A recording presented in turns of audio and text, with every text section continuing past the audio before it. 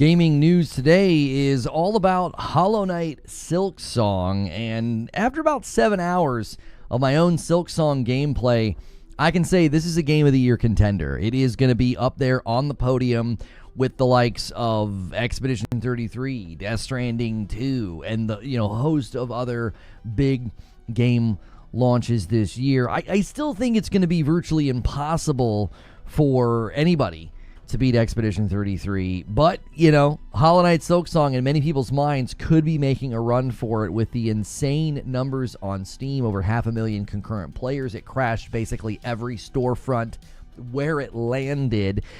Let me just give you some of my initial thoughts, sort of like a Hollow Knight Silksong review or first impressions, just right here at the beginning. No timestamp today. I'll just sort of put this here so you can get my thoughts, and then I'm going to talk about it with the audience. We'll talk about sort of the larger subject of Game of the Year 2025.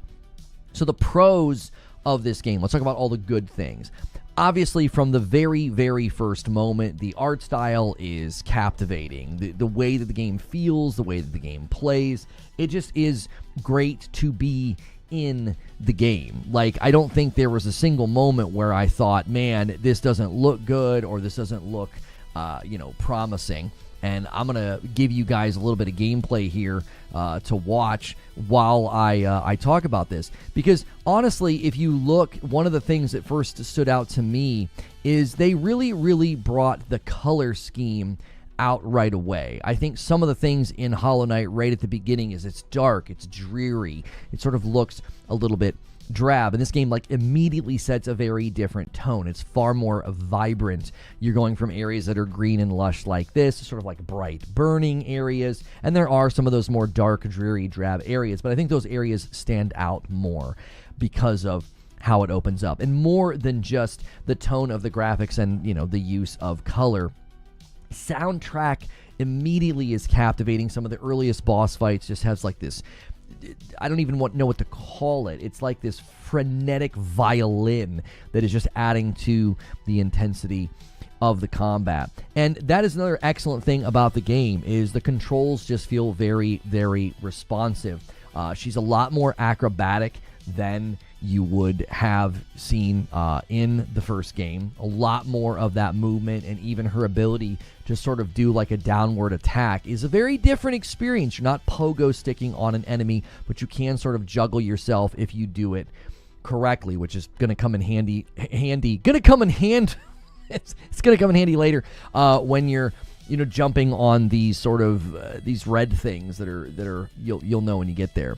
But so overall, I think it just delivers on those fronts, which I think really does elevate this above the first game. It really makes it stand out as an excellent sequel. You can tell that they put in more effort into the graphical style, sort of that parallax scrolling. The background seems to almost go on for forever in certain spots, creating this sense of scope and sort of wonder and mystique. So it nails all of those things. Sort of the classic Metroidvania feel is well in hand here. You just saw a place where I could not get up. Maybe that's a double jump. Maybe I loop back around. Who's to know? You have to use your sense of awareness. I ended up getting sort of maps and the compass and all those things fairly early, which is great, right? It's kind of similar to the first game. As soon as you hear somebody singing, you know that there's somebody you should go talk to, and then that person has got the vendor stuff for you to buy. I strongly recommend in that section just sort of looping, sit down and rest, and respawn the enemies that give you the prayer beads, because those are going to be the currency you use to buy those things, and it really makes a huge difference. I have a gameplay stream on this channel called Hollow Knight Gameplay in 2025, and in it I show you how the first 25 to 45 minutes are extremely pivotal in enjoying that game. And this game is very similar. I do think it's a little bit more straightforward this time around. You tend to wander into this person, I think, a little bit more obviously. Now, the healing is quite a bit different in this, which creates, I think, a whole new element of gameplay where you're filling up a spool with thread. Once it is full, then you can you can heal yourself for 3 hearts. Now, in Hollow Knight, you could do this as a partial heal. I was always like, heal anytime that you can. Like, if you lose a heart, heal a little bit, and it won't use all of it. There's no partial healing in this with partial points of the thread, and maybe that's something that you unlock later to give you that more on-the-fly healing ability. She can also just kind of heal anywhere. So like I learned that last night. You're just like jumping in the air and hit heal, and she'll just like heal in the air, which you can use that to your advantage in some of the fights if somebody's doing more like sort of like horizontal attacks across the bottom of the floor. That does add a little bit of that investment of like, I've got to get a couple more hits on some enemies. I got to get a couple more, whacks in on somebody so that I can heal. It creates a pretty significant risk reward when you're pretty far and you don't want to circle back to sit on a bench. And so they nail that. They also within the combat, within the way that it feels, the boss fights feel appropriately difficult. I fought a boss fairly early on that very clearly was one that was communicating to me, hey, this would be quite a bit easier if you came back here and you had dash. You get dash pretty early, but without dash, some of the fights are kind of extra hard because you just can't get away from the enemy as quickly and as expeditiously as you might need to. But the boss fight felt so good, I just kept trying. I even got to a section, I posted this clip on Twitter. I got really, really far in this area, and I was like, I should just circle back. I'm not supposed to be here. I went all the way back, and I got my stuff, as it were. Like, you're not your souls, but you get the idea of, like, in a Souls game, you got to go back and get your souls. Well, I could have got my stuff and left. And I was like, I think I can beat it. I think I can beat this encounter. And so I did, and it was extremely rewarding, and it was a great moment, and chat was really excited because they were like, don't you dare leave, put up or shut up, right? And that was really, really enjoyable. And then I got dash, and it really opened some things up. But that is one area where I will be a little bit critical. These games pride themselves on telling you virtually nothing. They give you the tools to explore, and that's pretty much all they do. However, those tools are only as good as they are in, their vague communication. And last night, I spun my tires for a couple of hours. Between the afternoon and the evening, I could not figure out where I was supposed to go next. And there was a part of the map that didn't fill out. It was like that outline that it leaves, even once you have the quill and you're sitting down on the bench to like update the map. There was a section of the map that just hadn't filled in, and I was like, I can't go there. I remember going there, and there was a door, and the reason it hadn't filled in yet was because I didn't go far enough in. And this is that first fight with the really, really great violin, Moss Mother, and no major spoilers. This is a pretty straightforward boss fight. So I wasted a ton of time, and then when I finally found it, it was a little irritating. It was like, well, if the map had fully filled in, I would have seen, oh, there's a door I need to go through that I haven't gone through. I went to every section of the map that had like a passageway that I hadn't traversed yet.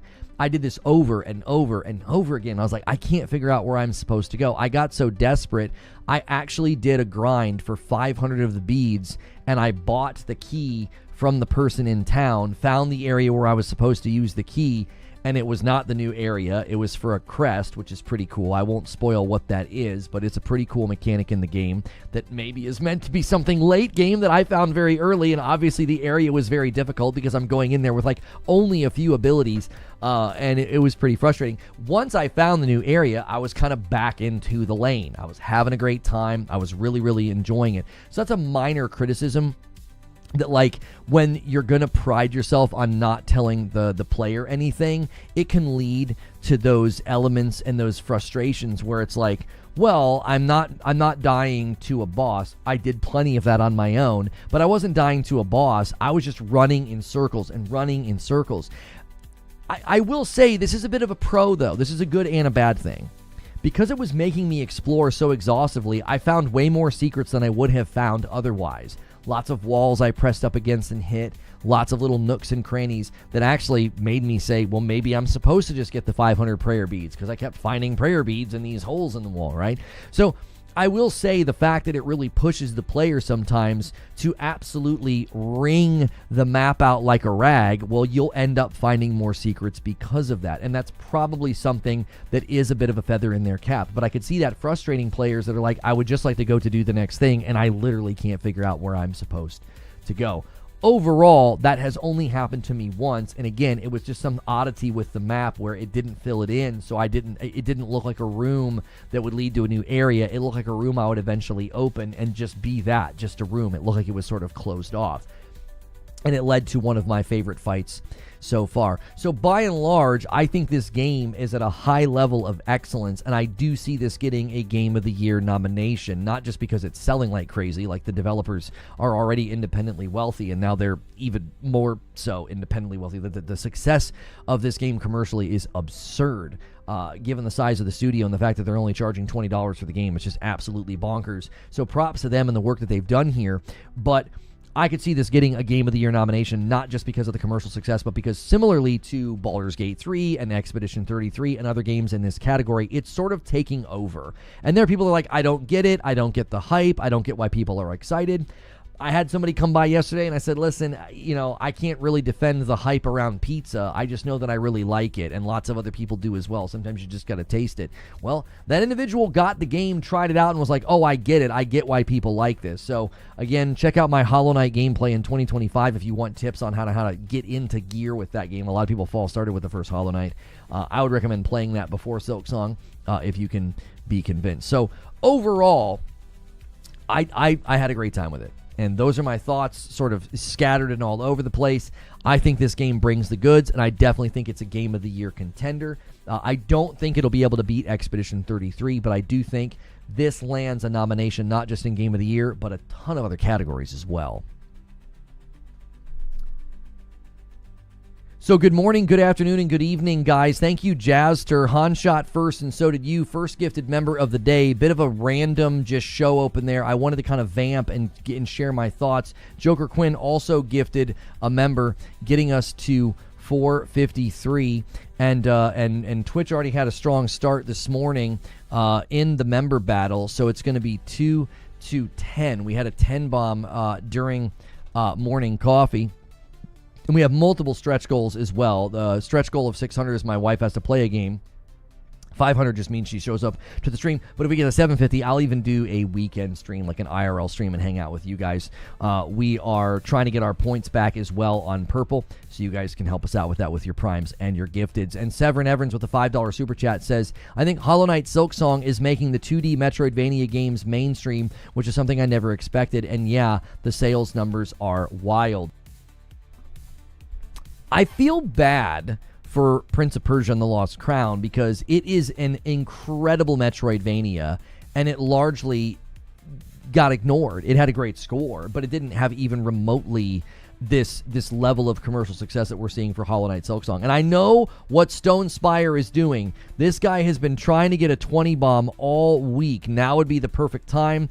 Twitch, you guys are trying to get those numbers back up on our sub points. We've dropped a bunch because the month rolled over, so we can build those sub points back up right now. Stone Spire just did 2 singles in a row. We're at 455. So the next milestone is 475. We will see who drops that 20 bomb. Joker Quinn's going to ruin it as he always does. I don't know why he does this now. I guess he wants everybody to do a Agent of Chaos. So now your 20 bomb is an Agent of Chaos. He has become the ruiner, as it were. Every time Stone Spire does this, Joker Quinn's on his heels to mess it up. I guess they're rivals or something. But it's already pirated? What's already pirated? Oh, Hollow Knight Silksong's already pirated? If losers are pirating a $20 game that's having this level of commercial success, then they're not gamers. Who cares what they're doing? That's just low-life behavior. I want to play Silksong, but my issue is I own the first game and I never played it. Plus, I'm lost in space fishing my butt off in No Man's Sky. Nice problems to have. We're tag team partners? This is true. Maybe actually tag team it, though. You always come in and he's like, all right, Stone Spire set it up. And Joker Quinn's like, it'd be a shame if I bumped it by 1. I love Silksong so far. Yeah, I'm thoroughly enjoying it. I think that the Game of the Year discussion is obviously one where everybody's going to be kind of pulling for their own game. They're going to be kind of cheering for their own game. I would imagine that your 3 guaranteed nominations are Expedition 33, Death Stranding 2, and Hollow Knight Silksong. Like, those 3, I think, are your guaranteed noms. Everything else is a bit of a dice roll. I mean, Kingdom Come Deliverance 2 will probably be up there. I think Split Fiction will probably be up there. You know, that takes the count to 5. There's just not a lot of room left once you start adding up the games that feel like guaranteed nominations. I mean, there's not a whole lot of room left on the podium. They usually only do 6 nominations. I still got to play the first Silksong. And Joker Quinn's going to bump the line again to 457. Thank you so much. Joker Quinn and Stone Spire are some of the single gifted kings around here. Always bumping that line. Thank you so much. Appreciate you guys. What do you think are the 3 games that are going to get edged out of a nom? I honestly don't know what isn't going to make it. Yeah, Ghost of Yote could get snubbed. Not snubbed like I think it deserves it, but like it could be the one that doesn't get up there because it is just a sequel to Tsushima. You know, Donkey Kong Bonanza felt like a guarantee for a while there, but I don't know. The score and the Nintendo factor is hugely in its favor. It is such an insane year. And another one comes in from Joker Quinn. Thank you so much. And he gifts us to 458. Joker Quinn is calling on you guys to do a single gifted train. Let's see if you guys can't secure it and get it as high as you can. Guys, we almost have our first 100 likes. Make sure as you're coming in, you're hitting the like button. If you've never been here before, you can hit subscribe to talk in my chat. What do you guys think about the trajectory for Hollow Knight Silksong? I hate people that pirate a cheap game like Silksong. It's only a price of a double quarter pounder at McDonald's. Just buy the darn game. Well, I genuinely think a lot of the people that try to dress up piracy. I think a lot of the times they're just thieves. I don't think their intentions are good, and this, I think, proves it. Like, this is a beloved developer, a passion project that they've worked on, you know, and a franchise that's been, you know, hugely successful, and they worked on it for 7 years. They did not raise the price by more than, $5? The original game was $15. This one's now $20. Did we hit the goal? Madam Play Spooky Mickey Mouse? Well, it's always been a stretch goal to make Madam play. Like, 500 means we do the Friday night stream and we just hang out. And then you can make Madam play if you hit a stretch. That's just typically what we do. And then we've got another stretch beyond that where, like, I'll do, like, an IRL stream on Saturday, right? Like, my streaming schedule and upload schedule is, like, Monday through Friday during the day. Like, Friday night and Saturday afternoon, that's, you know, that's kind of like family time, date time. So taking away from that, I'm happy to do it. We usually have a blast on Friday night, but we've always made those like incentives to be like, hey, you guys crushed it this week, let's celebrate. Death Stranding 2, much work, more people, not good enough. It doesn't feel like you're making a coherent point. Much work, more people.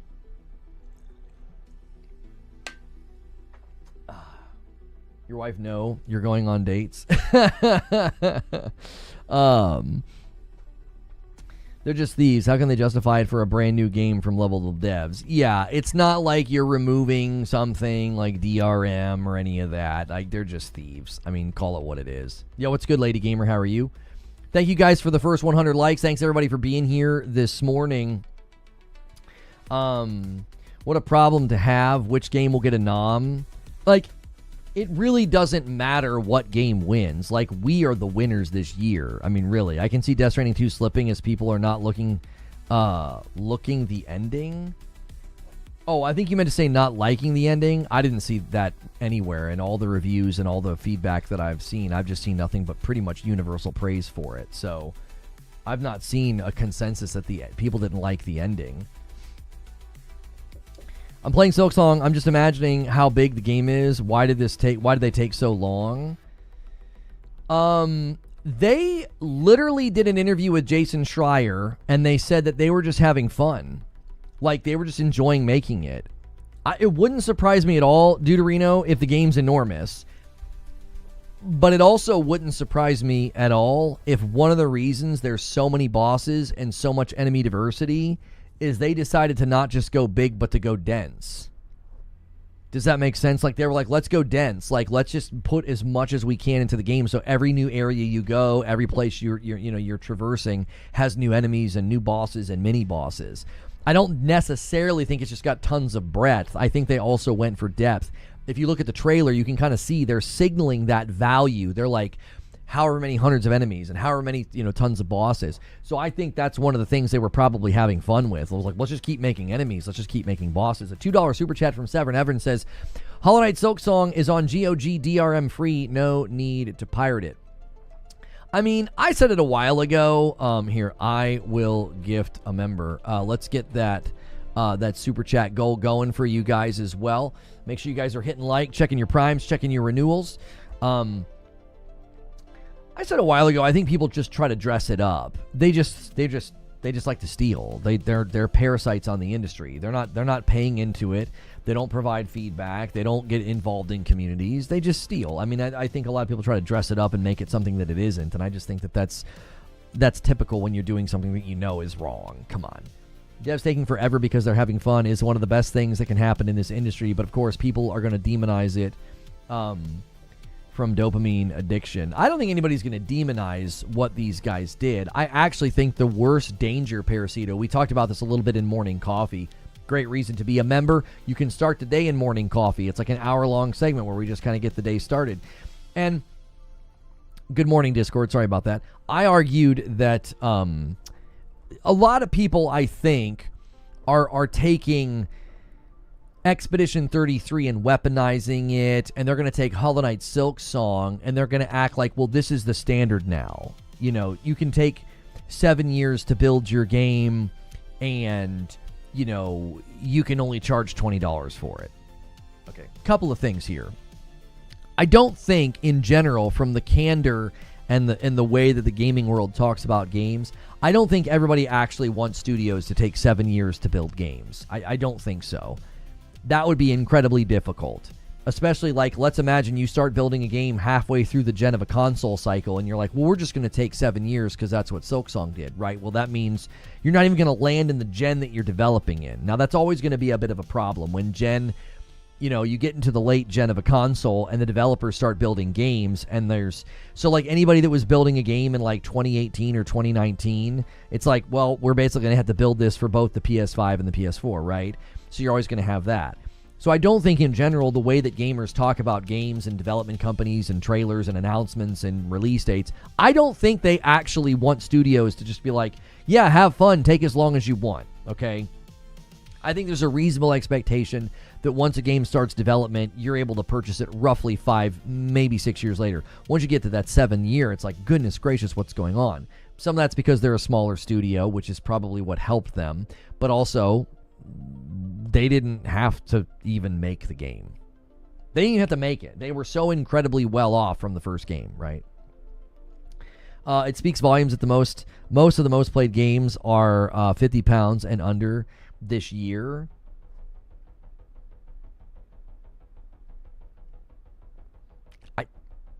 I don't know if that's true though. Most of the most played games are under £50. I mean, I'm assuming you're counting like Helldivers 2, this game, and like Expedition 33. But there's been plenty of full price games at the top of the charts. There's been plenty of games. The sports games are up there. Mario Kart was up there. Call of Duty's going to be up there. I don't know. I think what maybe I would phrase it another way. You could say like, it's a good thing that there are non-full price games that are doing very well in charting. Yeah, Monster Hunter was at the top of the charts. It was a full price game.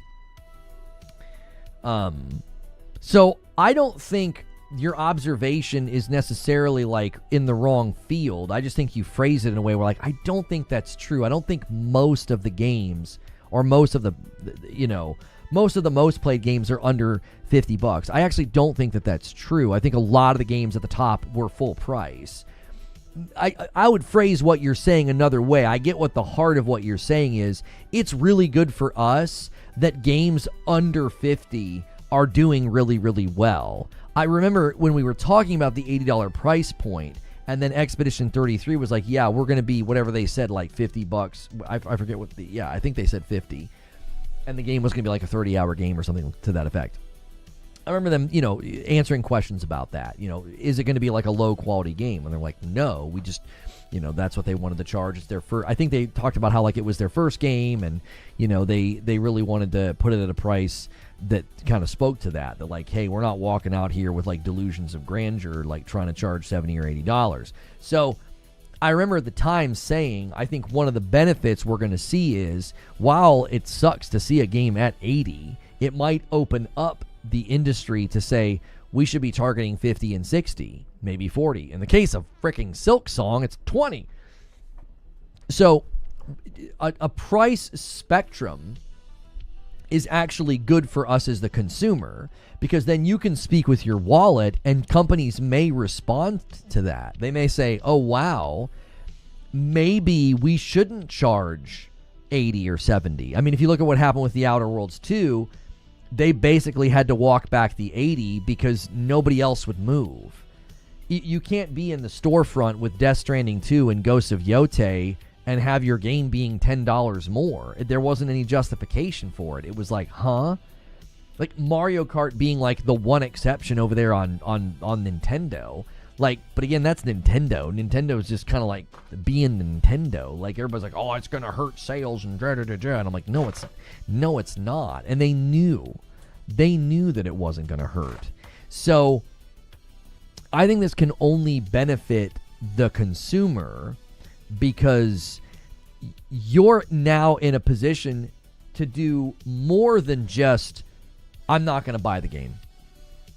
Like, that's really your only choice in a lot of these situations. You're like, well, I'm just not going to buy it. Well, when there's 3 or 4 games out there in the market, and there's a $20, a $50, a $70, and an $80, well, now, as long as you want to buy the games, obviously, now you're more in the position to say, well, I'm going to throw my money behind these guys here. They're charging, and this again is your perspective. I'm not saying this is a universally shared perspective, but like if your perspective is like, this is a more reasonable price, this is a more fair price, you're able to support it, and that communicates to the people in charge, like, hey, maybe we could afford to do that too. Maybe we could afford to drop the price, and that would be more compelling. Because now the question is, can you make these companies gun shy of the 80? Can you make them gun shy of the 80? Is what happened with Outer Worlds 2 kind of the first shot across the bow to be like, I wouldn't bump to 80. There's speculation about like GTA or whatever. Like Hollow Knight Silksong just kind of showed, if you're high in demand, you don't need to like do anything with the price. Just sell a bunch of units. Now the problem that you probably would run into with like a GTA or something is that they're going to be answering to people that are like, well, we're going to sell X number of millions of copies in the first month regardless, so raise the price. Like that could be, that could be an issue internally. They might not give a crap. They might be like, well, we could make more money because look at who we are. Most played games on Steam by daily active user, filtered by games released in 2025, 18 of the top 25 games are under 50. Nearly half of those are free, granted. Well, then, so take half of those away. A couple of these are random anime games and early access games that have hit release 1.0. Yeah, but I think you have to take the free games away, Parasito. Counting a free game in a conversation about popularity and price point, I mean, free's not a price point. Of course, it just can install it. You know what I mean? Like, I don't think we can include the free games. I think that throws it off. It does show that games not at 70 and 80 can do really, really well. There's only 5 that are over 50. You're also going to Steam. I think if you include Nintendo and PlayStation and you look at the sales charts of,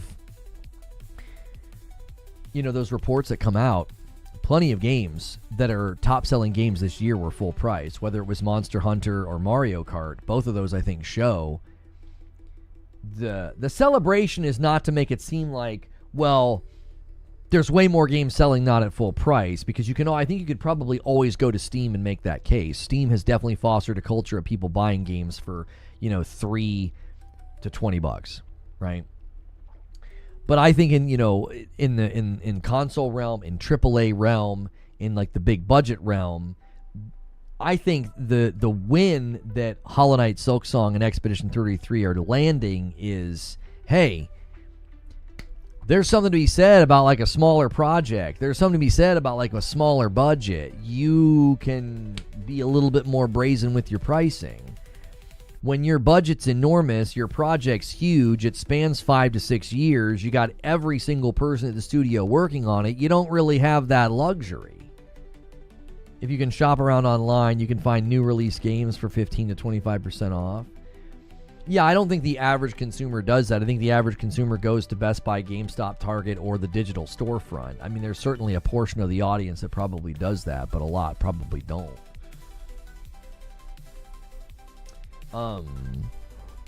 No, AOZ, they fixed everybody's usernames on YouTube. We're now no longer having to see everybody's handles. Remember, like, when it was like an @ symbol in everybody's handles? They walked that back. Seemingly, I don't even know. YouTube's super unpredictable here. I can check and see. It looks like both yesterday and today we're getting a better result. Like the platform seems to be behaving like normal. So we're getting a lot of people searching for Silksong. So if you're here looking to talk about Hollow Knight Silksong, I'd love to know what you guys think. I'd love to know where you land on it. We're kind of talking about, I think Silksong Gameplay Delivers, and I'm saying it's going to get a Game of the Year nomination. People have been throwing out their own lists of games that they think will get a Game of the Year nomination. Yeah, so everybody's names have reverted back to like what you guys had before. Yeah, names are back. Yes. To celebrate names being back, why don't you guys hit that like button? Let's set our sights on 200 likes. We're only about 30 minutes into the show, so let's get to cracking on that. Appreciate you guys so much. Yeah. I did not know about that. The Borderlands 4 Special Edition. What's the Borderlands 4? I always find the convo odd. Yes, cheaper games do really well, but then again, the $130 Borderlands 4 Super Deluxe is the highest selling version of the game, if I remember correctly. It's not the only time that's happened, Joker Quinn. Multiple times we've gone to those pages of like what's selling the best. The deluxe editions and the higher editions tend to sell better. Yes. On Steam, excluding free and DLC, sorting by DAU, still 18 of the top 25 are under 50. I think there's two things going on there. Some of that is indicative of the culture that's been fostered on Steam, but I also think this year is a year where you're seeing games step up to the plate and say, our game's great and it's 40. Our game's great and it's 50. Our game's great and it's 20, right? Silksong, Expedition 33, Kingdom Come Deliverance 2, Dune Awakening, Repo, Schedule 1, Night Rain, Split Fiction. Some of the most played games are all £50 or under. And on Steam, a lot of the rave and most played games. Wait, I didn't realize, is Kingdom Come Deliverance 2? I didn't realize they were... No, Kingdom Come Deliverance 2 is a $70 game. I don't know why you included that one. Now, I don't know about Dune Awakening. Isn't Dune Awakening like an MMO? What does Dune Awakening cost to play? Don't you have to do like a Founders Pack or something? I don't think that... I don't know if that necessarily counts. Viral games on Steam for sure, like Schedule 1 and Repo. Yes. It's £50 on Steam. Yeah, I think you guys are making the mistake of invoking Steam as if it's the market. Kingdom Come Deliverance 2 and Monster Hunter Wilds sold incredibly well, and they were full price games, both of them. Monster Hunter seemingly sold way better on console than PC anyway. Kingdom Come Deliverance is $42 on sale right now, $70 base. Dune's an MMO, but no initial, $70 base for Dune, but after no initial costs. Yeah, I think you're including games that don't really count for what you're trying to say. Again, I don't think you're incorrect that there's a rise in games at a lower price. I don't think they're like the majority right now. Again, it's if you go to Steam for sure, because the average game on Steam isn't full price. The average game on Steam isn't even 70. A lot of their games are still 60, even when the game's 70 on console. Some games are under 70. Oblivion, Gears, Mafia, Chronos, Silksong. Some solid bang for your buck games. Yeah. And earlier this year, I said, listen, speak with your wallet. There's an awful lot of spectrum in price coming from, games like Expedition 33 and now Hollow Knight Silksong. But the thing that I think you don't want to do, and this is what I'm advising caution about, is you don't want to go to every game and be like, well, Silksong was 20. Why is your game this much? Well, Silksong was 20. Like, imagine you're an indie studio right now and you need to charge 30 or 40 bucks for your game.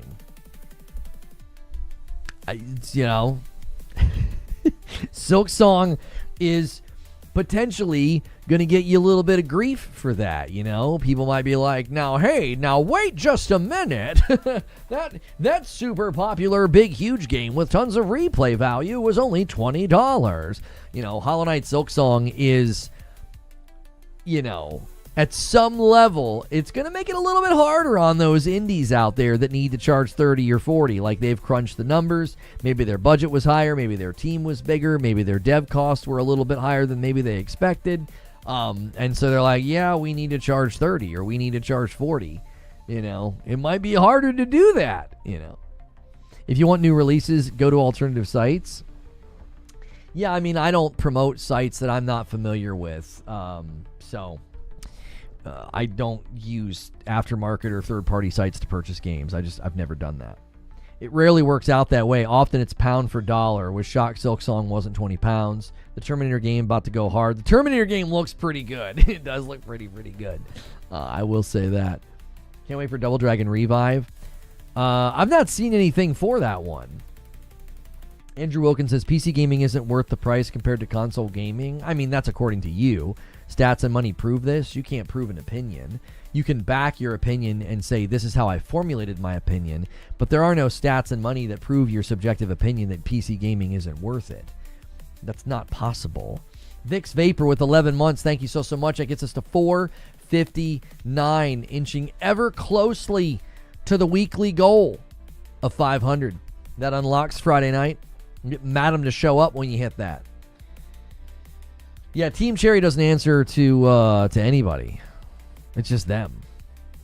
Yeah. A lot of pocket watching in chat. Yeah, he says similar to the Switch not being as played as much as people play PlayStation or Xbox. I don't... Wait, where are you getting a stat that the Switch is not played as much? How could that even be true? Are you talking about, like, hours? The number of people that own a Switch is incredible. This year ranks up there with 2023. Remnant 2 was a gem for $50. Liza P was 60. Baldur's Gate 3 was 60. Too many to list. Same with this year. Looking at the whole picture, AA and Indie have been my focus. Andrew Wilkins says, only is PlayStation gamers have the ability to assume correctly. Like I said, PC gaming is overrated in its niche. Niche? That's why the Steam Machine and all PC handhelds sell poorly. You think PC gaming is niche? Brother, what? What are you talking about? Steam accounted for more than half of the Monster Hunter Wilds total dollar sales in the US. It has like such a small amount of reviews, Paul. I'm surprised that that's true. I'm surprised that it was more than half. It didn't look like it did well on Steam at all. Like, the score is bad. The store is really bad. That made me alt-tab so fast. Yeah, like, how could you possibly say that PC gaming is niche? And listen, there's one person in chat saying this, so I know people like to take moments like this, and they're like, Reforge Gaming's community is so stupid. There's one person saying this. Like, I don't think anybody here is agreeing with that. Over 60% of the people who bought Switch 1 are primarily Xbox and PlayStation gamers. Many people let their Switch collect dust, similar to the Wii. Okay, so you cite a stat that could be accurate. Let's just say you're over 60% of the people who bought Switch 1 are primary Xbox and PlayStation gamers. You're now just presuming, assuming, or just maybe through conjecture, claiming that many people let their Switch collect dust. Okay, let's just entangle ourselves with the absurdity here. You think that games like Tears of the Kingdom, Breath of the Wild, Mario Kart World, and Donkey Kong Bonanza are like top-selling, charting games on a dust-collecting system? That math doesn't math, homie. That doesn't make any sense. How do they have such high-selling games if the Switch is collecting dust? What are people just like blowing it off and pause? They're just blowing the dust off the Switch, buying a game, and then setting it back down again? That doesn't make any sense. Like, the Nintendo games sell unbelievably well, whether it's Pokemon or the Zelda games or the Mario Kart games or even Super Mario Brothers Wonder. These are like top charting games. That what you're saying is absurd. There's no way people are just like, oh yeah, my Switch is collecting dust. And to say that PC gaming is niche? What are you even talking about? The user base on Steam is insane. The PC market in China is so large that, like, PlayStation is trying to break into that market by publishing games on PC and PlayStation day and date. Like, what you're saying is it's like, it's not even opinion. You're just like making stuff up. Like, you're just like throwing things out there. You can come to the conclusion as a consumer that, like, you don't think PC gaming is worth it. You think it's too expensive. That's fine. That's your opinion. You can think that the Nintendo is a waste. That's fine.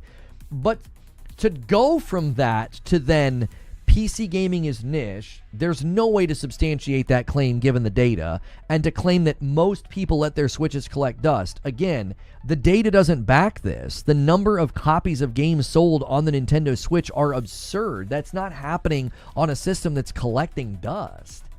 Did you see the attach rate of Mario Kart on Switch 2? It was dumb. Now, there were bundles, but still, that's not the only reason the attach rate was so strong. Which, Hollow Knight Silksong is a great game for a PlayStation Portal handheld or a Nintendo Switch. Like, if you're trying to play Hollow Knight Silksong gameplay, I mean, these are great places to play. I would be curious how well Silksong's actually selling on Switch. Really quickly, if you guys haven't done so already, if you're appreciating the banter and the back and forth, hit the like button on YouTube. That's amazing when you guys do that. It's super helpful. I regret going to PC because all the sweaty nuts like this here, but DayZ is awesome with modded maps. Okay. The Switch hate is so ridiculous. A portable console using only 10 watts or so, and it can do what it can do is insane. You non-PlayStation fans always are wrong. I recently bought an expensive 1X player, 3080 Ti, 3 PS5s, and a PSVR 2, and a crazy amount of collector's editions. Console gamers always spend more. Are you drunk? When I say PC gaming is more niche, I'm going by there are millions plus selling console games than there are million plus selling PC exclusives. Console gamers spend more. Okay. This is what we're going to do. We're going to try a new tactic. You're right, and I don't want to discuss this any further with you. You're correct. You do you, boo-boo. 2 + 2 = 5. We got to move on. This is a waste of time. This is not a beneficial conversation to have. This is Zubair coming at me. You're talking utter nonsense, brother. I don't think the continuation of this conversation is worth a damn. It isn't. Like, you're talking insane. This is a waste of everyone's time. We got to move on. You win. You're right. We're all dumb. And, yeah, let's just move on. Devil's Advocate, I agree the console gamers spend more on the games themselves due to the lower variety of price points on the storefront. Revenue comparisons, I just don't think this is worth our time. I don't think it is. We're talking Hollow Knight Silksong. We're talking Game of the Year nominations. We're talking about how great the year is. And this guy's in here stumping for a system. You just shut the frick up. Just stop. I'm sick of you guys doing this. They did it yesterday. You want to come in here and talk utter nonsense, and all of a sudden we're talking about platforms in a tribalistic way. Take a hike. You're not doing that today. Go somewhere else. We're talking about how great gaming is this year. I want people to talk about their top 5 games. I want to talk about their backlog. I want to talk about the best moments they're having in these games, whether they're playing, Metal Gear this week, or they're playing Hollow Knight Silksong, or they're playing Hell Is Us. Like, Jiminy Christmas. There's so many good things to talk about right now. We're not doing this again. Getting the content drunk down into this is just not. I'm not allowing it anymore.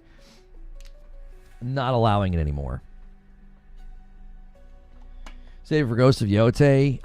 I'm literally looking at my calendar. What a wonderful problem to have. I'm like, how am I going to finish these games? I got to finish Silksong. I barely finished Shinobi in time. I finished Shinobi Art of Vengeance. Now I'm in Silksong. Borderlands is next week. Then I got to make sure I get through Borderlands and Hollow Knight Silksong before Ghost of Yotei comes out on October the 2nd. I might get early access to any of these games at any given moment. I've got some feelers out there. It's like, I don't have time for all these games. You know what I'm saying? Like, I don't feel like debating who spends more money. Like, people wanted to do that yesterday about Helldivers. I tell you what. Any W you want to take, any win you want to win for your team, you win it for your team. But don't do it in my chat. Don't. I'm done with it. I'm done. The minute you start cheering for a side in my chat, I'm going to do a 24-hour timeout because I get pulled into it and I'm sick of it. I'm not doing it. I get baited into it because I see the absurdity, I see the facts, and I see the anti-facts, and I know. No more. No more. I can't stop playing Path of Exile 2, my first ARPG ever. I picked a good one. You picked a good one. Don't forget Silent Hill F. Silent Hill F. I mean, this week alone, we got a Metal Gear remake. We got Hell Is Us. We got Silksong. We got Metal Eden. That was a smaller one. PC better. Shut the Insomniac Black. Don't you do that. Don't you call my bluff, you son of a... He's like, I'm going to see if he's actually going to do it. Yeah, a brand new No Man's Sky expedition, a free No Man's Sky update last week. There's so much to talk about. We don't need to be doing this thing. We're just not. We better see something on Wolverine, the state of play. Yeah, just this week we had a leak. Right? Just this week we had a leak that PlayStation is apparently doing some big state of play at the end of the month. We might finally see Wolverine before the end of the year. I forgot about Chronos, The New Dawn. There are so many games this week. I forgot about one that I played. I played Chronos, The New Dawn this week. And I already forgot because it's just like there's just this week alone is an absurd. It's absurd that all this happened this week. It's insane. It's insane. And we're not even close to being done. There's a lot of year left. There's a Saros deep dive of gameplay. There's the Game Awards. There's Tokyo Game Show.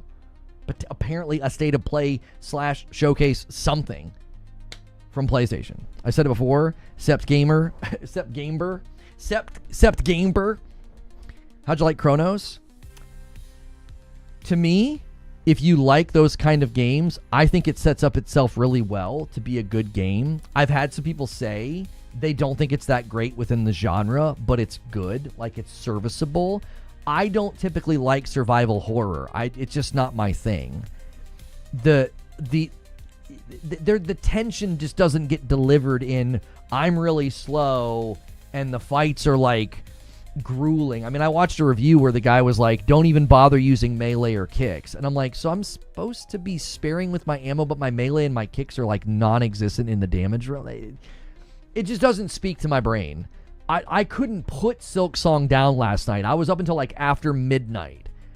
You know what I'm saying? Shinobi. I couldn't stop playing Shinobi Art of Vengeance.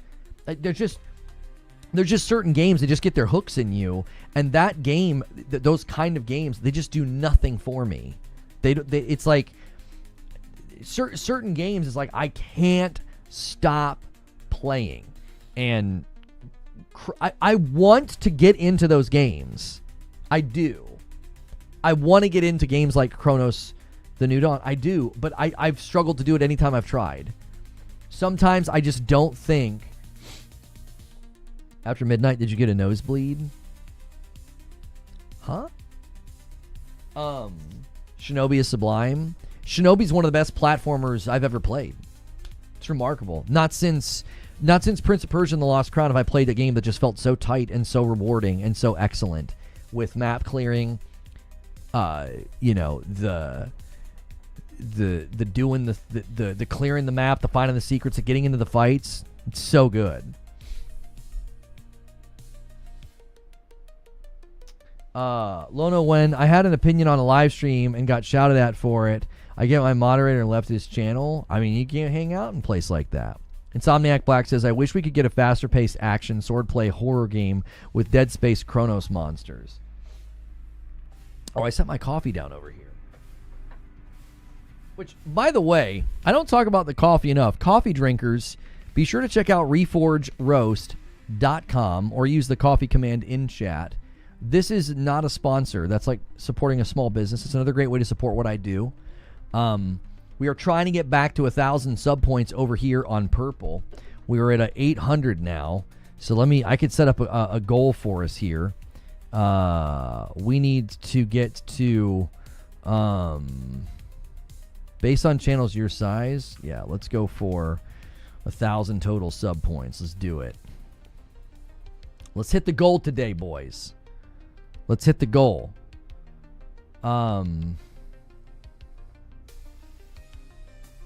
What is Darkest Dungeon 2? I don't think I've ever seen this game. Darkest Dungeon 2 is a roguelike road trip, turn-based dungeon crawler. Yeah, that won't work for me.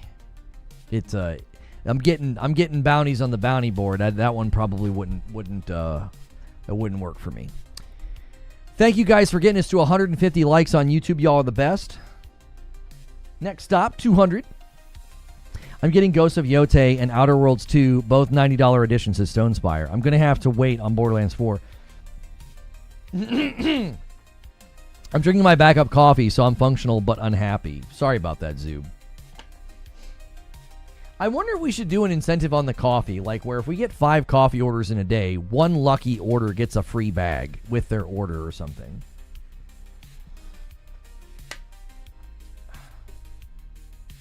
Do you think subs and members are going down? It corresponds to changes YouTube made affecting views? Probably. It's just less people showing up. Yeah. Yeah, Linus Tech Tips talked about it. A lot of big YouTubers are talking about it. We're not the only ones that have had our channel hurt by that. So it's a bummer. Yeah, it's a big bummer, but we're doing the best we can. We're just going to keeping on doing shows, showing games, and trying to give you guys great content, and hopefully YouTube, fixes whatever it is they did. We get 5,000 members and you send all the stock to Zubair. If we got to 5,000 members, yeah, I would happily do that. Zubair could have all the coffee. Jiminy Christmas. That would be like Destiny 2 2020 level for me if we got there. Baldur's Gate 3 broke the curse. We had so many amazing games in such a small window of time. I'm starting to think that GTA 6 dodged a bullet in the Game of the Year war. Zubair says, how do I buy 4,400 memberships? Yeah, there you go. Lost Crown was so good. Yeah, if you like platformers, Hollow Knight Silksong it's pristine. It really, truly is. It is a pristine game. The only thing I ran into was that with the map thing last night, and if the map would have functioned slightly differently, I wouldn't have overlooked it. I'd have been like, oh, there's one more room I haven't checked. Like I went to every, if I could go up, left, down, or right, I'd be like, okay, I need to go see if I can do that now. I went to every single spot and I was like, I don't know where I'm supposed to go. I was convinced that I needed wall jump. I was like, I need wall jump, and maybe I missed it somewhere. I thought I had made a mistake or something. So I quickly Googled when you get wall jump, and it was like all these areas that I hadn't even seen yet. I'm like, nope, not supposed to have wall jump yet. And then I finally found it, and I was like, oh, thank goodness. Can you give us Puppet Boxing already? When is that even coming out? When is that even coming out? Felt That Boxing. I don't think there's a release date for it yet. It just says, to be announced. A 3D fighter comedy boxing game. They showcase it at Summer Game Fest. We don't have a release date for it yet. I'll throw it on my wish list. Yeah. I don't know. Felt That Boxing PlayStation Store. Is it going to hit Steam first, or is it going to hit... it looks like... Felt That Boxing. Is it only going to be on... it might be PC only. At least for its initial release. We'll have to wait and see. Death Stranding 2 new trailer just dropped with IGN. A new Death Stranding trailer? Why? Zubair says, Lono, see question above with your opinion. Real question. When an amazing sequel comes out, should you play the previous games, or is it okay to jump into the sequel without guilt? I don't think you should ever feel guilt in a decision based on preference. Like unless of course your preference is to do something bad or immoral or unkind, well then I would hope you would feel guilt and remorse and not do it. But in general, in moments of leisure, if you're making a decision based on preference, like, you shouldn't feel any guilt. Like, if you were like, you know what, I didn't really want to play Borderlands 1, 2, pre-sequel, and then 3, and Tiny Tina. I just wanted to start with Borderlands 4, and have a frickin' ball. Who cares? If you're going to play a game like Hollow Knight Silksong, I mean, I feel like you're missing out. I do. I think you could go back to the original Hollow Knight and have a great time after playing Silksong. Now, that's only 7 hours in Silksong. I mean, maybe your moveset gets absurd later in this game and you're not going to be able to go back and enjoy the first one. I would encourage you to do that. Also, with Ori and the Blind Forest, I encourage people to play Ori first, because if they don't, they'll have a hard time going back and enjoying it. So I'm basically looking out for them. I'm not gatekeeping and being like, you need to play the first one first. It's like, you're going to have a really hard time going backwards. And if Ori and the Will of the Wisps really elates you and you're like, this is so much fun, you're going to feel bad. You're going to be like, I can't believe I didn't play the first one, because you're going to try to go back and you're not going to enjoy it as much, right? I don't think Hollow Knight falls into that category. Like a Ghost of Yotei, Ghost of Tsushima, I'm sitting here thinking, why would you not play Tsushima? It's a fantastic game. It's aged incredibly well for a PS4 game. Like, there was a guy, singing its praises, looking at the, the art direction and how the game ran on PC. So to me, it's like, I'm looking out for you. I don't want you to miss out on a great experience, but I'm never going to be like, well, how dare you skip the first game? If that makes sense. This may surprise you, but gamers are a bit gatekeepy. I mean, I think anytime somebody's being gatekeepy and they use terms like real gamer or they use terms like tourist, I think what they're doing is they're just betraying their own insecurity. That's really what it is. Like, I don't need some sense of worth, value, or identity from gaming, right? I think this is one of the reasons why I don't compute to a lot of the way that people view gaming. Like, they can't make sense of me. They're like, well, they just come up with the label, right? I don't make sense, because it's like, well, I get an identity from this, and I complete, and I get platinums, and this, that, and the third. And it's just like, I don't do that. Games are here for me. I'm not here for the games. I don't serve them. They serve me. They get that. That's why I would never be gatekeepy. I was like, the games are here for you to enjoy. I'm going to encourage you to do something that I think will maximize your enjoyment, but I'm not going to be gatekeepy and be like, how dare you play Yotei without playing Tsushima first? Like, okay, like, who cares? Watch a supercut of the, of the story and have fun. If that's what you want to do, So you're saying I should probably play Ori, then Hollow Knight, then Silksong? If you are in the mood for this type of game, my recommendation is Ori 1, Hollow Knight, Ori and the Will of the Wisps, Silksong. Play them in that order. It'll feel like a set of games that belong together. I'm not going to get the Shinobi Platinum. I'm not going to get any Platinums. I agree. Nothing wrong with those who do get those things. That's what I'm saying. To me, I don't care if you want to get platinums. I don't care if you want to be a completionist. I would never speak ill of like, well, that's what you want to do. But when someone takes an identity from it and then they're unkind and judgmental and like they want to create these othering categories, well, you're just a tourist. You're not a real gamer. You might as well tell me I'm just a dingle dink and you're actually a bucket. And I'm like, I don't care about these made up terms. I don't freaking what? Like, if a little kid came up to you and said that, you're just a dingle dink and you're not a bucket, I'd be like, what the frick? I don't care about that. That's gibberish. That's what these terms kind of are. They're just made up terms to give you a sense of like identity and purpose. And I'm like, I don't really care if you don't give me this label that you've assigned to yourself. Like, okay. Did you see what I'm saying? It's like, there's no reason to be gatekeepy on sequels or franchises or games. Just like, dude, just get as much enjoyment you can out of these things, you know? I promise you, if you get a platinum, all you had to do literally was just roll credits on a game. Lono still wouldn't get it. Yeah, if somebody was like, Lono, if you roll credits on that game, you're going to get a platinum, I'd be like, I'm uninstalling. Lono's mind works in mysterious ways. Think about the absurdity of that.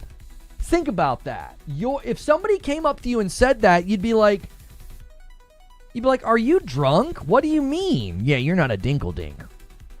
You're just a bucket. Like, what the huh? Or the other way around. You're just a dingle-dink. You're not a bucket. I'd be like, what the frick are you even saying? So when someone's like, you're not a real gamer. You're just a tourist. Okay. So you made up a term, applied it to yourself, and you won't apply the term to me. Oh, the horror. Whatever will I do? Like, huh? Like, who cares about these things? The games are here to be enjoyed. Like, that's what they're here for. They're here to be enjoyed. They're here for you. You don't serve them. They're supposed to serve you. Play the first season of the Telltale's Walking Dead. There's no trophies. I'm not falling for that. No, I didn't sign up for Marvel Tokone Fighting Souls beta. I wouldn't play it. This weekend, are you serious? All the games that came out, I wouldn't spend a minute in that game. I don't play fighting games. I'm terrible at them.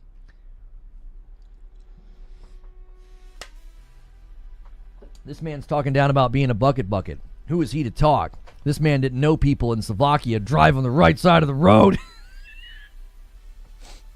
I made the fatal error of not looking at the license plate and instantly knowing what that meant. Like, well, they're in Slovakia after all. Like, gee, many Christmas. People were acting like it was like blatantly obvious. Like it popped up on the screen at the beginning in big letters. Slovakia. I was like, sorry I missed that. Holy frick. Sorry I'm not like the awareness level of Sherlock Holmes, and I'm like, clearly by the elevation and the temperature and the adjacency of the sun to the mountains and the trees and the growth patterns and the color of the grass, they're clearly in Slovakia. Oh, also the license plate says Slovakia. But in any case, they drive on the right side of the road there. I couldn't have told you that on a quiz show. You know, they were like, what side of the road do they ride on in Slovakia? I'd have been like, I don't know. The left? I don't know.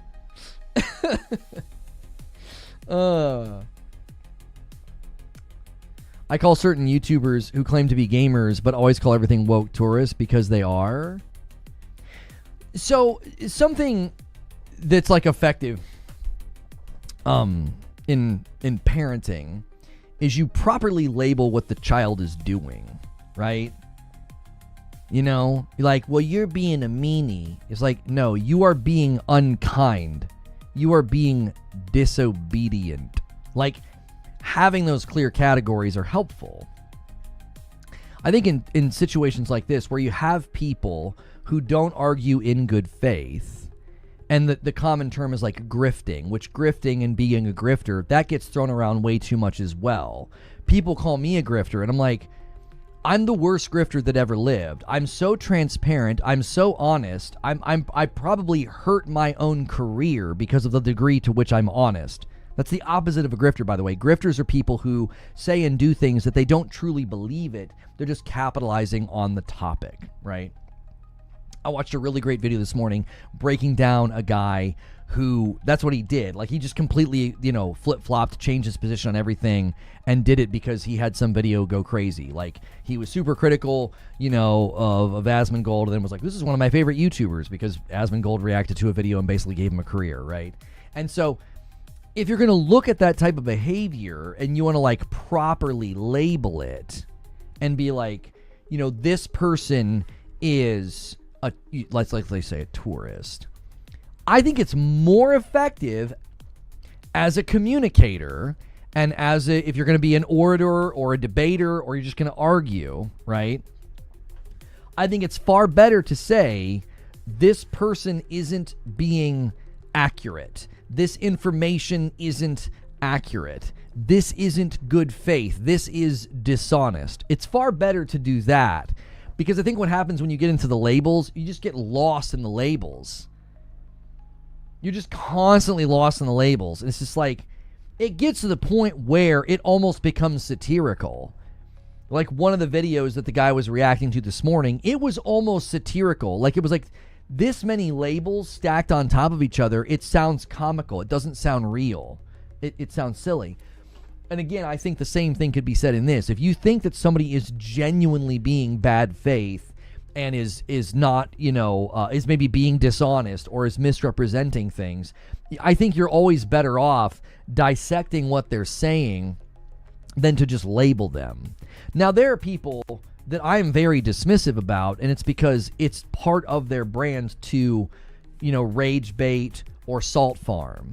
I think that's in a completely separate category, because I feel like they literally wear it like proudly, and I'm like, I don't have any respect for that. I think that's toxic. I think it's unkind. I think it's bad for the platform. I think it's bad for the ecosystem that we live in.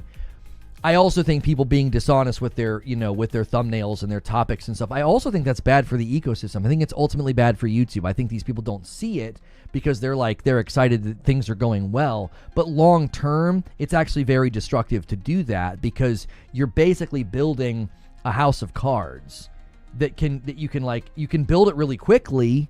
You can build a house out of straw very quickly, right? This is not real. I'm just using this as a sort of the analogy of like, it's quick, it's light, it's fast, but it's not a concrete thing. There's not a good foundation. So I ultimately think like that's why I'm critical of those things. I think ultimately those things are self-defeating. I think they're bad. I don't think they're helpful. I think it's harmful to the ecosystem. I think it's harmful to people. I think it's harmful to people's way to make money, right? When you misrepresent somebody and label them and all this stuff. So I think, but you're generally going to, I think, do a better job if you're like analyzing what they're saying instead of being like, oh, well, that person's just a tourist.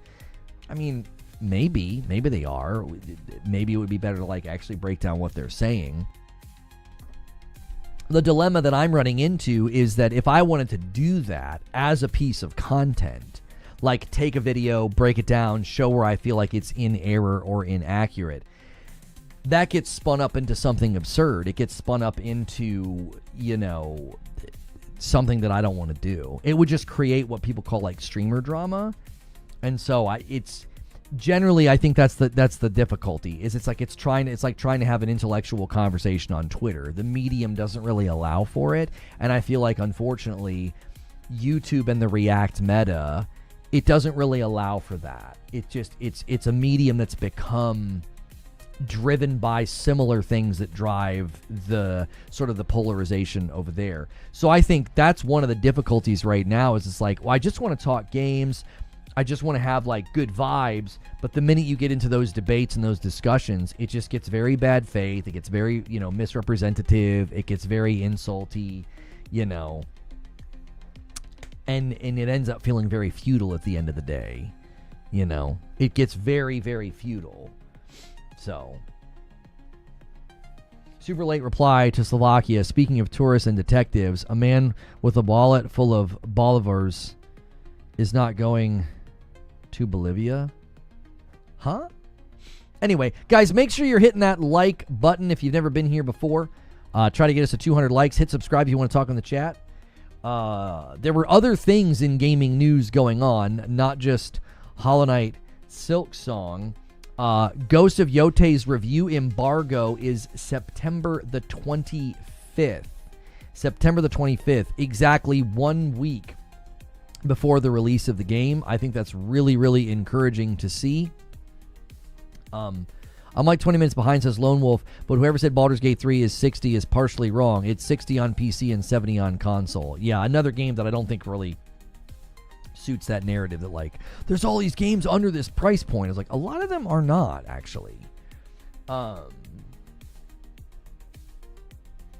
Frank last with a pretty important question here. I actually think this is a really good question, and I actually think this is a very bizarre situation.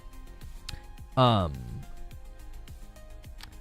do you think the developers of Silksong decided to go on Game Pass versus a la carte on Xbox? I don't know. I really, really don't know. They didn't need the money. A lot of the times, like Carnage talked about this, you know, he's spoken to developers who have spoken on Game Pass, and like smaller developers who aren't really sure if their game's going to do well or not, Game Pass is a great idea. They get like guaranteed cash so that if the game doesn't do that well, okay, well maybe we can put that towards funding our next project, right? It's a safer bet. In an ocean of games coming out, a smaller title might feel like we're never going to stand apart. Team Cherry, there's no way they thought that. There is no way they thought, we don't know if the game's going to do that well. We also don't know if we're going to stand that tall in the market. That's an absurd thing to think. Now, maybe they thought that because they weren't paying attention to the internet at all. According to Jason Schreier's interview with Team Cherry, Hollow Knight Silksong, while they were developing it, they were not paying attention to the internet at all. So maybe they were super tuned out to the fact that, like, your game is going to crush. It's in crazy, crazy high-level demand. It's going to be a viral moment. They might have been completely tuned out to that. Also, maybe they just thought, here we go. I mean, let's get into it. Maybe they thought, let's look at the sales numbers, and getting some guaranteed cash on that platform is probably a better decision. That's a possibility. They said, you know, that platform doesn't really buy games like this in high quantities.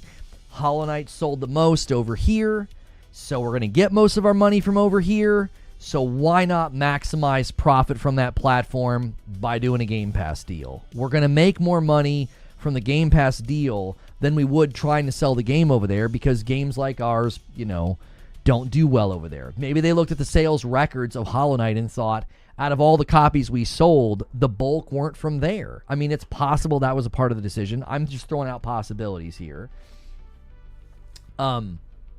Maybe they also thought, hey, that'd be really helpful because it comes with a marketing deal, right? It comes with a marketing deal. If you get in a platform the size of Microsoft and Xbox, marketing your game and talking about it, that can be really helpful, right? I mean, maybe they thought that as well. We're a smaller game. Yes, we had commercial success the first time around, but getting a marketing deal with Xbox could be very, very helpful.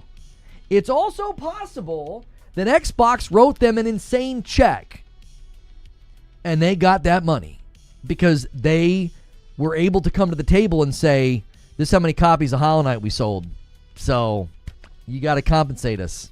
It's a big game. It's going to be in demand. You're going to have to compensate us here, you know. And so maybe they got a really, really nice check from Microsoft. There's a number of possibilities as to why they did this. They certainly didn't need to, but seemingly something in the equation compelled them that this was a good idea.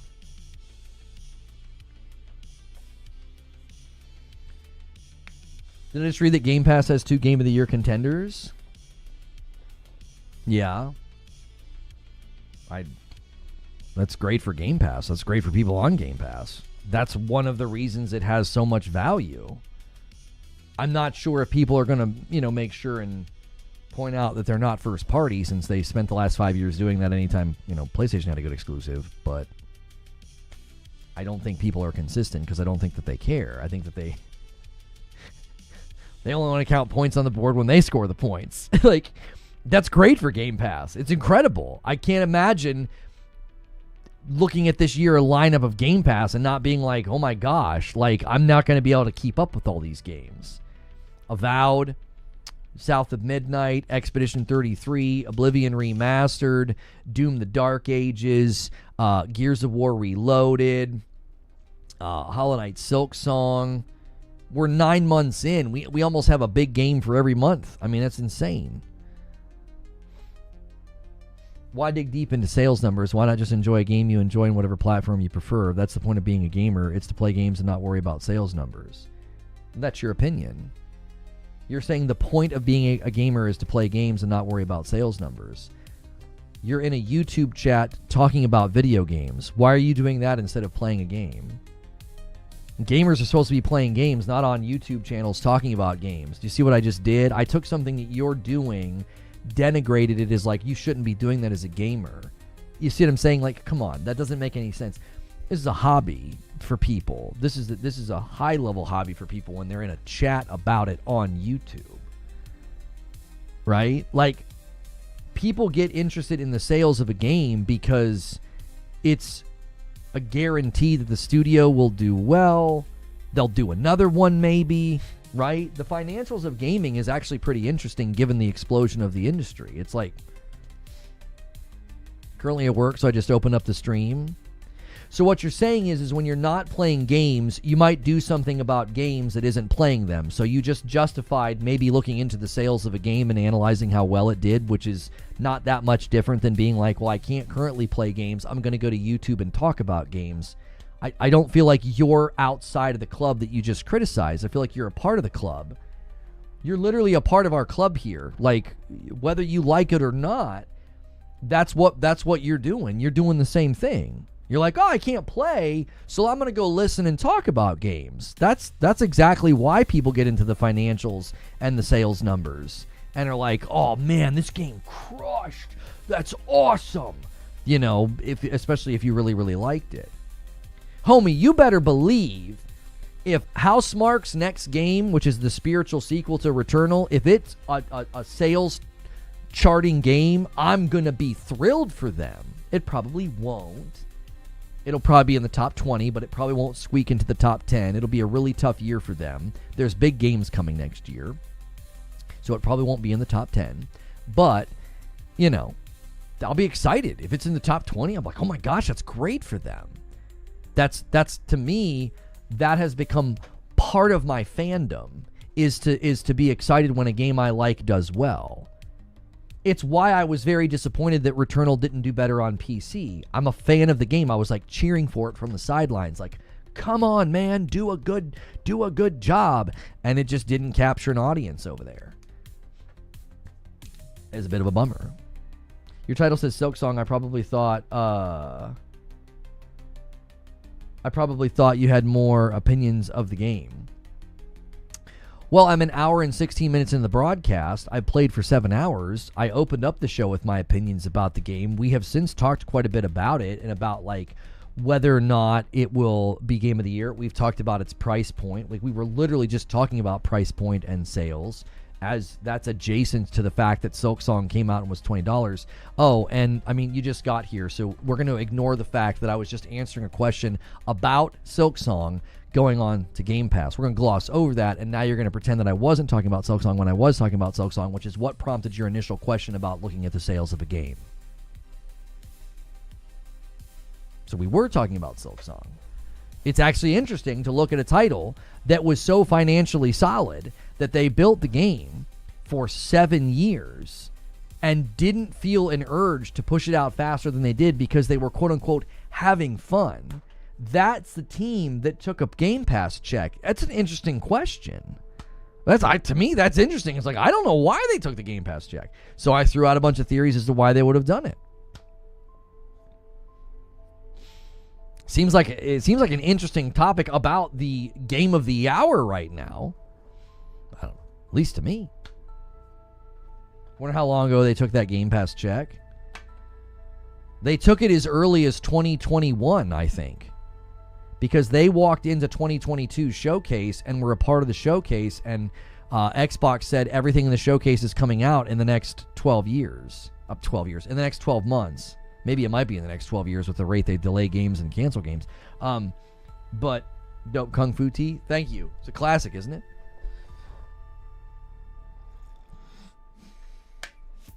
Maybe they took the check to fund development. Oh, I don't think they need the check to fund development. It's 3 guys, and the first game sold like 15 million copies, right? Isn't that what Schreier reported?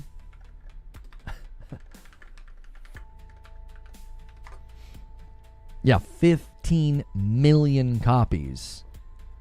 Like, so 15, and they sold it for $15 most of the time. $225 million? I don't think they were like, we need the cash, man. We've had a steady flow of, heroin and hookers here. We need some cash. It's possible, like what Zubair was getting at. They took the check so early, maybe they didn't really know. Maybe they didn't really know how popular the game was in 2021. Like 3 years ago, they knew the first game had sold well. They knew they had commercial success. Maybe they weren't super tuned into the fact that their second game was going to be insane in demand. It became a phenomenon. Like every single time there was an event. Silksong? Is Silksong going to be there? Silksong? Every Nintendo indie event. Silksong? Is Silksong going to be there? Like, it became a joke. It became a meme. In 2021, when they probably negotiated the deal of Game Pass with Xbox, maybe they didn't even sense that. Maybe they're like, you know what? That's going to be great for us. That's going to be good marketing. That's going to be, our name in lights by one of the bigger companies out there. I wonder if the Game Pass bag influenced the price of the game in a good way. I think quantity of sales at $15 is what told them, let's just bump it to 20 and we'll just sell a bunch of copies again. You know what I mean? They got their bag already? No, I think they got their bag already when their first game sold 15 million copies. I think the advertising played a role. I think Microsoft and Xbox saying, hey, we've got a big footprint. We're going to put you in a showcase. That's a big deal for a team of 3 people. And Frank Last bumps the member line by 1 to 460. It looks like you guys are going to just squeak by and unlock Madam. You're not going to make her play the game. The stretch goal is how you make her play the game. So we'll see. It's a Mickey Mouse Steamboat Willie horror game. You need some of the big boys, I think, to step up to the plate today. We will see. It is September on Twitch, by the way. Left to their own devices, they didn't say crap for years. Yeah, they don't want to do marketing. They don't want to deal with marketing. So it's very possible they were like, that's a great deal. Let's let them do it. Let Microsoft and Xbox do the marketing for us. Was it 15 million sales copies sold or 15 million players? It was 15 million copies sold. This isn't Microsoft, or they're not doing a player count, right? This is a small studio that doesn't give a crap about that. They did an interview and they were like, yeah, 15 million copies sold. Now, that's not always at the $15. Sometimes it was on sale. But, like, that's insane. That's absolutely insane for a team of 3 to sell a game to that degree. Like, Death's Door, when it sold, like, I think it was Death's Door, Have a Nice Death. I can't remember which one of them. It sold like 100,000 copies in the first week on Steam, and that was like a huge celebration for them. 100,000. This game sold 15 million copies. I don't know how Ori, Cuphead, Shinobi aren't as successful as this.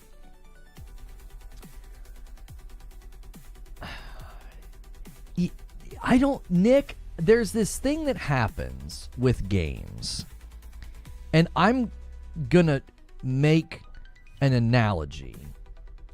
It's kind of like what happened with Keanu Reeves.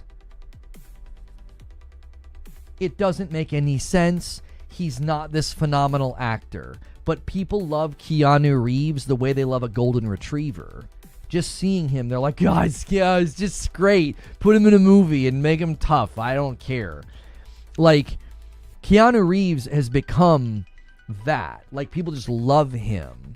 And it almost doesn't make any sense. You're like, there are people with 1,000 times the acting chops and the acting range when you put them up against Keanu, and yet everybody just loves him. You're never going to be able to make sense of it. You're just not. He landed a couple of roles that made people fall in love with him. I honestly think I think John Wick gave him a larger footprint in career than The Matrix. I mean it. I do. I think John Wick, I don't know what the frick happened, but it just did. People were just like, oh, this frickin' guy, I love this guy. I think there's moments as well in interviews. He's just so genuine and so kind. He just has this warmth to him. You kind of just want to like give him a hug and eat a sandwich with him. You're like, this guy just seems so sweet. But I think what happened with Hollow Knight is kind of similar to what happened with Keanu. You really can't make sense of it. You're like, well, there are really great games that do this. There's Ori. There's the sequel to Ori. There's Cuphead. There's Prince of Persia and the Lost Crown. These are all fantastic. I mean fantastic. High quality Metroidvanias. And then you look at Hollow Knight and you're like, well, it's great. It's good. It's got this crisp feel to it. It's got replayability. It's also dark and mysterious. Like, I mean, maybe there's something to that. Maybe personal tragedy endeared him to people. There's a lot going on with Keanu, right? There's you're breathtaking, right? He's almost like a walking meme factory. Like, he's just lovable because of moments like that. And I think there's also something to be said about when there's mystery, when there's mystique, it creates greater interest and intrigue, and I think Keanu has that. I think there's something kind of mysterious about him. There's something very, unspoken about him. Like, this guy seems like a deep thinker. Like, when you look at Hollow Knight, there is a mysterious thing to it. There's mystique. It's like a lot of the people have like combed over the game, combed over the lore, combed over the story, combed over the world, and I think that's part of it as well. The explosion in popularity of Souls games also helped. Yeah, I wonder too. I wonder, is the fact that it's a challenging game, did it give it that cult following that rallies around Souls games? Hollow Knight is not easy. It isn't. It's tough. Silksong, I would argue, is shaping up to be harder. That one of the earliest sections, you have to like do a downward angled jump multiple times on these little red ball things. I mean, it's not an easy game. So I think some of it is that as well. Like, maybe it's that cult following that just, they love a difficult game. They love a challenging game. So that's probably playing a role as well, in the popularity.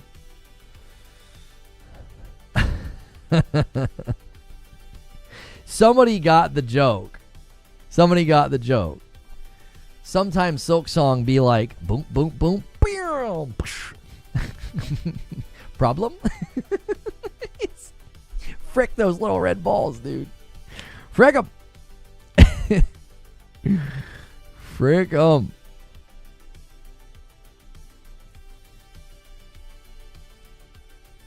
Does anybody know what? Mr. Chosen, what are you asking? You asking about how your name is back? Yeah, they reverted whatever the frick they did with handles. And I'm here for it. I was going to post that meme, and then Hilly posted it in the Discord, and I was like, oh, I've got to do it now. It's exactly what that's like. The stupid jumping red balls. I bought Hollow Knight because it looked like a 2D Elden Ring to me. Yeah.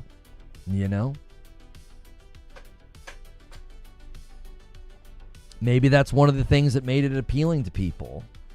They thought it. Well, if you think about it too, there's been a lot of games since that have been like that, like Blasphemous. I would say is another game that's like, hey, we've made like a side scroller that's pretty punishing. We've made a side scroller that's got some Souls elements to it. Maybe that's another thing that made it appealing. The rise of Souls games, art theft, meme theft. Shut up, Hilly. YouTube reverting some of the brain dead things they've done.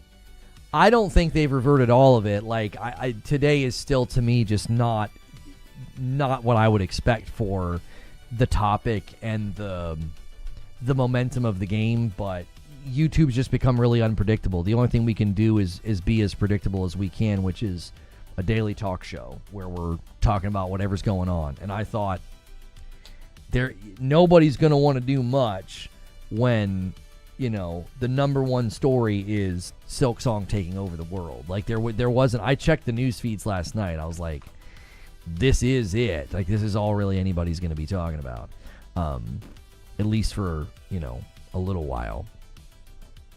I feel like I saw something else that I thought people would want to talk about. It might have just been Yote's review embargo.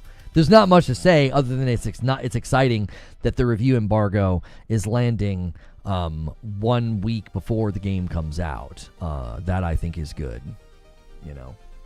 And then there's the new Ghost of Yote gameplay, the Odachi, you know. Internet moves fast. It does. Salt and Sanctuary is the best 2D Souls. Like, it's so good. I remember really enjoying the first boss fight in Salt and Sanctuary, and then, like, they did this twisting, turning. I had no idea where to go, and I just wasn't in the mood for that kind of a game. Like, I just wasn't in the mood for it. I remember I did the same thing with Silksong. I'm not Silksong. I did the same thing with Hollow Knight. You know, and Siege Master comes in with the 5 bomb and says, "Boys, let's wake up here. We are exactly 10 members away from the next milestone. Whoever hits it gets it." And that puts YouTube in the lead, 11-10. Been a very quiet September for Twitch. Mick D09 is going to bump the line with a single as well. Thank you so much. And then a Member Plus renewal from Anthony Robinson is going to take us to 467. I forgot, Gamer Dude, count it please. Thank you so much for 25 months. I appreciate that so much. Hilly's trying to manifest a 50 bomb over here on purple. We'll see if anybody takes the bait. Salt and Sanctuary is awesome. Salt and Sanctuary was great too. I loved the look and the vibe. I really did. And I just, it was that non-linear thing. It was like, I just want to know where to go. I wasn't in the mood for the whole, like, go here, nope, go here, nope. Like, I just wasn't in the mood for that at the time. I was looking for, like, just a more straightforward game. I was coming fresh out of Sundered, I think, from Thunder Lotus. I was coming out of Sundered, and I really wanted a game like that. And those games just didn't offer the more straightforward path. And I remember when somebody told me to, you know, boot up Hollow Knight and take their advice and get all these different things. Because I put 18 hours into Sundered. This is a great game, by the way. I've got 18 hours of playtime in this. I was coming fresh out of that. I remember Hollow Knight annoying me because I couldn't figure out where the frick to go. And then I remember being annoyed by Salt and Sanctuary for the same reason. I remember I went back to Hollow Knight and somebody's like, get the quill and get the compass and you'll be so much happier. You have to play 9 Souls. I already have. I beat it. It has the best 2D combat probably ever. It's basically 2D. It's a basically 2D platformer Sekiro. Yeah, I beat 9 Souls earlier this year. I don't play games. I'm just a tourist, and yet there's another one that you probably didn't know that I played and beat. Yep. That one was tough. I actually didn't expect that. I got about halfway through 9 Souls, and I'm like, this game is freaking hard. Like, I was not prepared for that. I thought it was going to be like, melee parry focused, like Metroidvania. It was not the game that I expected. Hilly says, Friday 50 bomb. Let's finish the goal. You're going to have to put the bat signals out there, boys. I'm having a hard time getting into Hollow Knight. I got the map, quill, and compass, but I'm still just not vibing with the platforming. I suck at platforming. Well, the last boss was something else. The last boss in 9 Souls was absurd. I mean, let's just say it. if you aren't good at platforming, Siege, you're either going to have to improve over time or you're going to really struggle to enjoy a platformer. Does that make sense? Like, that's like me trying to play a fighting game. Like, that not being naturally good at the base level thing that the game is doing is really going to make it hard for you to enjoy yourself, you know? Nine Souls is its own identity and follows its own merit. Nine Souls is the greatest 2D Metroidvania of all time, and I find it better than Hollow Knight. Really? That's high praise. Lono playing Sparking Zero. Does Nine Souls have a difficulty mode? Yeah, there's difficulty options in it if you want to tone it down. Yeah. Silksong has been so much freaking fun, and I couldn't get into the first one, but I think I need to go back and try again. I do think the first one, that's why I have that video on my channel called Hollow Knight Gameplay in 2025. And the purpose of that video is to help people get into the game. It didn't do that well. We didn't get a lot of views. We didn't get a lot of people. And I was kind of bummed. I was like, man, I really want people to enjoy the first game. But, you know, that's a hard sell to be like, hey, go back and play the first one. I get it. I totally get it. People being like, onward and upward. You know? Onward and upward. Hang on, let me close this. It's like super bright. Whew. I found the bat light. There it is. These guys are spamming Farty Bomb. They're trying. Sven says, I can list 5 Metroidvanias I feel are better than Nine Souls. Yeah, everybody's got their own opinion. Like, I don't think Nine Souls is the greatest, Metroidvania ever made. I think it's excellent, but yeah. It's just Nine Souls has actual lore that just isn't there for superficial reasonings. Every boss has a moral compass and sufficient reasons, as well as every side character. Yeah, I mean, I don't know if that makes for a better Metroidvania. Maybe for you, it creates greater depth and greater, appreciation of the art. Like, you feel like there's a lot going on. So, for you, that enhances the experience. And I could totally see why. I could see why you might think that. That, to me, isn't the driver of... Oh, sorry, Wilbur. That's not like the driver of like why I play a Metroidvania. Okay, Stone Spire's going to make this really easy. He's going to try and set up another one. He's going to bump this to 68. He's probably going to do 2 more. And then Joker Quinn's going to ruin it, okay? So he wants somebody to do the 5 bomb. There it is. Okay, so we're at 469. Somebody get ready. I want somebody to do the 5 bomb before Joker Quinn ruins what Stone Spire's doing, all right? Somebody beat him to the punch. Okay? Get ready, because another single is coming from Stone Spire any second. And we'll hit 475. And Vix Vapor does the 5 bomb right on time at the moment that Stone Spire does the single. There it is. I tell you what, that was a collaborative effort. I'm going to give you guys each one for that. All right? I'm going to give you both credit for the milestones. Somebody finally helped out our boy Stone Spire. Freaking take that, Joker Quinn. You're not ruining it this time. There's a bump set spike. Good work, boys. I would agree if that was all it had to offer, but the platform and the combat is its identity. The lore is just complementary. Oh, no, I totally agree with you that the combat and the movement in Nine Souls, it is pristine. It is utter excellence. I totally agree with you on that. Yes. All right, here we go. You each get a member. Did you play Ghost Song? What the frick is that? Is that a game? Ghost Song. Oh, I really, really wanted to play Ghost Song. I had that on my wish list.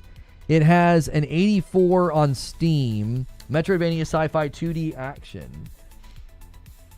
Wait, I feel like I played this for a little bit. I feel like I played this on my PlayStation for a little bit. Like, did they have a demo?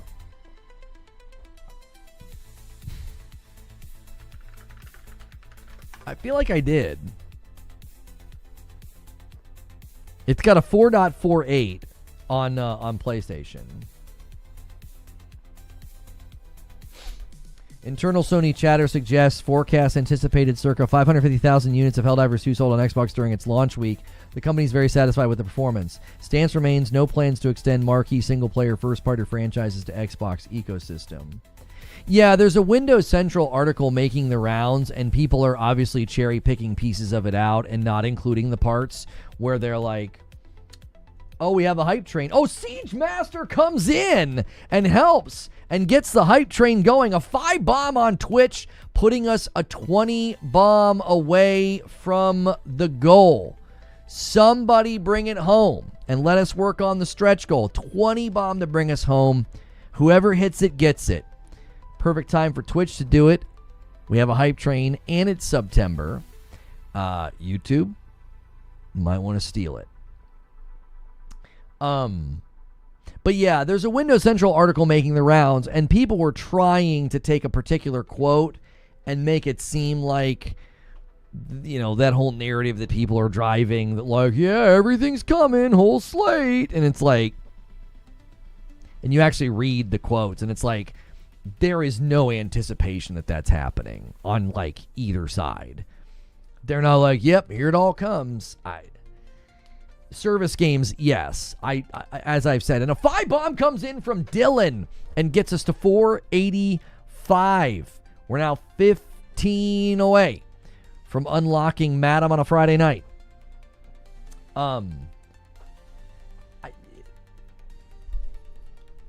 I've said I think Marvel Tokone Fighting Souls will end up on Xbox and Nintendo Switch 2 within 6 months of release. I've said that many, many times. Yo, it's good, Feed. I see you in the chat. I've said this very, very, very many times. But I just don't think you're going to see any of the marquee tentpole titles making the jump. I just don't see it. Unless, again, I said maybe older PS4 titles like Days Gone or something, since it was already ported to PC. You know, ports to PC will be cheaper. I just think people are misreading the tea leaves here, because I've said this umpteenth amount of times here. The future of Xbox hardware is Windows gaming devices, and Windows gaming devices will have access to Steam. Once that happens, I don't think PlayStation cares a lick about this. They're just like, yeah, we port games to PC, and yes, it's in other storefronts on PC. That's fine. Like, I don't think they're going to care. If they have a 10-year plan for the Marvel Fighter, it will be on everything. Yes, I agree, Paul. I don't think you're going to take a Marvel game, a fighting game, a live service game, and limit its reach. I think they're going to have it be a 6-month, PC, PlayStation exclusive, and then it's coming to Xbox and Nintendo Switch too, for sure. Yeah. I think that's one of the easiest ones to call. Surprised it doesn't have a PS4 version? It might. It might. How about side-scrolling run-and-guns? Metal Slug is my favorite from the older games. There's a new MV Guns of Fury I want to play. Metal Slug. Twitch, you got a minute and a half to roll the hype train over. This is one of the highest it's been. It's at 76%. All right? You got a minute and a half. I usually don't drive that. I just let it expire. But this is your opportunity to get us moving. Let me just show you what Madam has to play tonight if you guys get it to 600. Because that's the stretch goal. All right. I don't know if you guys have seen this. Now that we have all these Steamboat Willie games, because it's now public domain. It's a Steamboat Willie horror game. Okay. You have to make her play this tonight. Okay, please. We might even make it a public stream. I'll be honest with you. We have a code. It might be a public stream. It might be hilarious to make her play this. We could start out just vibing and chilling with you guys and then redirect everybody and do an actual public stream on the channel of her playing through this game, because this looks absolutely hysterical and also terrifying and also disturbing. And I need to shut this off now. Oh my gosh. Okay. There we go. All right, 20 seconds on the hype train. Purple. You guys are going to have to call in some of the big boys quick. Time's running out. A good Contra could bring me back. There's the Terminator game that looks very much like a Contra. Yeah, that Terminator game looks like it's going to be fun. Is it coming to Switch 2? Do you mean the Switch 1 as well? I don't think so. There it is. Hype train comes to an end. Tier 3. I think Marvel Tokone Fighting Souls will hit Xbox Series X and S and the Switch 2. It will not go to the original Switch. I don't think so. How come Madam never gets to pick a game? I love the Steamboat games. They're so cool. Doing the old cartoon style reminds me of my grandfather's again. She's not going to pick a game. She doesn't do that. Like, she's not like, oh, there's a game that I really, really want to play. The fun factor is like making her play something.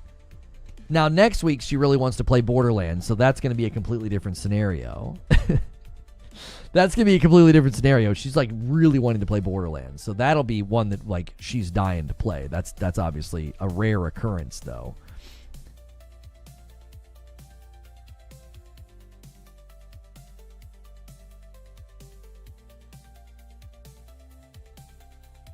There's always a second. There's always a second C's, chat. I just left the mic muted for the entirety of that. If you guys have been enjoying the show and you haven't hit subscribe yet, be sure to do that. Be sure to do that. That is available to you. Bless you. Thank you.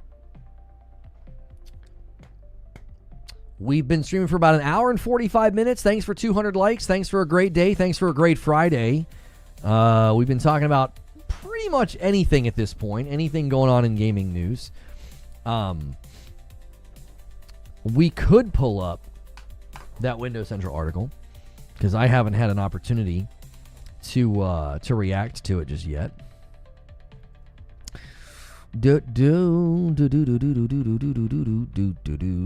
Let's see. What's it called? Performance podcast. What's the article called? I saw people circulating it and now I'm not seeing it. Yeah, they switched the names back. Yes. Yeah. You're now no longer on your handle. You're now on your actual like name that you picked. Yep.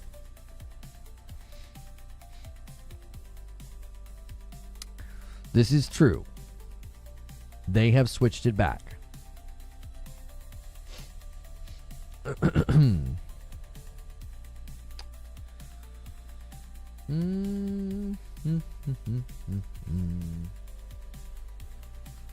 They fixed it again.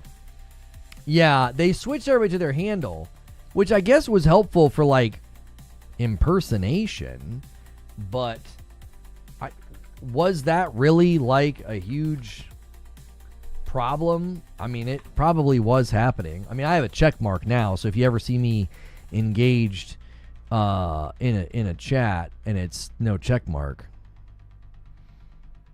Yeah, okay, here it is. It's about the Helldivers. Jess Corden says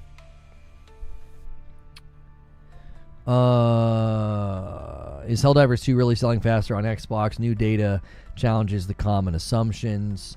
Potentially can bust the fanboy narrative that Xbox players don't buy games.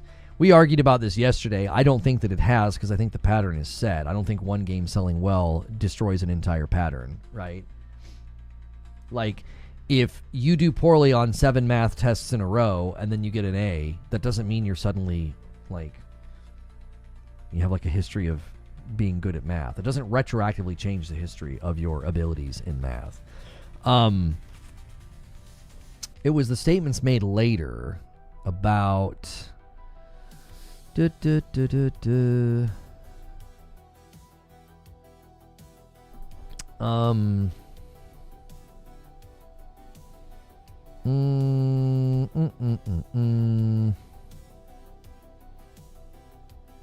The report certainly shatters the oft-referenced fanboy narrative that Xbox users don't buy games. I don't think it's a fanboy narrative. I think it's a matter of fact and public record per the FTC trial and per sales reports and per dev commentary. I don't agree that it's a fanboy narrative. I think it's an established fact that ecosystem buys games less. It's literally part of the value of the system that you don't have to buy games because you're on Game Pass. I don't think it's scandalous to say you've spent all this time establishing a value point of not having to buy games. Shocking that people don't buy games. Like, let me ask you something. Do you think you sold a lot of copies of Lies of P on Xbox? No, it was on Game Pass. Of course you didn't. So that would add to the narrative and the data point and the established fact that games sell less over there. That's not scandalous to say. Like that, do you think Expedition 33 sold really well on Xbox? Do you think Hollow Knight's going to sell really well on Xbox? Or do you think most of the people that play it are going to engage with it through Game Pass? Wired Rope with a 5-bomb puts us a 10-bomb away. Who's doing it? Who's taking the crown here? You know? It's 15 to... Oh, I forgot to add this 5-bomb to 18. Because we got the one from Dylan earlier. Is Lies of P still on Game Pass? I don't know, but like that's the point. Like these are just matters of fact. Like if the company itself admits that it cannibalizes sales, it's not a fanboy talking point. Like that's what I'm saying. Like it doesn't.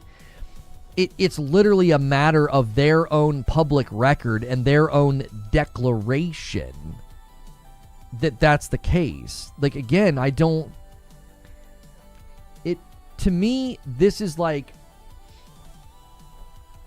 It's like split identity. It's like, what's the identity then? I thought the identity of the platform is, look, we don't need to buy games. This is a great value point. We get to play games on Game Pass. Great. Why is it then scandalous to say the platform buys less games?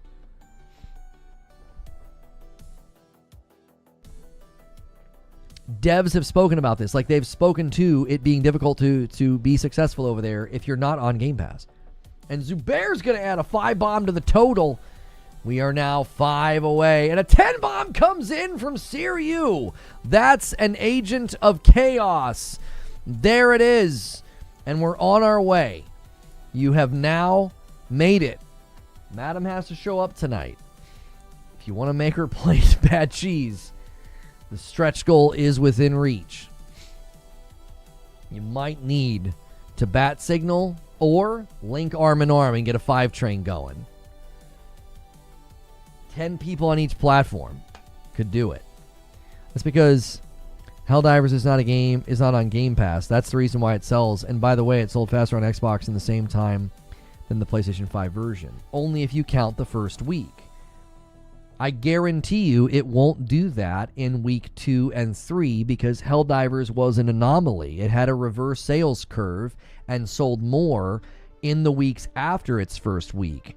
That's an unusual thing to have happen. So limiting your comparison to just the first week is a very, very cherry-picked stat. It's like, well, yes, it was a very strange game. It had a reverse sales curve. And Jack Garland says, let's start the 5-bomb train, and he gets us to 5-10. Thank you, Jack Garland. Many hands make light work, and I need to add 20 to this. This is a 38. I need to add 5 to this. It's 38 to 20.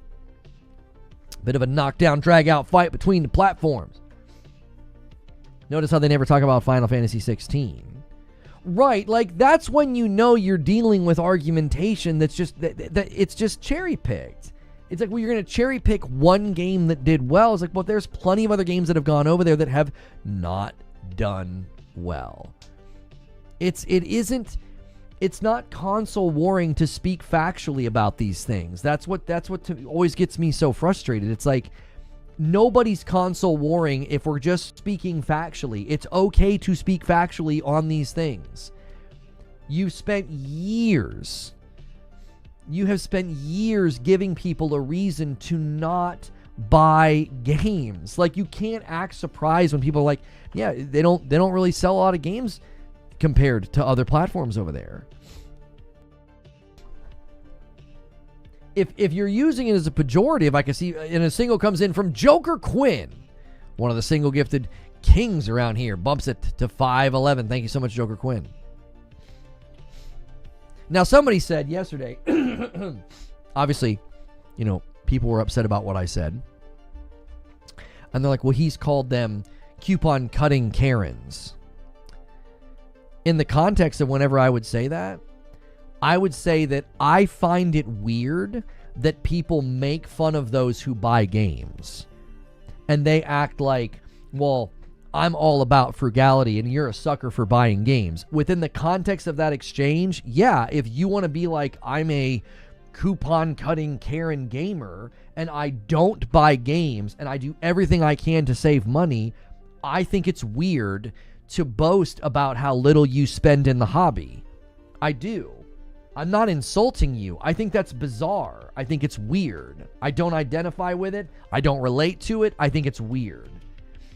I'm not hating on coupon cutting, not really hating on Karens. I think it's weird to identify with not spending money in the hobby, like the people that are pirating and stealing Silksong, like completely different, not the same, but people that are like proud to not spend money. I'm a cheapskate, you're a cheapskate, how dare you? That's what I mean. Like, in the context of me saying the coupon cutting Karen thing, I was speaking specifically to people who proudly wear the banner, the moniker, and the identity of like, I don't buy games. I don't get that. It doesn't make any sense to me. But whenever anybody's come in here in good faith and been like, I love Game Pass, I get tons of value from it, I've never insulted that person. I've always been like, that's great. That's what you're supposed to do. You're supposed to extract value from the market. I don't get being an identity or a badge of honor like I don't buy games. That's what has never made sense to me. And if me calling that like a coupon cutting Karen, like if that hurt people's feelings, I think people are very selective in when they get upset at name calling. I think they're very selective. It's very convenient pearl clutching to be like, oh, I can't believe Reforge said that. G-Mini Christmas. Like the things that people call each other on the internet, that's incredibly tame. And within the context of the discussion, I'm calling a spade a spade. It's like you're literally acting like it's a badge of honor to not spend money. You're telling me that if God of War was to come to Xbox, it won't sell? It might be the most selling game on Xbox ever? I think it's difficult to, like Doctor Strange, predict what would or wouldn't sell in different timelines. I don't think PlayStation would want to do it because we're entering into the second half of the gen, and Xbox's hardware numbers are very, very unimpressive. It wouldn't make much sense to take a tentpole banner title that represents your hardware and your platform and give it to a dwindling console. Like, the footprint's dwindling. Meanwhile, PlayStation is celebrating a 20 to 30% new user acquisition. 20 to 30% of the people who have purchased a PlayStation 5, they're new to PlayStation. I don't know why, while they're running their victory lap this gen, why you would be like, yeah, here, take one of our tent poles, as your platform is like slowly becoming not what it once was. It's just in a steady decline. It would make no sense. Helldivers, it makes perfectly good sense. It's like it's a live service game. You're filling the funnel with players. Live service games live and die. It's why they'll put Marvel Tokone Fighting Souls over there.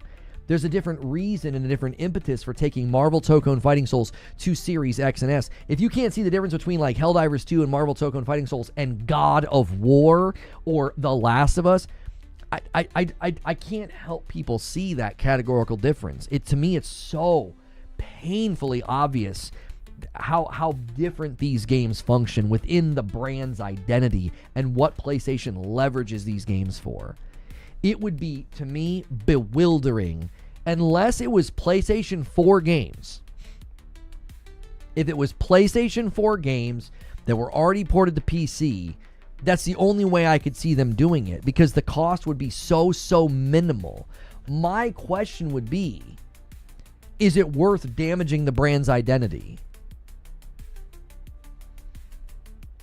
Is it worth it, right? Is it worth damaging the brand's identity to say, well, we're going to take these, we're going to take these games that represent our brand and represent our platform, and we're going to give it to a platform that is dying. Oh, Xbox is dead. No. The hardware platform of the Series S and the X, by all accounts, it is in decline. It is in severe decline. It did very terribly this gen. It wouldn't make any sense. Now, it makes sense when you're trying to maximize a live service funnel. It makes perfectly good sense when you're doing that because the cost to port over there is minuscule. But Helldivers 2 and Marvel Tokone Fighting Souls, those are not like tentpole banner titles for PlayStation to the degree that like God of War and The Last of Us and Horizon are. Those are so categorically different in my mind. I think it was why it was so shocking to even consider the fact that like Halo would go to another platform. Like that was shocking to people that could even be a possibility because that was the degree that people kind of revered Halo. So this future that people have painted is one that I can't see it coming to fruition. And even internally, from the very report and very article that people were citing, the folks close to this are like, it doesn't seem like that's going to happen. There are no signs that like you're going to see Spider-Man, God of War, The Last of Us, whole slate over there on Xbox. It just doesn't stand to reason. You would damage your brand's, stuff for what purpose? The amount of money that they would make, I think, would pale in comparison to the damage it would do to the brand. These titles have been leveraged, I think, rather well on PC to get people to buy the console. And I know people bristle at that, but I really think when you've got 80 million consoles that have been sold, and 20 to 30% of those people are new to PlayStation, buddy, those people are coming from somewhere. They're either coming from Xbox or PC or both. And if that's where they're coming from, the last thing you want to do is slow that down and make somebody think, well, maybe I should just stay over here.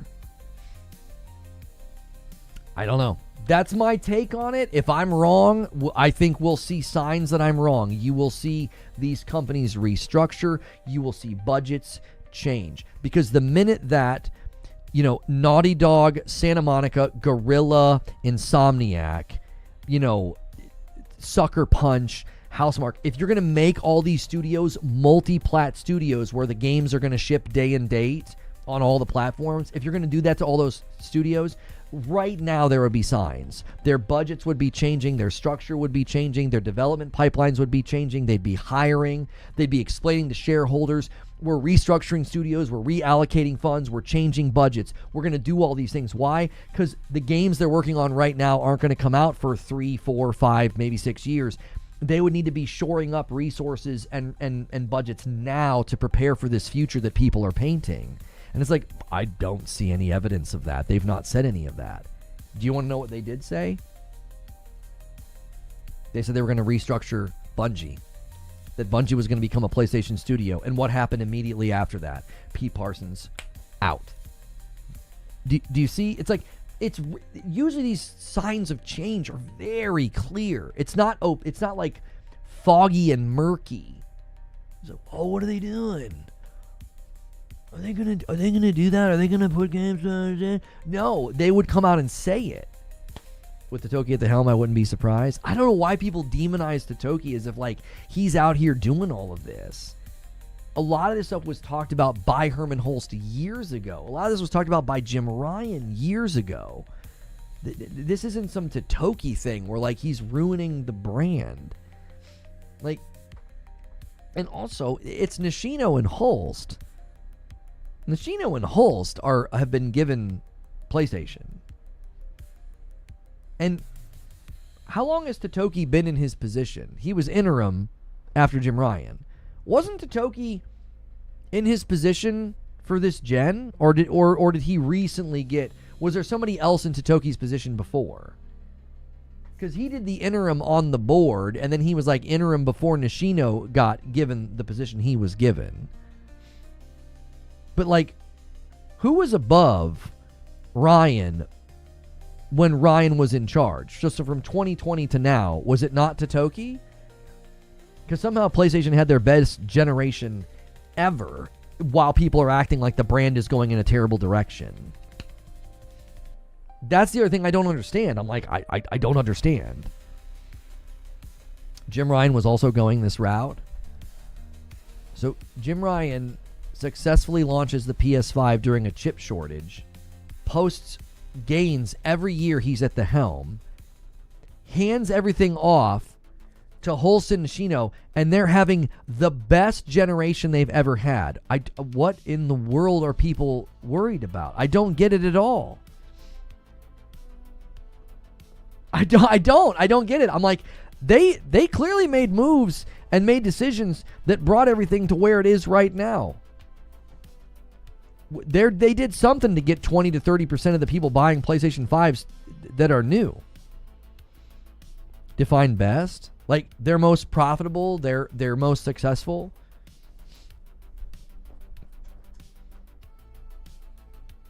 They could have had their best generation ever, but I've gotten fewer first parties. No, you haven't. We debunked that notion. Every time that notion has come up, we've debunked that. You'll run to times where you're like, we got a lot more first party back then. It's completely false and completely made up.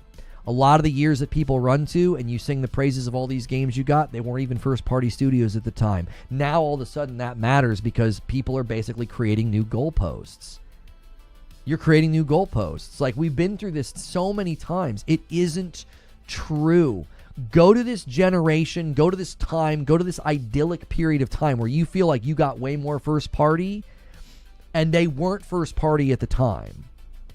I got 3 Uncharted in one generation. Yeah, and if you go to that generation of time and you go to the cadence of first party, you were not getting more than you're getting now. You weren't. This is a completely made up thing. We've looked into this 10 times. Every time it comes up, we look into the timeline. We look into when it happened. And a lot of the time where you're like, oh, we got more first party back then, they weren't first party studios yet. But you count them as if they were. So that means you should be counting Helldivers 2 and Stellar Blade. You should be counting Death Stranding 2. You should be counting games that are exclusive, that are literally markers of the generation. Because there were plenty of games back then you were getting, and the devs weren't owned by PlayStation yet. We looked into this once. Like, somebody literally did this. They like pointed out all the games they got during that gen, and somebody in the Discord quickly went and researched it, and they were like, that dev wasn't first party then, that dev wasn't first party then, and that dev wasn't first party then. And yet you've got this idea in your mind, like, we used to get so much first party. No, you didn't. You didn't get this insane cadence of first party. You believe that you did, but you didn't. The live service strategy has been a disaster apart from Helldivers 2, apart from Gran Turismo 7, apart from MLB The Show, apart from Marvel Toko and Fighting Souls. Yes.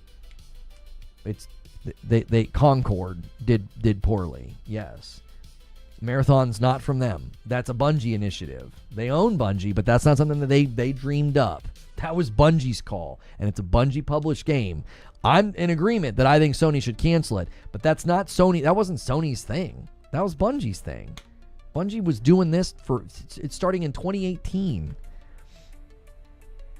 Last of Us Factions, again, that was initiated by Naughty Dog in 2019 when they announced that it was being pulled out of The Last of Us Part 2. And then they made the decision to cancel it because Bungie basically said the only way a game like this is going to be successful is if you turn into a live service studio. And Naughty Dog says, we don't want to become a live service studio. Shuhei Yoshida corroborated this and said that they wanted to work on projects like Intergalactic. So they said, no, we don't want to become a live service studio. Again, not a PlayStation initiative. That wasn't something under Jim Ryan's we need live service games initiative. That was a choice that Naughty Dog made. Like, yes, it was a waste of time. I agree with you. I think Fortnite convinced Naughty Dog and other studios they could take a crack at the live service thing, and they got in over their head. That wasn't something that Sony was like, we need live service games. Hey, Naughty Dog, do that. I think Fortnite created this idea that we need to target live service games. Yes, Naughty Dog made that decision on their own. That was not something that PlayStation put into place. That was something they chose. And then, because Bungie woke them up, rung their bell, and was like, you guys are not equipped to sustain a game like this, they decided not to do it. Naughty Dog's failure to identify their game needed post-launch support is laughable. I think they thought that the bandwidth required to keep it going was going to be much smaller than they realized. I mean, look at what happened to Destiny. Bungie's living proof that you need a lot of hands on deck. Look what happened to Destiny. As soon as Bungie spun up all these other incubation projects, look at what happened to Destiny 2. It got less bandwidth and it started to go down in money. Like, that's how starved, that's how hungry that monster is. Like, Bungie is living proof that if you don't have all hands on deck, you're going to lose your footing. They knew firsthand. They knew firsthand that Naughty Dog wasn't going to be able to do that. The conversation around exclusives has the most movable goalposts in gaming because everyone picks and chooses what counts and what doesn't based on what's more convenient at the moment. I've always called it Calvin Ball, Nick. It's Calvin Ball. You just make up the rules as you go so that you win. And people will constantly do this. I mean, look at what happened. Look at what happened. We went from somebody claiming, well, we got way more first party back then. When I completely debunk that because it's not true, what do we shift to? Well, they're wasting money on live service. Oh, but I thought it was that you weren't getting enough first party games. Now it's something else? And then when I point out, their only major failure in live service was Concord. MLB The Show's been great for them. Gran Turismo 7's been great for them. Helldivers 2 has been great for them. And Marvel Tokone Fighting Souls stands to be probably like another Marvel Rivals in popularity and excitement.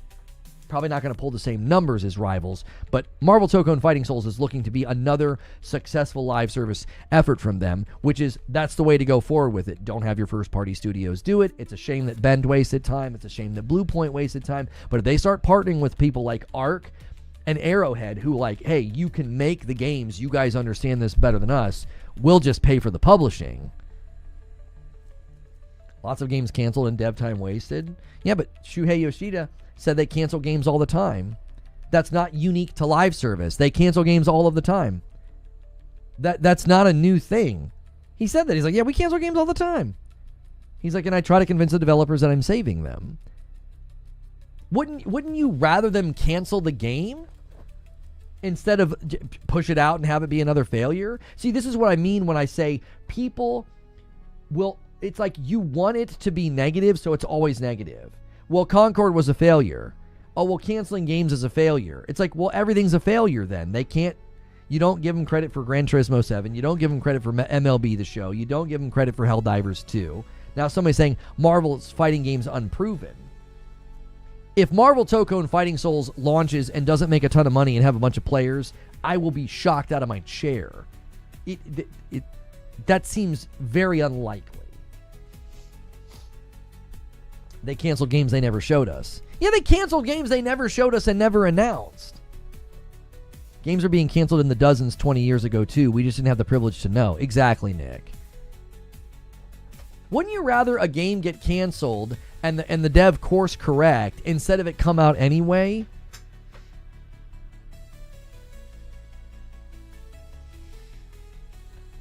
To me, the reason I rail on this is I feel like people are unhappy and dissatisfied in one of the best years in gaming, and they're unhappy and dissatisfied because you've been fed a bill of goods. It's not true. We had better first-party cadence back in the day. No, we didn't. It's not true. A lot of the studios weren't even owned by Sony back then, and you think they were because now they're household Sony names. But you're unhappy because of a phantom, because of a myth. Naughty Dog didn't need a live service to sustain them. It could have been like Night Rain, a small team to make a side project that they occasionally make content more. Chris, with all due respect, if Bungie says you don't have enough bandwidth and you don't have enough backing to make this work, I trust Bungie because, as I just said, I think this is a very compelling argument. Bungie learned firsthand what happens when you lower the bandwidth for your live service project. They spun up incubation projects, and that's all it took for Destiny 2 to go like this, because it got less content, it got too rehearsed, it got too copy-paste, and it killed them. It absolutely killed their demand and their revenue. Like that. The demand for Bungie's game, like, took a nosedive as soon as they weren't giving everything they had to it. It's the feed me. It's Little Shop of Horrors all over again. Like, as soon as they weren't giving Destiny everything they had, they started to have a decline. So they walk in the room and they tell that to Naughty Dog. They're like, listen, I don't think you understand what you're signing up for.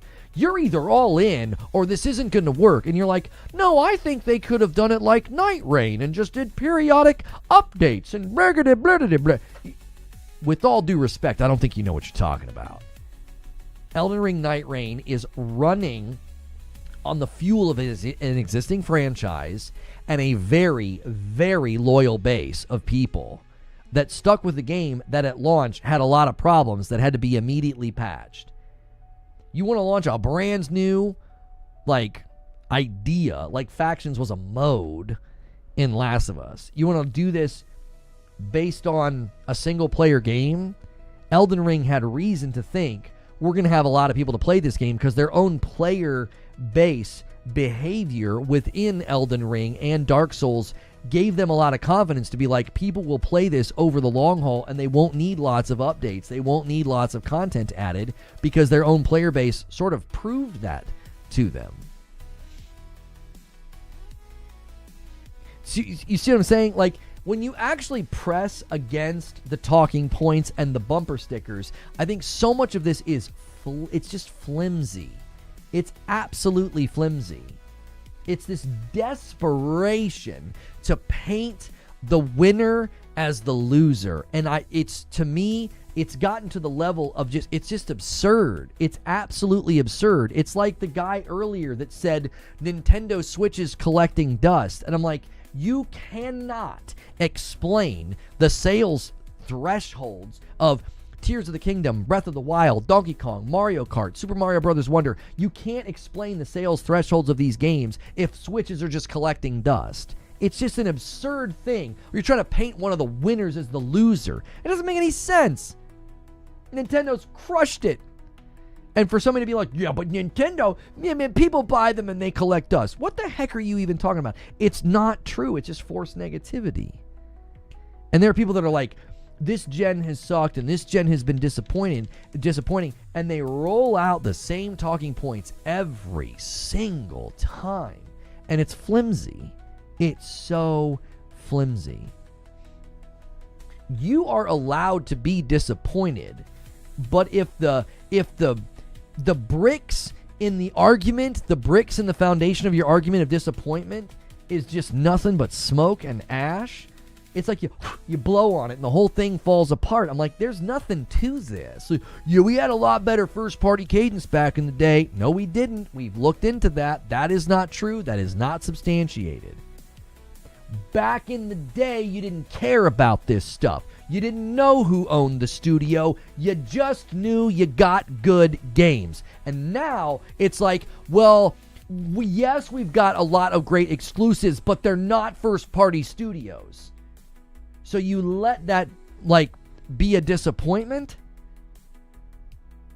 I'll never understand this one. This is one of the weirdest things. You didn't care back then. People prove it all of the time by saying, oh, it was better back then. You didn't realize a lot of those games you were playing weren't first party. You thought they were because they were exclusive.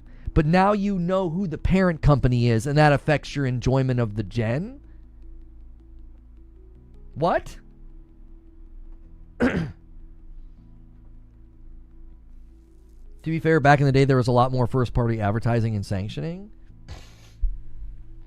I'm not sure what you mean by that, Paris. A lot of the games people enjoyed back in the day, they will cite and say, we got more da-da-da-da-da-da-da, and they'll point to a time. A lot of the studios were not first-party back then. They weren't. It was just an exclusive. And now the studios are first party. And what you do is you look back and you say, oh yeah, we used to get so much more. And it's like, no, they weren't first party yet. It was an exclusive. It was a second party relationship, like Death Stranding 2, like Helldivers 2. You know, even something like Stellar Blade, where they stepped in to publish it and basically save it. Now, Phantom Blade Zero is on the way in a similar way.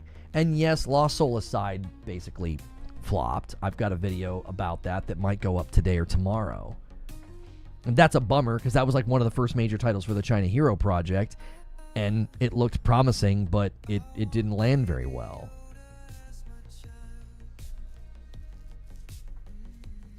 Are we calling Rayman a PlayStation exclusive even though it was on Sega? I don't know. I don't go back and establish these lists because number one, I don't care, and number two, I was on Xbox at the time. I didn't play PlayStation back then.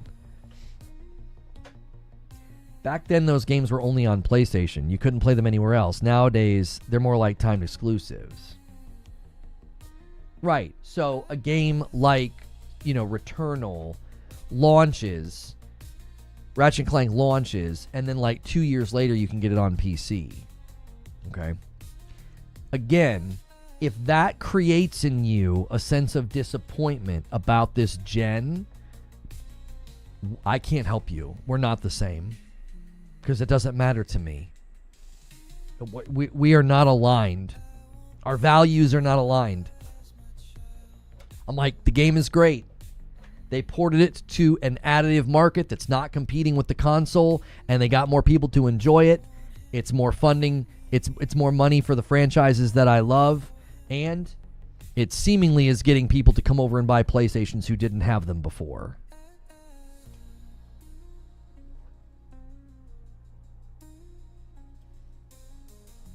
Hypothetical, what if Sony believed bringing tentpole games like God of War to Xbox, PlayStation players wouldn't leave, they just sell more copies? Not reasonable?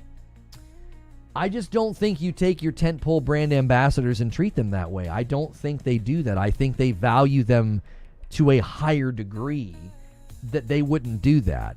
I conceded that maybe games like Days Gone or Returnal, maybe, because I don't feel like those are brand ambassadors. Right? The original leak about Returnal, I don't buy it for a minute. I think there's bad intel, right? Like, I trust Mag and Detective Seeds. I believe they're speaking something that they heard. But what they heard to me is absurd. I don't know if Mag said this. Detective Seeds was the one that basically said it's going to be port costs covered by Xbox and a greater revenue share for PlayStation. I'm like, that doesn't make any sense for Returnal. That game isn't that strong. It's not a strong enough game to have that negotiation power on the table. Like, this doesn't make any sense. Yeah, you're going to pay for the port. Oh, and we're going to get a better revenue share on it. What? Why? Why would you do that? Returnal's not even that big of a seller. It sold fine. People claim that it flopped on PlayStation. That's a lie. It did not flop. You don't buy the studio if their game flops and then fund the spiritual sequel. That's an absurd thing to claim, but, it's the world we live in now. But still, I don't think Returnal was strong enough of a game to bring that level of leverage to the table. Yeah, you're going to pay for the port, and we're going to get a better revenue share on it. It would probably sell like 100,000 copies over there. Why would you? What would be the point of that? Why would either company agree to that? Why would either company even care to do it? Days Gone? Maybe. Mag said that in his video. Seed said that Xbox would pay for it, but nothing about the revenue share. Okay, still, Xbox paying for the port doesn't make any sense because, again, I don't think there's a lot of leverage with Returnal. Mag said the better revenue share. Both of these claims, I just think it doesn't stand to reason in scrutiny that they would be able to do that with Returnal. It's not that big of a game. I don't think it's a strong enough negotiation chip to leverage in that way. So, Team Water raised $40 million Good job, Mr. Beast. We took part in that one day. We wore the t-shirt, did the thing. Thank you everybody who gave to that. That's true, Leo. The Last of Us Online was announced. Not even technically. There's no technically here. It was announced. Troy Baker stood on a stage with Jeff Keighley and announced it. 100% was announced. Yeah. Wasn't the outlet reported that Xbox paid for the Helldivers 2 port? Somebody who reported that? Is it like actually verifiable that Xbox paid for the Helldivers port?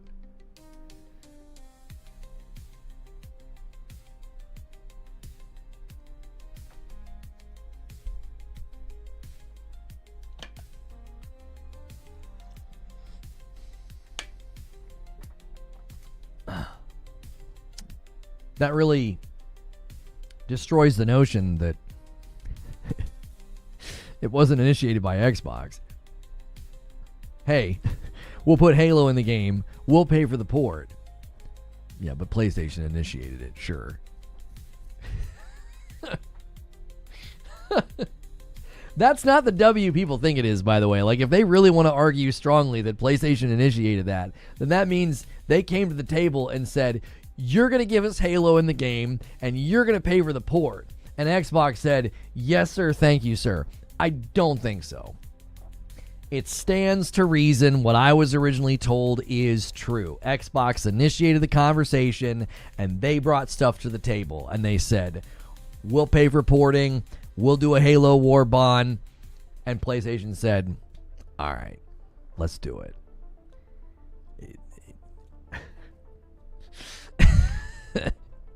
You get one weird remark in a Discord from the CEO of Arrowhead being like, it was all PlayStation. And people are like, yep, see, they initiated. I'm like, within the context of what he was saying this wasn't our call. And the reason he was saying that is it's within the larger conversation. Arrowhead said they wanted it on Xbox prior to this happening. And they were saying it was all them. It was their call. Basically, like, it wasn't our call. He was echoing back to what he'd already said. It's like, we wanted it over there. They said they wanted it over there. They said that publicly. They were not shy about that at all. If his statement was that, well, it was all PlayStation, and he's trying to claim that, like, well, PlayStation initiated this, that would make his statement mean they didn't want it to happen. Which we know is not true. That we know Arrowhead wanted the game over there. It's a matter of public record that they wanted the game over there. So, BioWare made Anthem DLC free. How'd that work out for them? I'm not sure what you're adding to the what discussion are you adding to, Giza?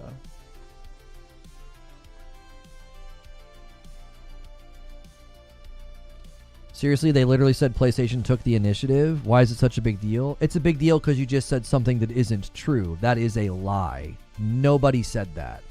That is false. You said they literally is a strong word. They literally said PlayStation took the initiative. No, they didn't. That's a lie. They didn't say that. Within the context of the conversation, he said it was all PlayStation. He wasn't saying, yeah, it was all them. They took the initiative. He was saying it was all them. It was their call. They're the ones that made this happen. We couldn't do it. He had already publicly said, we want the game over there. So for him to say, oh yeah, it's all them. They took the initiative. He's acting like they didn't initiate it. They made it clear they wanted to be over there. Your interpretation of his remarks is so egregious. You're making it sound like the man said, yeah, it was all them. It was their initiative. It's like, no, Arrowhead initiated the conversation before anybody. They were in the public talking about this, about how they were open to it and wanted Helldivers to be on Xbox. If you interpret his remarks to mean that, yes, they're the ones that took the initiative, it means he's saying, yeah, don't give us any credit. It was all them. That doesn't make any sense. That doesn't make any sense. Like, mentally, he's saying, we didn't want it over there? That's contrary to everything they'd said publicly up to that point. Maybe he said he'd like it on Xbox, but then PlayStation called Xbox about it. Again, why is it such a big deal? Well, the big deal is you would need to recant your previous statement. You spoke something false. You seem to want to gloss over that. Oh, what's the big deal? I just lied. Oh, okay, that's fine. You're a goat that can talk. Is it okay that I just lie about you? Come on, bro. You're saying things that aren't true, okay? That's the problem. I'm not making it a big deal. I'm saying that according to everything we've seen, and according to somebody that I trust, this was something that Xbox initiated. If you think PlayStation initiated this, then that means PlayStation walked in the room and said, we want to bring Helldivers to your platform, you're going to pay for the port, and you're going to give us a Halo War bond. That's not how these sorts of things work. There's no way that that's how it went down. It makes way more sense if what I'm told was accurate from somebody who has been 100% accurate in the past. Everything they've ever told me about PlayStation has been a spot-on bullseye. I've even got stuff I haven't said yet because it's too sensitive, and I'm not trying to get into hot water. So this guy's been 100% accurate. He says Xbox initiated the conversation. That logically lines up with they paid for the porting and they brought Halo to the table. That sounds like somebody who initiated the negotiations and brought something to the table. That's how you would do that. You would say, hey, we would like that game to be over here. Phil Spencer already publicly made that clear. Again, who do you think initiated this? Phil Spencer publicly stated, I'm not sure who it helps that Helldivers isn't on Xbox. And you don't think that they're the ones that initiated the conversation? And you're like, why is it such a big deal? I don't know. Why is it a big deal that somebody like you would insist on something false to push forward a notion that PlayStation initiated it? Almost like you have a reason and an agenda to make it seem like PlayStation's changing strategy to the point that you're willing to lie. So who's making it a big deal? Me, trying to stick to what's most reasonable, most factual, most accurate, and you, somebody willing to lie about what happened. Who is actually making a big deal about this? Basic psychoanalysis would say somebody willing to lie about something is actually more invested in it. You have more of a reason to care about this because you're willing to lie about it. You're not willing to be factual. You're not willing to be careful. You're willing to say something that isn't true. No, I don't want to lie. Well, you did. I just picked up the key points of the conversation. It's all good. I don't know what the truth is. But you typed, they literally said PlayStation took the initiative.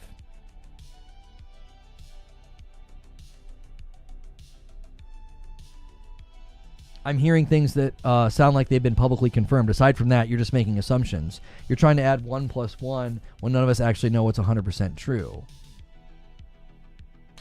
I mean, if a bike could backpedal any faster, I could sell it and be like, this is a faster bike driving backwards. I mean, that's a huge backpedal.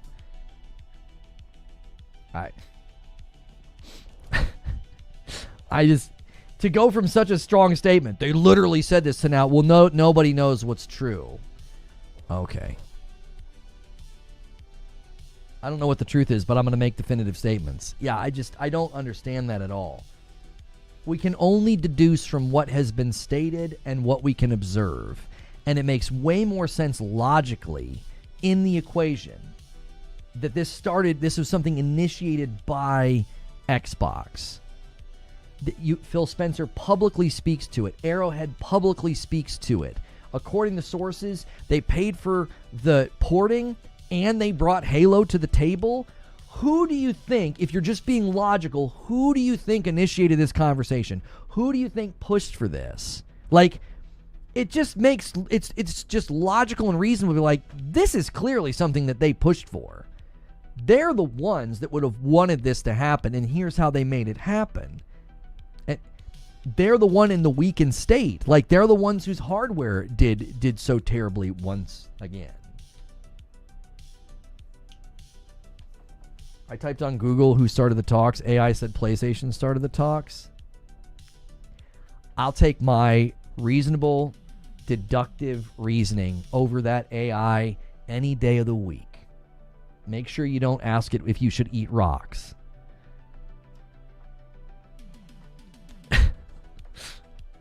Make sure you don't ask it if you should eat rocks.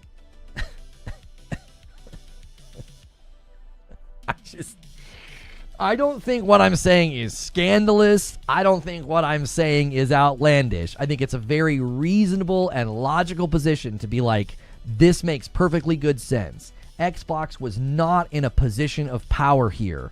They were not at all in the position of power. The devs have talked about it more than once in passing. Who says it couldn't? It's not up to us, but to Sony and Phil to duke it out. Hypothetically speaking, if both partners think it would benefit them from a financial brand standpoint, it could. If Sony believes it won't, though, it won't. Even right there, that's the developer talking, by the way. Even right there, the way he's phrasing it, it's crystal clear what they meant when they said it was all Sony. He just made it, again, listen to what he says. If Sony believes that it won't, it won't. It won't happen. What does that mean? This would have been something initiated by Xbox, and Xbox would have had to motivate them to do it, incentivize them to do it, make it beneficial for them to do it. You have now one more piece of evidence that backs that backs my take on this from the beginning. It's like, people have a prior commitment to making it seem as though I'm something that I'm not, because they're not honest. So they come to that coverage and they say, well, clearly he's lying. He doesn't have a source. He's coping, right? And so what they're doing is they're not being logical. They're not being reasonable. They're not being good faith. They have an agenda. It's driven by dislike of me. I come to you genuine, honest, authentic. I'm not making things up. I'm like, a source that I trust said Xbox initiated this. Then we hear Xbox paid for the port. Then they add the Halo War Bond. These things really adds to what I was told and to what I originally stated. Kind of like these same people that did the same thing when I said I had somebody that I trust tell me that Starfield's coming to PlayStation, and now basically anybody that runs an Xbox-centric outlet or podcast or channel has said that it is coming, that Starfield is coming. Are any of these guys going to go on an apology circuit? No, they're not. That would take integrity. They're not going to do that. So if you just come at this from the outside looking in and you're just reasonable about it and you're logical about it and you don't have any prior commitments to either brand, it's like, yeah, clearly Xbox initiated this conversation. Clearly Xbox brought stuff to the table to make this happen. They brought Halo to the table. They brought a willingness to pay for the porting cost to the table from what we're hearing. This is not verified, but we're hearing from sources that are saying, yeah, they paid for the porting cost. If all of those things are true, and what Arrowhead previously said about this, if Sony believes it's not beneficial, they won't do it. Meaning, Sony had to be convinced this was beneficial to do. Because if they thought it was beneficial to do, then Sony would have done it on their own way before this. They wouldn't have waited this long. You'd have struck while the iron was hot. Look at how well the game sold a year and a half later. I'm telling you, if PlayStation was already convinced this was going to make them more money, they just would have done it. They'd have been like, yeah, 6 months in, we're banging, we're doing great. Get it over there. It's selling like crazy. The Halo War Bond is a ripoff? Wait, why is it a ripoff? What's wrong with the Halo War Bond?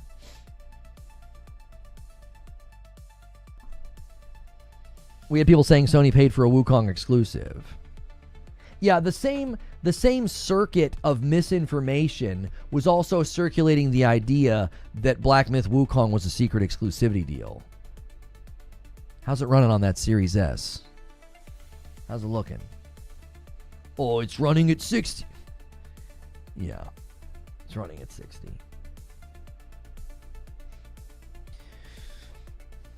Are people still saying Sony publishes MLB and Xbox and Sony get a money bag from being on Game Pass? And nobody has said anything about that. I'm not sure what you're saying. Circuit of Misinformation would be a great band name. It would.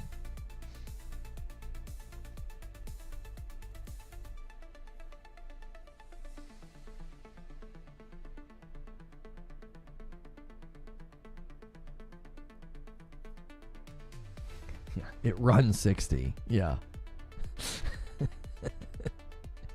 I don't know why anybody would be singing the praises of that game's performance.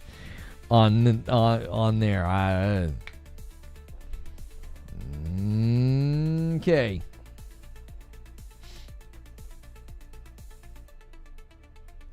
It costs more than a regular war bond, and it's mostly cosmetics. You said people are saying Xbox paid for the Helldivers port. Until confirmed, why believe it? I said if. I said if all these things are true.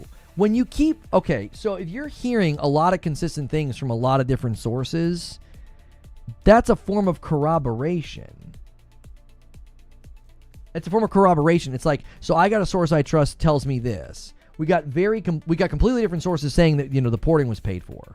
We don't need anybody to tell us that there was a Halo war bond. That's publicly viewable. That means they were willing to bring their most iconic IP to the table.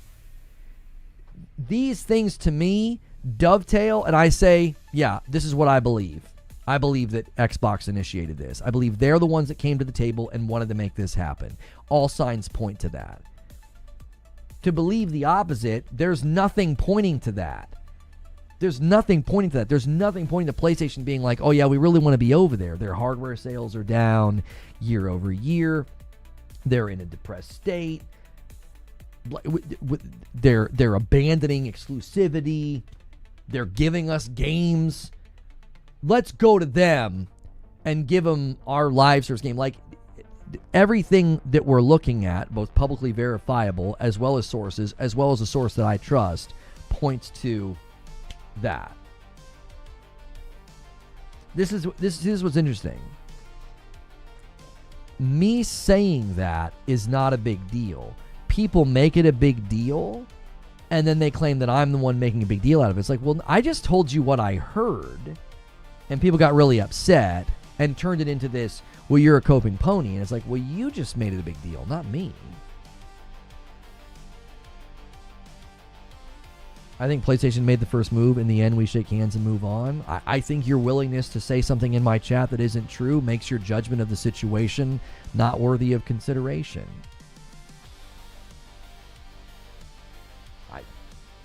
I've been doing this long enough to know that when someone comes to the table and the first thing they do is they say something that isn't true, it's like, I don't really care what your assessment is. You're not honest. Like, why would I care what you think?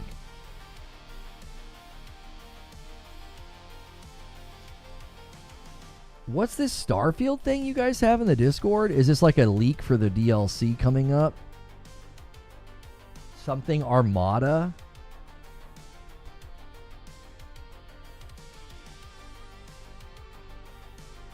Terran Armada? Bethesda teased something new for Starfield in the anniversary.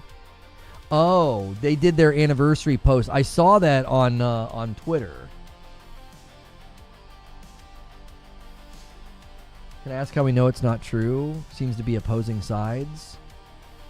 So if you're going to engage in these conversations, listening is a key component of that, Donald. I will help you, since apparently you weren't. He literally said, opening up the conversation, he said, they literally said PlayStation took the initiative. That is not true. Nobody said that. Nobody said that.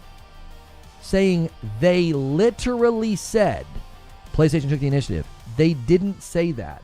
The man opened up the conversation with falsehood. Why would I think that he doesn't have some kind of bad faith agenda? It's like you just enter the conversation and lie. That's what trips me up on these conversations, is people attempt to paint me as something, and it's like, that's fine, you can do that. Why is that your opening statement in the conversation? And he's one of a dozen. Guys like him are a dime a dozen. They pop in the chat, they say something they know isn't true because they're hoping to get a reaction, or they're hoping to win the argument. Okay, what did Arrowhead say? That wasn't a lie. Burden of proof's on you. You made a claim that wasn't true, so you go fact find. I'm not going to fact find for you. I don't do your homework for you. You got the question wrong. Like, go do your own research. It's a matter of public record what the man said. He said it in a Discord, and then it got circulated. and you said something that wasn't true. Like, go do your own research.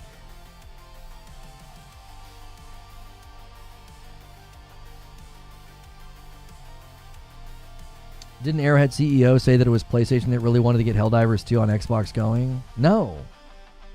No. See, this is what people did. They took what the man said, they misrepresented it, and now everybody has that headcanon. My hearing is just fine. I'm asking, has it been reported on either side who engaged first? It hasn't been reported on either side, no. That's not what I was talking about. So now what you're doing is you're doing a red herring. You're engaging in the conversation in bad faith. You are. That's bad faith. He came into the conversation and said something that's untrue, and I zeroed in on that. You're now saying, well, has it been reported who engaged first? Superfluous to the discussion. We have a statement that was made that's false, and you're trying to distract from that. Maybe you're on an alt in both platforms. I don't know. That is what we took issue with. What I took issue with is that's not what Arrowhead said. This is a common tactic, right? This is a very common tactic. Make a false claim. Lono zeroes in on it, fixates on it, corrects it. Now you can claim, man, this guy's coping and seething and he's really angry. Because someone said something that isn't true that I correct, that's how it'll be summarized. CEO admitted that it was all PlayStation. Send them your thanks. He said on Discord after a fan thanked him. We were in support, of course. I think it's one of the coolest things they've done. They're killing it. Yes. And as I corrected you earlier, when you falsely claimed that they literally said PlayStation initiated it, which they didn't. So what you said isn't true. That's not what he literally said.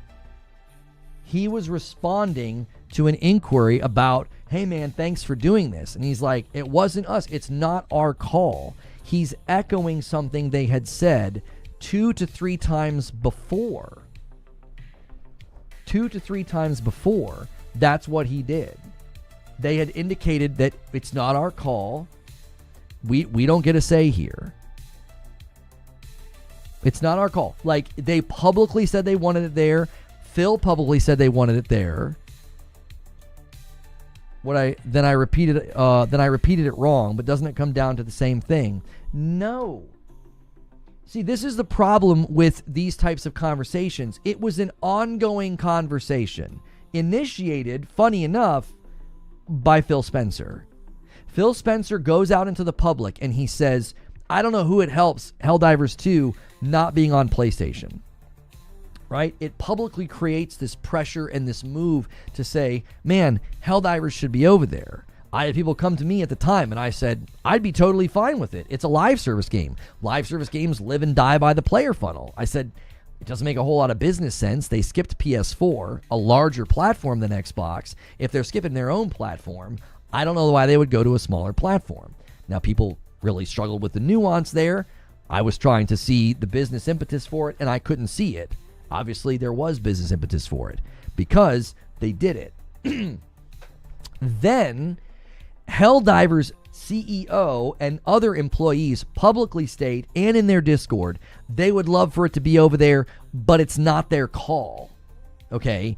That's the context of the discussion. That's always been the context of the discussion, that we would love it over there. Phil would love it over there. It's not our call. It's PlayStation's call.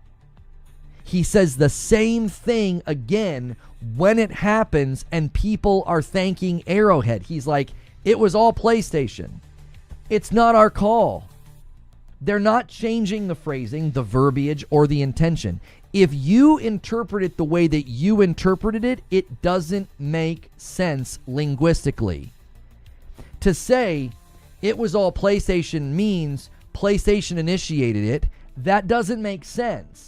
Because they initiated this conversation publicly. So for him to off-shoulder that and be like, yeah, it was all PlayStation, like mentally, there's no reason for him to say that. Like, why would he say that? Oh, no, yeah, it's all them. They initiated it. In fact, when he goes on to further clarify, we were all in support, of course. Do you see? He's making sure you don't misunderstand him. He's not saying, oh, no, yeah, this was their idea. They initiated. He was like, no, it was their call. And, of course, we were in support of this. They were in support of it, publicly. Publicly, they were in support of this. Now, I need you to combine this with other information. It's weird for you to be in my chat on Twitch and you're just going to dismiss me, I guess, as I'm just a liar. If that's what you think, that's fine. But to not include me in the equation, I have a source that has never steered me wrong on Sony. This person indicates to me this was initiated by Xbox. Other completely different sources are claiming Xbox paid for the porting, and crown jewel of all of this, there's a Halo war bond. All signs point to Xbox initiated this and brought something to the table to compel PlayStation, as one of the Helldivers devs indicated in their Discord. If they both see this as mutually beneficial, they'll do it. If PlayStation doesn't think it's beneficial, they won't do it. Again, echoing the sentiment, this is PlayStation's call. State your sources. You know that's not how sources work, right? Have you ever read an article ever in your life? It doesn't sound like you have. Nobody states their sources. Yeah, here's somebody that gives me reliable information, and they're speaking to me, kind of on the low here. I'm gonna tell you who they are. Like, what are you, 7? Like, that's not what anybody would ever do. Jason Schreier would never do that. Tom Henderson would never do that. Anybody who has contacts at these businesses would never be like, well, I want you to trust me, so here's my source. Like, what? That's insane to think that anybody would do that. People go to jail to protect their sources. Right. Like, come on. This isn't that serious. So, listen, if I lay out all of that information before you, Phil initiates it publicly, Arrowhead initiates it publicly, I was told Xbox initiated it, we're hearing that they were paying for the porting, and they bring Halo to the table. If you look at all of that and you're like, no, I think PlayStation initiated this, I'm like, I don't see why you would think that. Sorry, that was an ESPN Jaylen Brown reference, wrong audience. Oh, yeah, everyone. I'm sure that's already working against us here. That went right over my head. So yeah, if you look at all of that and you think what Lona was told isn't true, and PlayStation initiated this, here's the reason why, and this is the real kicker, and this is where it gets a little sinister. The reason people so desperately want to hold on to, no, PlayStation initiated this. The reason they were so quick to grab a statement from a Discord and run to my comments, why do you think that is? Because they're dying for it to be true. They need it to be true. They need and want PlayStation to be doing the same thing that Xbox did. They're trying to will that into existence. They are so unbelievably disappointed in what Xbox did. They're doing that meme of smiling through the pain. This is good. This is what gaming is all about. Games everywhere and no exclusives. Yeah, they all of a sudden think that they didn't think 4 years ago. Just overnight, the entire Xbox fan base decided that exclusives suck and gaming is supposed to be about gaming everywhere. They all just bink like the Borg. They just all of a sudden think the exact same thing. Convenient color scheme, by the way. Borg, green. Just overnight. That's why this discussion is happening. That's why. Because they need it to be true. They want it to be true. It's why what the man said in the Discord immediately got spun into that by the podcasts, by the reporters, by the journalists, by the outlets, by the YouTubers. You want to talk about unplugging from the Matrix? The minute you step back and you zoom out on this, oh, buddy, the ability that Microsoft has to craft these narratives, it is got to be one of the most impressive things I've seen in all my years doing this. They answered one question about Black Myth Wukong, and it completely took over the gaming dialogue for weeks. That's masterful. What Phil Spencer did late 2023, in the wake of the CFO saying what he said, it was masterful. We have no plans to put Game Pass on PlayStation and Nintendo. I mean, just absolutely masterful. The way they play the public like a fiddle is just, it's remarkable to me. And people will paint me as this grifting, lying, coping pony. And they've been wrong and wrong and wrong again every step of the way. They were wrong when the CFO said what he said. They were wrong when Satya said what he said. They were wrong when Phil Spencer said just 4 games. They were wrong every step of the way. And they're wrong again this time. It's why they cloud the waters with insults and names. It is why they'll tell you that I'm a melt and a shill and I'm not to be trusted, because they've been wrong every step of the way. They haven't got a single bit of this right. See, that's the thing that makes me really question people's abilities to think for themselves. These people told you for years it was never going to happen. They were never going to do this. They were never going to put these games on PlayStation. And that ABK was going to be fantastic. Buyer's remorse settles in. They start putting games everywhere. Why are you trusting these people? Like, why? Why? They haven't been reliable. I haven't changed an iota on any of this stuff. Not once. I've held to my convictions. I've held to my views. I've been the term grifter, like I said, it gets thrown around way too much. I have 100% been authentic this entire time, to my peril, probably. To my peril. But like, it's like this every step of the way has just been absurd to think that like, oh, but no, but that guy over there, he's the grifter.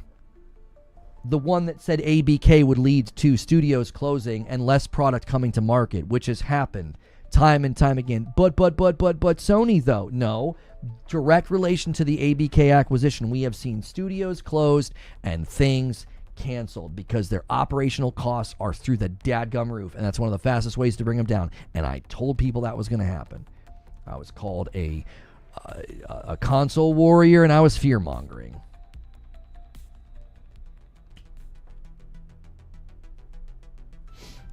$10 super chat from Sneaky Wolf. Without bringing politics into the discussion, if you do watch political figures speak, Microsoft speaks in similar ways, and it's very misleading. It is.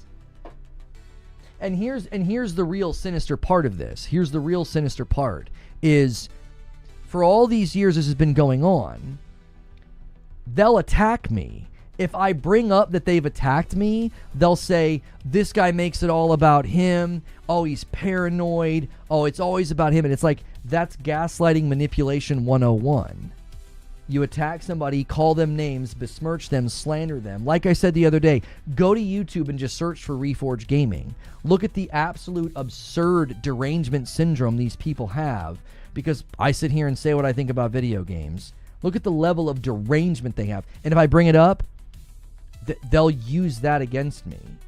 It's like smacking somebody 85 times in a row and then they push you away. And you're like, oh, like, I can't believe I got pushed. Like, it's been like this since the ABK coverage. It's not once changed. And this is just another example. Oh, no, you're a liar, you're a grifter. PlayStation initiated this. They said so. No, they didn't. If you actually look at what was stated, that's not what was stated, like, at all. Dr. Killshot, welcome back. Thanks for using your Prime on Purple. That takes us to 12.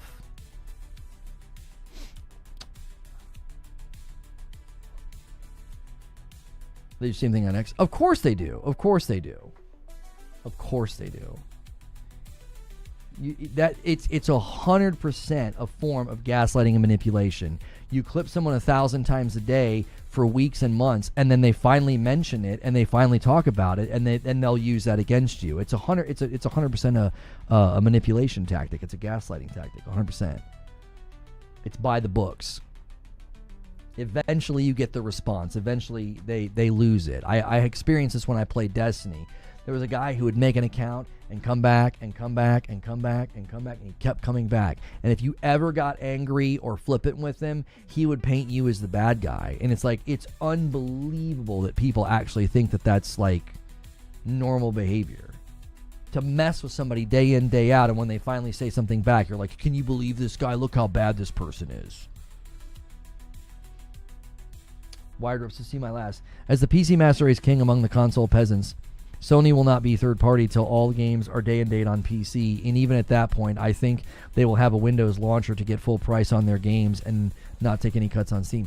Even if they did that, I don't think they're going to set up any of their studios for parallel development, Rope. I don't think they're going to ever set up their studios for parallel development.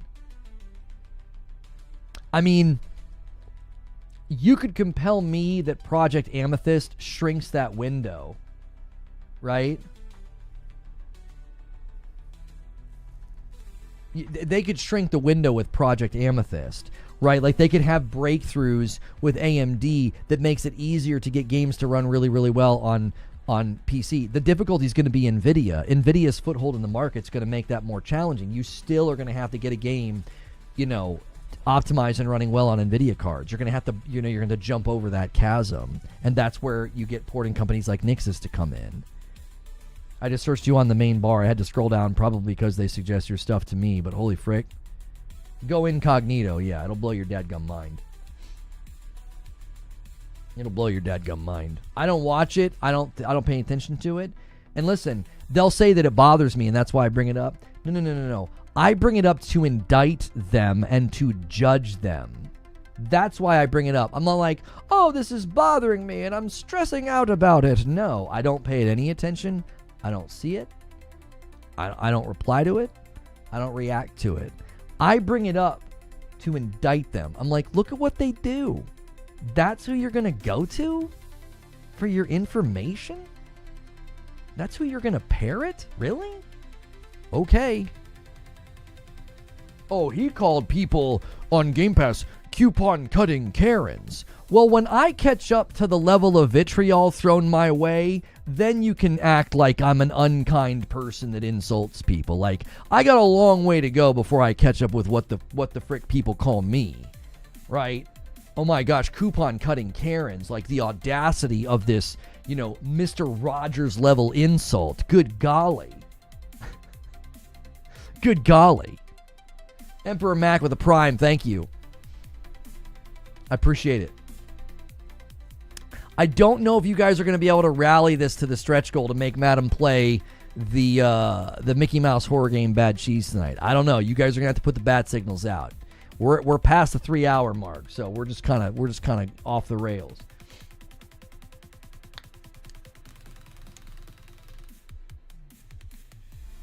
People waste their time watching Salt BS, and they could be, look at this chap doing the Lord's work. Yeah, this is great. This is great. A guy built the Pelican dropship in No Man's Sky. That's fabulous. That's fabulous. These boys over there in No Man's Sky, dude, they're getting it done. And Stone Spire says, let's kick the tires and light the fires. He gets it to 514. I know what he's going to do. Listen, he wants a 10 bomb. Do it before Joker Quinn ruins it. We're at 515. He did another single. We need a 10 bomb to get to 525. Stone Spire is the probably next to Joker Quinn messing with him. He's the most reliable. He's always in here poking those singles, man.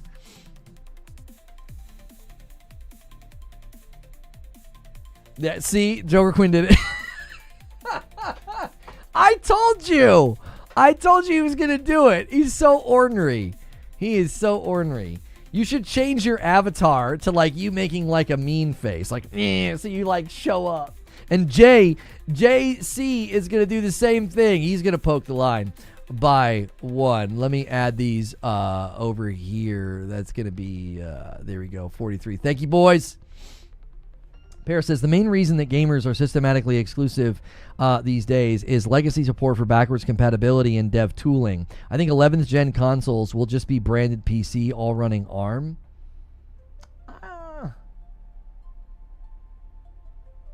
The gap's getting smaller. Even Lost Soul aside isn't first party. At least it dropped day one on PC. Right, but Shuhei Yoshida has spoken specifically as to why the China Hero Project games are landing day and date on PC. So that's not emblematic or symptomatic of the gap getting smaller or PlayStation changing their strategy. That, again, is a misrepresentation of what they're doing with the China Hero Project. Like, Shuhei explained it. And the funny thing is the assumption and presumption in Shuhei explaining it. Why would you need to explain a game going day and date on PC? Because it's not what they do. It's not normal.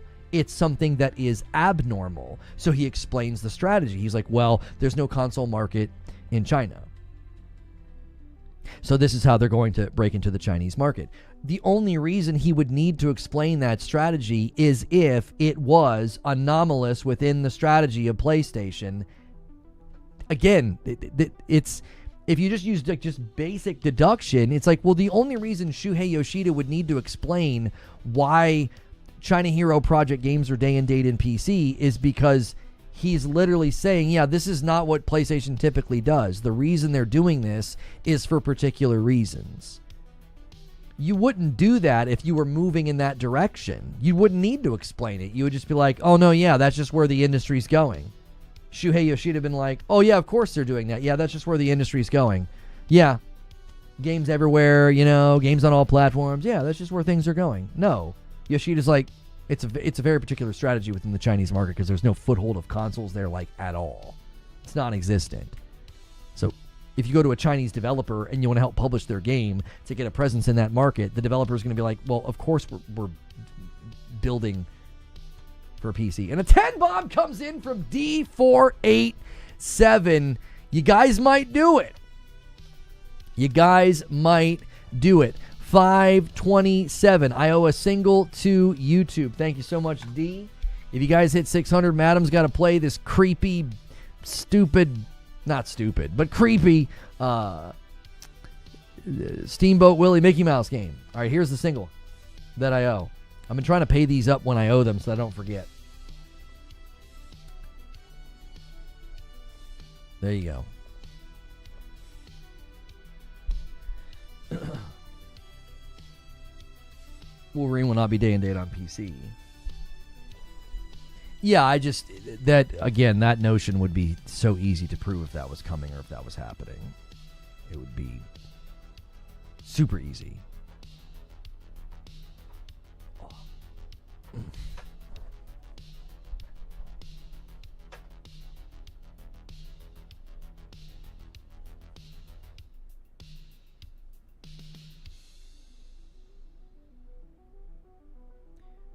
I know where Xbox and Microsoft stands. This is their boldest move in securing things like Steam, GOG, and Epic Store. This won't be the same as is. Salty says, especially if the hybrid is centered on gaming and not multimedia. So, Salty, do you believe that the hybrid PC console from Xbox has a chance to turn the tide on their hardware saturation and do better than, like, Series X or S this year? I'm sorry, this gen? How many hours do you have in Silksong? Around 7.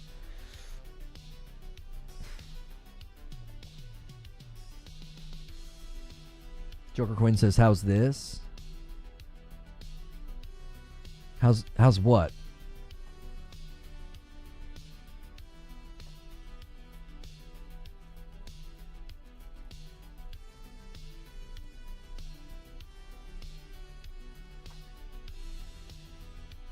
I think that one came from Twitch.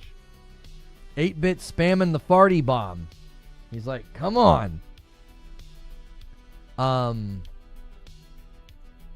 Hardware saturation numbers will become extremely muddy when Microsoft starts counting any PC pass as a certain performance threshold in their numbers.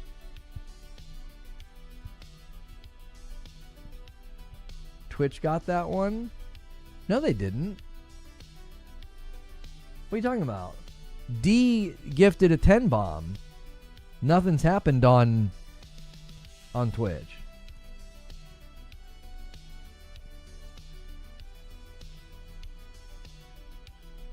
Salty says, hang on, I've been pausing the ads here. I still believe Microsoft hang on. Salty says, I don't think it will shatter records, no, but I believe it will attract an audience they didn't have with that many ecosystems tied into one device. Ease of access and versatility. The 10 bomb? JC, the 10 bomb came from D487.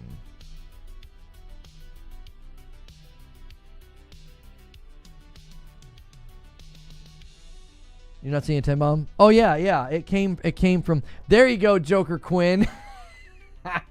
He changed his avatar. That's good. That's good. That's what you meant when you said, how about this? It's really small in my combined chat. I couldn't see it. And when you gift it, I can see it. It's up there. That's perfect. That's perfect. Oh, that's funny. Yeah, so to what you're saying, Salty, I just don't know. I don't know if there's this big enough user base of people that are like, oh yeah, I absolutely have to get this device. And a 5 bomb comes in from Raphael McCoy. You guys are really, really trying to stoke the fires here to get that unlock. Make Madam play Bad Cheese. Parasito is going to help with his renewal of a VIP, and that gets us to 534. Check your primes. Check your renewals, boys. It adds up. It adds up. We also, and this is probably well without a reach, but 750 will get me to do an IRL Saturday stream. That's probably not going to happen this week, but that is another one that we are offering. We're basically saying, hey, you guys can unlock extra content every week. We're not going to take stuff away. We're giving back. Morning coffee is back. Daily talk show, green room, and then when we hit goals, you can get extra instead of what we were experimenting with, and you guys gave us good feedback on that. And a VIP renewal from TRM, and a VIP renewal from Broken Surprise. So you guys see when they're doing these renewals and they say VIP or Member Plus, you should use the upgrade command and make sure you're at one of those levels. Right now, somebody type ! Upgrade in YouTube. Everybody with the membership should check and make sure you either want to be at Member Plus or VIP. That is a huge thing that we're working on right now.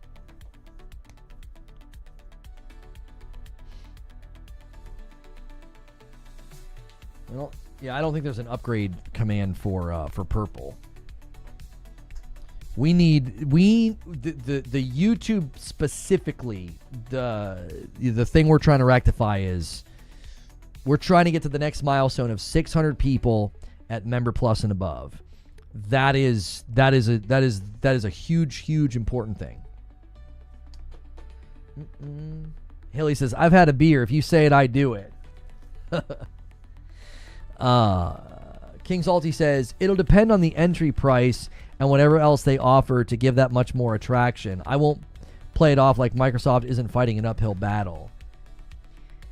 Here's my pushback on why I don't think it will even come close to surpassing the game systems this time, like Series X and S, right? I don't think it will. And here's why. I think this is Omar. This is for YouTube. Team Red. No, I'm not counting it for Team Red. If you renew on purple, it counts for purple. Salty, I think by the sheer nature of the device, they are going to have to make it stronger.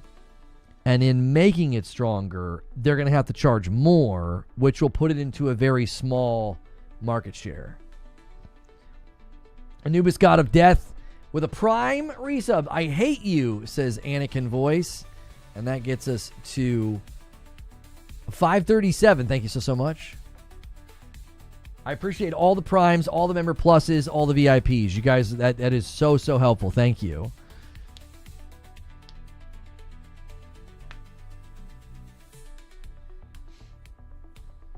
That handheld OS isn't going to stay on the handheld. It'll probably eventually be the new overall Xbox OS. Yeah, I think they indicated that in one of the interviews or one of the talks about it, Wired Rope. Like, they're basically like, yeah, they're wanting to basically bridge between Windows and Xbox operating systems, and that's their goal. They're going to have basically a stripped down version so that they're they're no longer having this, like, number one, I don't think they want Windows to be the central piece of the brand if it's going to be gaming centric. I mean, I know they said that, but what they want to do is they want Windows to be stripped down for gaming, if that makes sense. Like, it's not going to be like a desktop where you have like all of your basic desktop amenities. A lot of that stuff's going to be stripped out. It's just going to be like a very, very basic OS. Probably just like a shell to like launch launchers and then launch games. As lightweight as they can make it, I would think.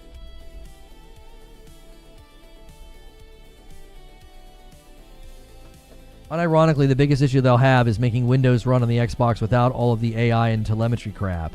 It's being baked into the core. Salty says, I can see that point.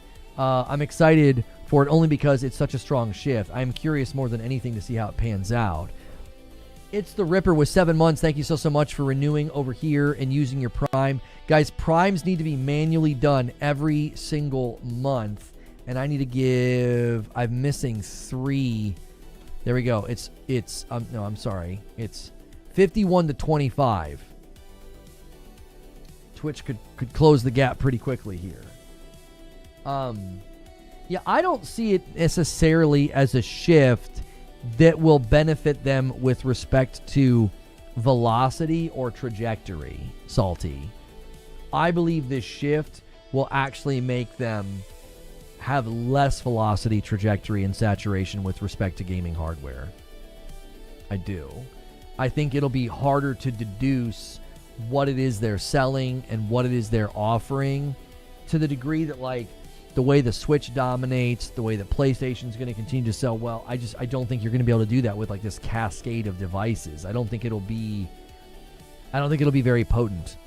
A VIP from Smiley, 44 months. Lona, did you see Karate Survivors is now on PlayStation? Yes. So good. Everybody go buy it. I remember you playing it on PC a while back and had to pick it up, adding to my crazy backlog. It'll add to that backlog, dude. It will add to the backlog. We're at 539. If you guys get this thing to 600, Madam has to play Steamboat Willie horror game tonight. And yes, that's a thing. I'm not just making that up.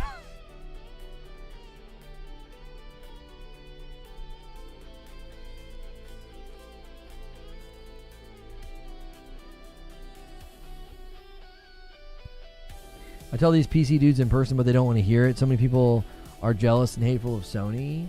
I mean, price doesn't matter versus popularity and value. The Xbox Hybrid could release at 400 and it still will be vastly outsold by the next PlayStation.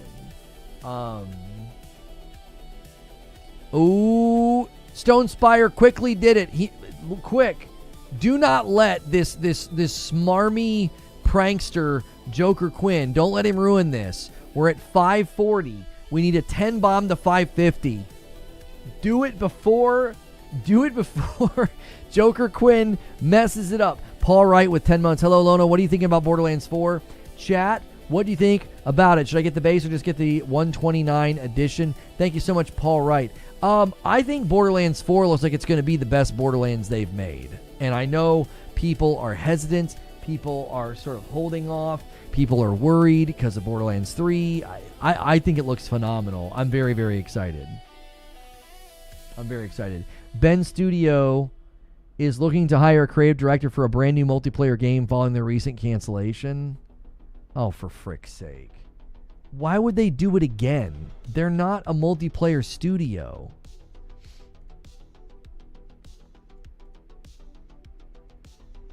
You're here for Borderlands Redemption?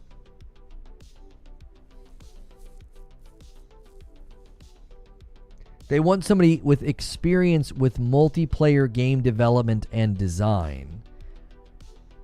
I really hope they're not doing another live service. I just don't think that's the right call. I don't think you should have your first party studios doing that. And a member plus from King Salty himself. Thank you so much. Gets us to 542.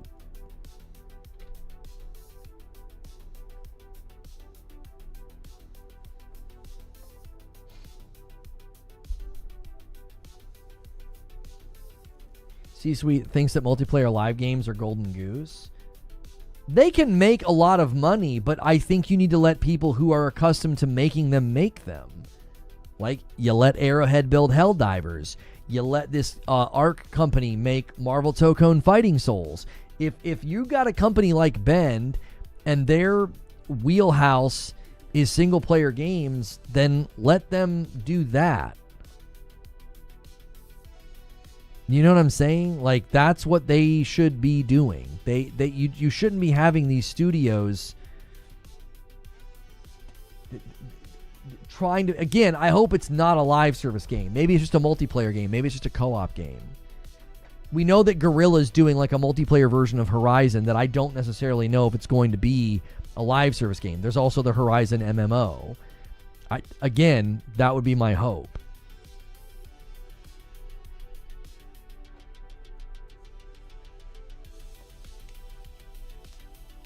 Is Ben really good at making single-player games? Once the bugs got fixed in Days Gone, people have given it really good praise. Have you ever checked the Days Gone score with the users? Go to Days Gone on Steam, and then go to Days Gone in the PlayStation Store. It has a 92% on Steam. Like, that's a really good score on Steam. Has the exact same score on PlayStation, a 4.65.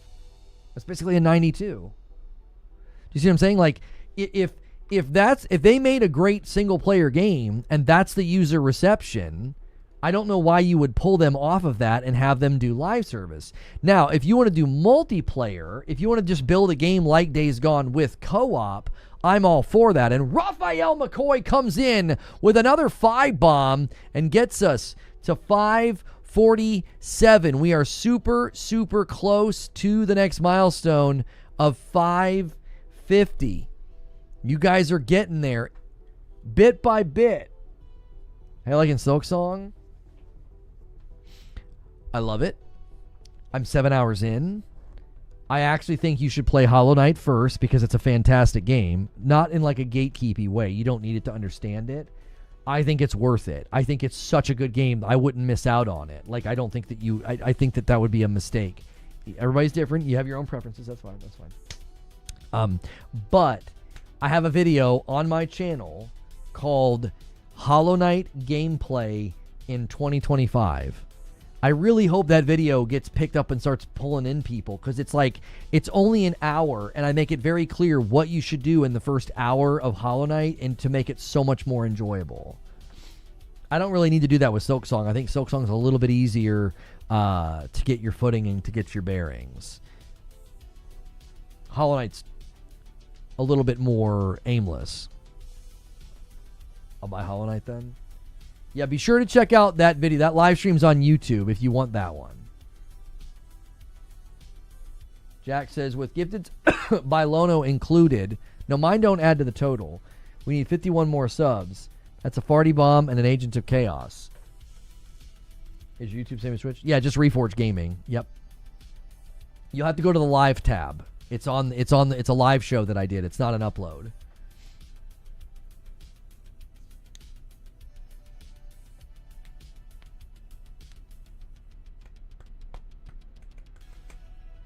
I almost gave up on Hollow Knight because I had no idea where I was going.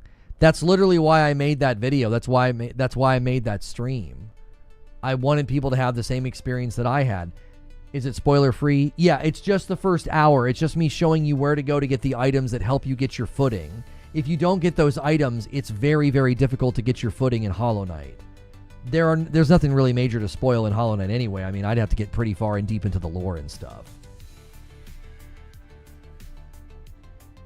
Dirge says, Farty Bomb, we summon thee. So 8-Bit Pro, Dirge, and Ravenstorm are summoning. Boys, spam it up. See if you cannot summon the almighty 50 bomb gods. You know, maybe you guys could summon Mash to come back and do it again. We miss him. I love him. I appreciate him. I think it's unfortunate that we had the snafu, but it doesn't need to be a snafu. It's a support. It's a way of support. It's a way of blessing others and, you know, unlocking fun stuff. So, and Kat comes in with the VIP 54 months. Thank you so much, Kat. Getting us a little bit closer.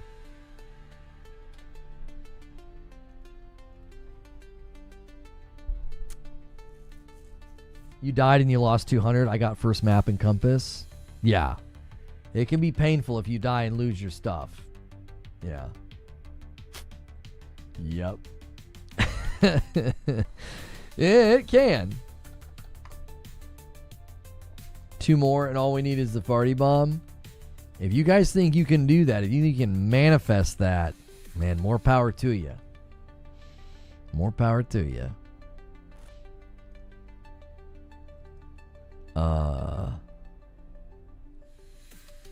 Okay.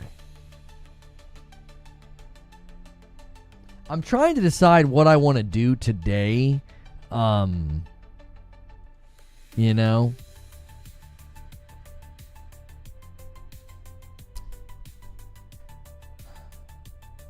We should probably...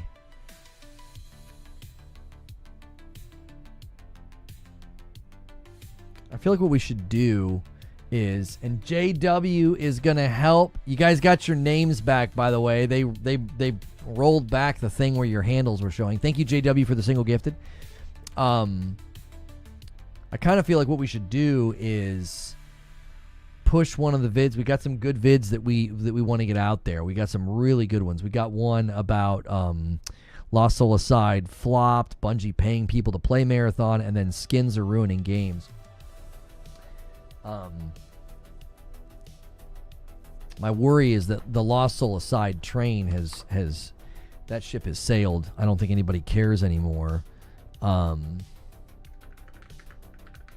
But I do think it's important to broach the subject and to let people know that it didn't do well. And there it is. Stone Spire secures the next milestone of 550. And he is just begging somebody. Oh, him and JW. Him and JW did it. 551. Who knows? Maybe you'll set up somebody to be the agent of chaos of the 50 bomb. And then you guys will work on the IRL stream. I don't know. That seems like an insanity. But stranger things have happened around these parts.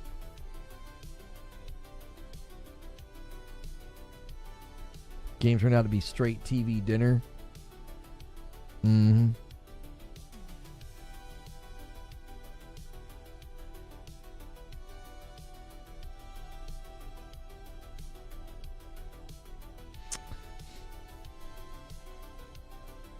Yeah, it's unfortunate.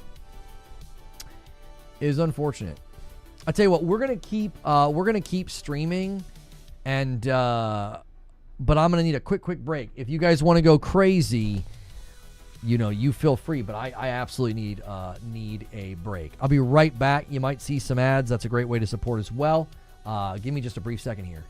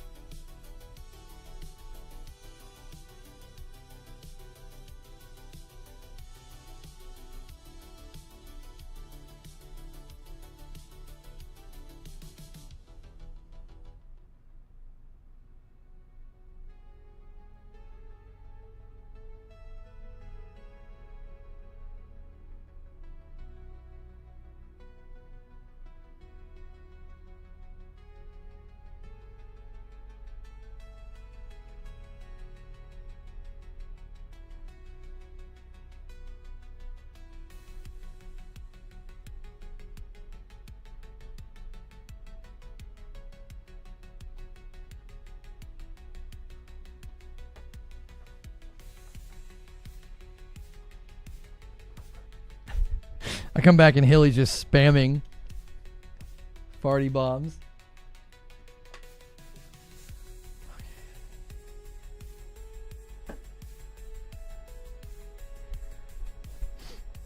JC says it really does suck he's not around anymore. I miss his jokes and him picking on Lono. Some of you guys have seen him hanging out in other streams. Let him know. Like, come on, dude. Come back. Come back and hang out.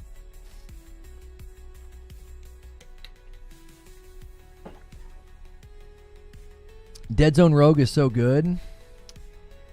One more 50 and we're done, says Hilly. Mm-hmm. Yeah. I liked Dead Zone Rogue okay. I played it with Madam for a little bit. Tell Mash that I miss him and his random pithy wisdom. He really should come back around. You know what I mean? He was funny. He would usually have good questions too. Good conversational questions. But yeah, the thing I think that I'm trying to tell Elono, Dead Zone Rogue is the best in the genre. Oh, I don't agree at all. I've played a lot of shooter rogues, and I didn't think Dead Zone Rogue was that good. It was fine. It was very contained, though. It was very contained. Gunfire Reborn had better arenas. RoboQuest has better arenas. Yeah. And if you want to talk shooter, a rogue shooter, nothing touches Returnal. And a 5-bomb comes in from JW. That right there is a 20-bomb setup to the next milestone. I like him even without the gifteds. They never did me any good. That's right, Zoob. Yes, member gifting on PC is cheaper than doing it on the iPhone because Apple adds a fee. Yeah.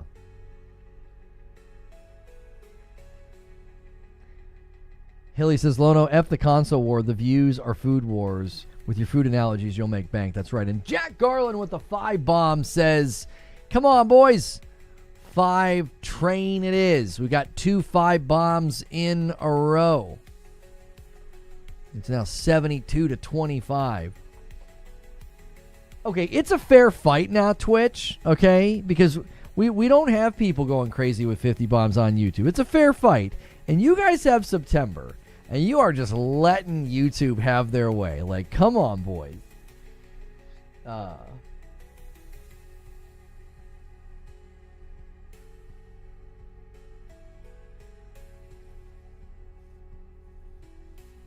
Jack says, I want to see the cheese game.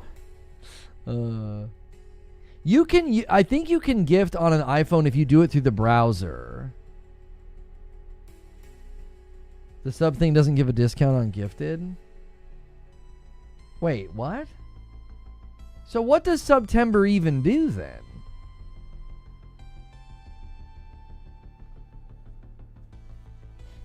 I thought it was like a discount for everybody. For right now, it's over 5.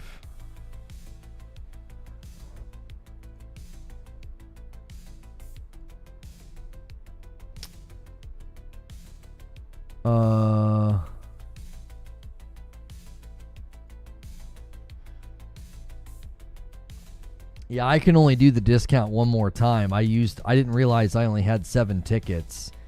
And I can run it for 60 something hours, but we'll do that in December to celebrate it coming to an end. We'll do that like on like a couple day run around Christmas or something.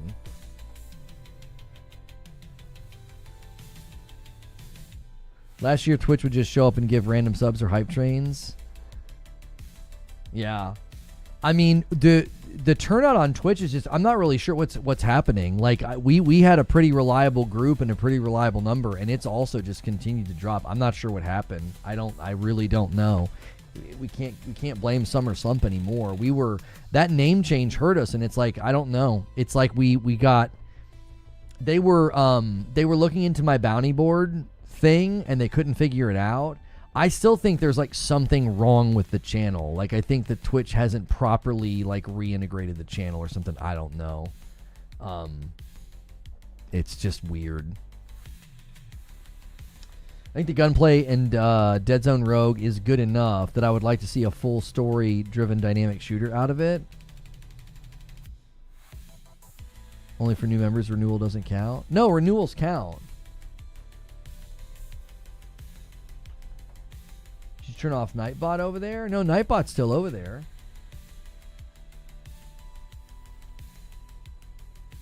I think the sub-only starts hurt you. Oh, you're right. We started doing that, and that's no, I didn't even think about that, Hilly. Yep.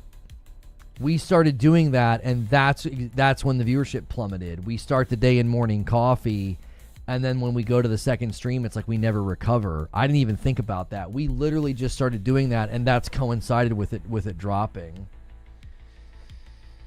Like, I wonder if we should do morning coffee on YouTube and then just go live on Twitch an hour later. Because I remember somebody saying that like sub-only content does poorly on Purple. Like the platform rejects it. They don't like it.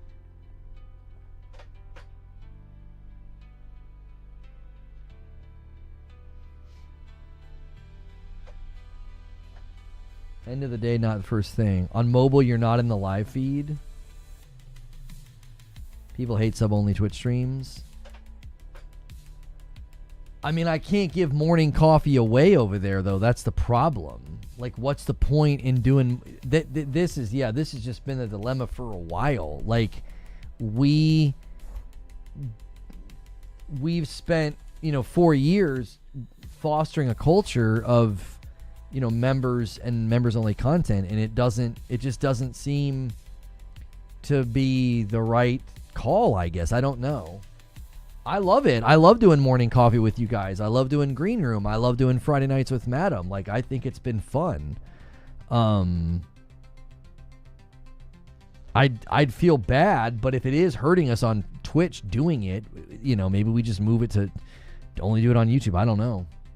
Just stream morning coffee on YouTube only? Yeah, I mean, I would feel bad because then there are people that move their support to Purple. What's the goal? I mean, the goal is to grow, and we're all the stuff that we've been doing the last 4 years it's like YouTube has and Twitch don't seem to be conducive to it. So, I don't know. It's a bummer because you guys have gotten behind it, and I feel like we've had a really good time. That's what I've always focused on. Is like, well, we're having fun. Like, that's how you, like, focus on the vibes, focus on having a good time, focus on the community. That's what you're supposed to do. But it's like the platforms themselves just seem very antithetical, I guess would be the word. Like, they're just not cut out for the thing that we do. Why not just end the stream and start another? That's what we do. I thought you could do this, but you can't. I can't like start a stream on Purple and have it be sub only and switch it to everybody. You can't do that. So I completely stop and then I start, and then it's a new stream for everybody. And I just assumed that it wouldn't ping anybody until the public stream. That's what I thought. I think the change in behavior probably hurt us because what's happening is they can't watch until 10. And they're probably just watching somebody else.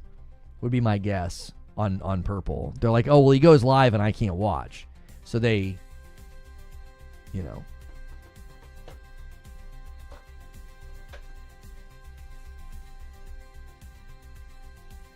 Sometimes I wish Lono could live stream the podcast on like Spotify and Apple. They have such a big user base, but they only consume podcasts. We tried that. It's not. I don't think it's outside of the scope of possibility. Yeah,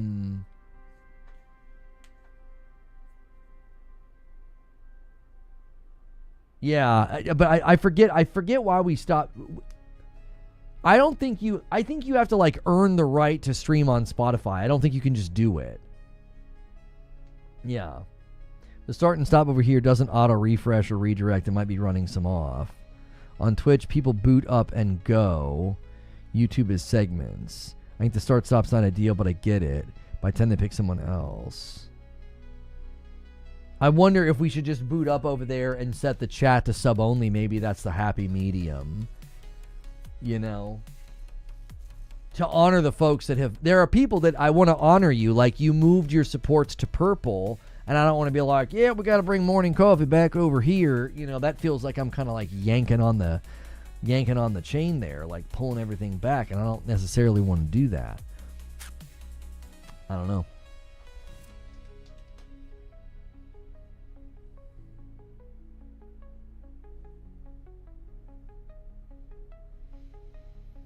So maybe we should do that. Just, we go live in both places. Purple. We, you set it to sub only. I don't know. How does Kinda Funny treat their member content on YouTube compared to Twitch? I don't know. Big channels are coming out and saying members only content's hurting them on YouTube. We've known that for months, and now the big guys are coming out and saying it as well. They're like, this is hurting us. So I don't know. We're hoping that the platform makes a good decision about it.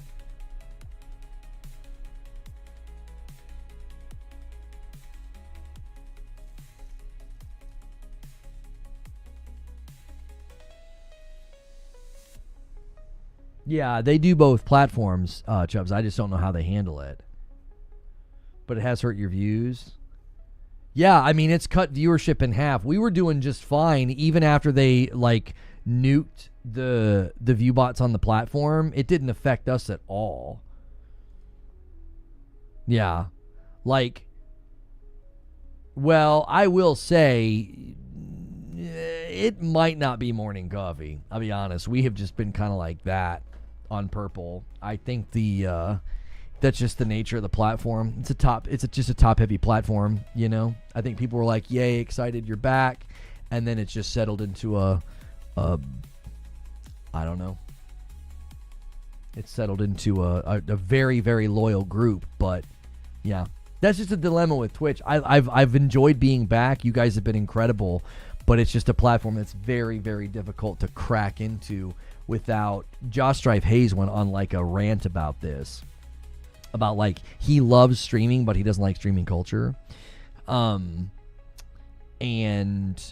he just doesn't like streaming culture. It's like you have to be absurd and silly and like just that's kind of how people are trying to break in. That's why you'll see clips of people doing like absolutely absurd things, like they're trying to go viral, because that's kind of the recipe, you know, is you gotta be a nutcase and go crazy and drama and everything else.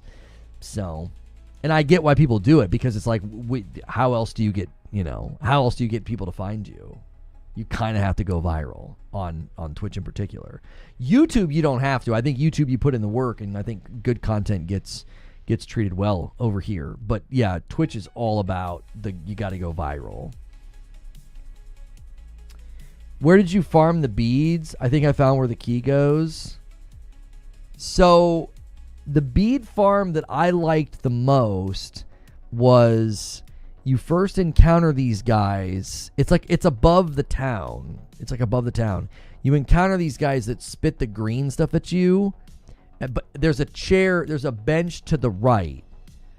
So you can use that bench, run out, kill 4 or 5 of them, go back and hit the bench. Just ding, bing, bing, bing, bing. That's what I did. I already had a bunch when I did that. So I only did that for like 150 maybe. So I am going to have to eventually make a call here, because we're just kind of slowly just not really doing anything that's on topic at all. I'm going to give you guys a little bit of time. You need 39 members to unlock Madam playing Bad Cheese tonight. I swear I just saw a video about one of the big streamers on Twitch saying he started a new account to see what it's like when you're not. And he said it's almost impossible to grow without virality. Yeah. I think Ludwig did that as an experiment. Mm-hmm. What does the key for 500 do? There is a door that it opens. I'm not going to spoil what's in there. The door is to the left from the town. Just go up and to the left and explore. You'll discover it. But yeah.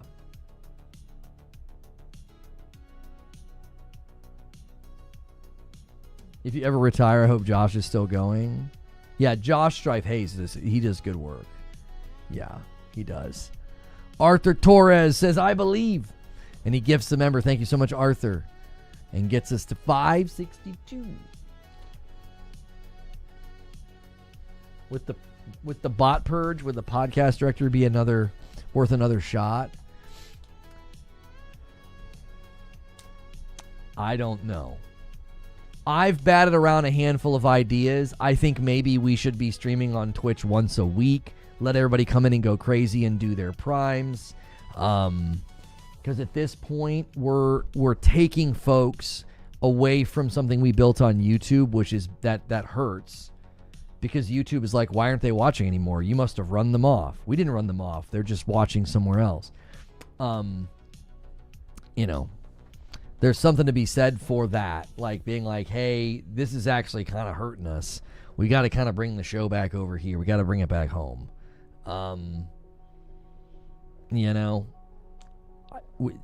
People want more gameplay, Maybe when we do like a day one gameplay like we did with Hollow Knight, maybe we do that on YouTube, and that's great. That usually helps us quite a bit.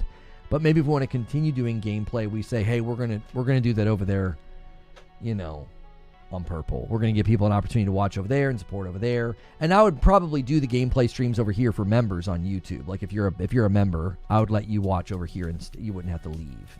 I don't know. I've been thinking about it. I've been throwing it around in my brain, and I'm just like, Purple. It's just really hard to justify. It's just really hard to justify because it's just like we just took people from YouTube, and that really ticked the algo off over here. Doesn't like when you do that. It's like, what did you do? Because as far as YouTube is concerned, all it knows is Hilly doesn't watch anymore. Hilly doesn't watch anymore. YouTube will replace those people over time. Really? The degree to which like guys like you and Alex and Wired Rope and Cardoc and others watch and Raijin and others, like the level of support and regularity, I don't know. You guys have been around for a really long time. That's how you got to where you are with that level of like, hey, I love this show. I don't think I can replace you guys. Feed Chicken with 34 months and 37 months for Incredible Black says, add me to the goal play. Appreciate you, dude. I appreciate you guys. 564. We're getting there. We are getting there. Does YouTube know how sad I am that Hilly went away? Dirt says, I miss Hilly every day. I feel like I remember suggesting something like that. I think initially the excitement of like being able to stream in both places, and for the first couple of weeks it seemed like this is great, right? This is working. I think as the dust has settled, it's like we think about it like this. We have opportunities to also do bounties over there on Purple. Right?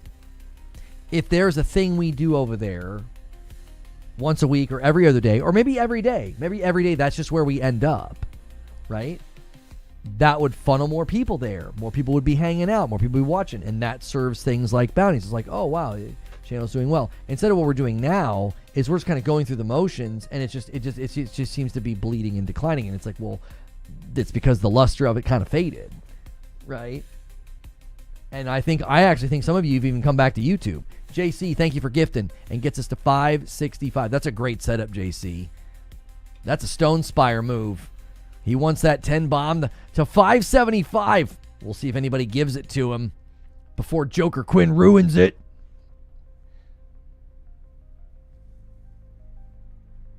JC says that's it for me. Oh, that's fine. That's fine, JC. I appreciate it. That's very, very kind.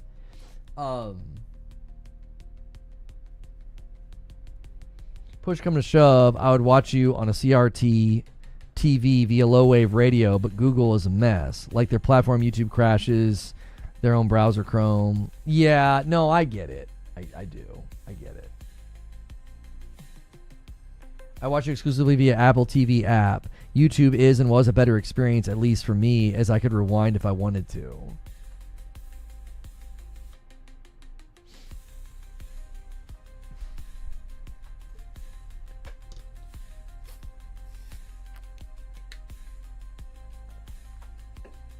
I'm just thinking out loud. I'm not making any decisions. I'm just thinking out loud that, like, I don't know.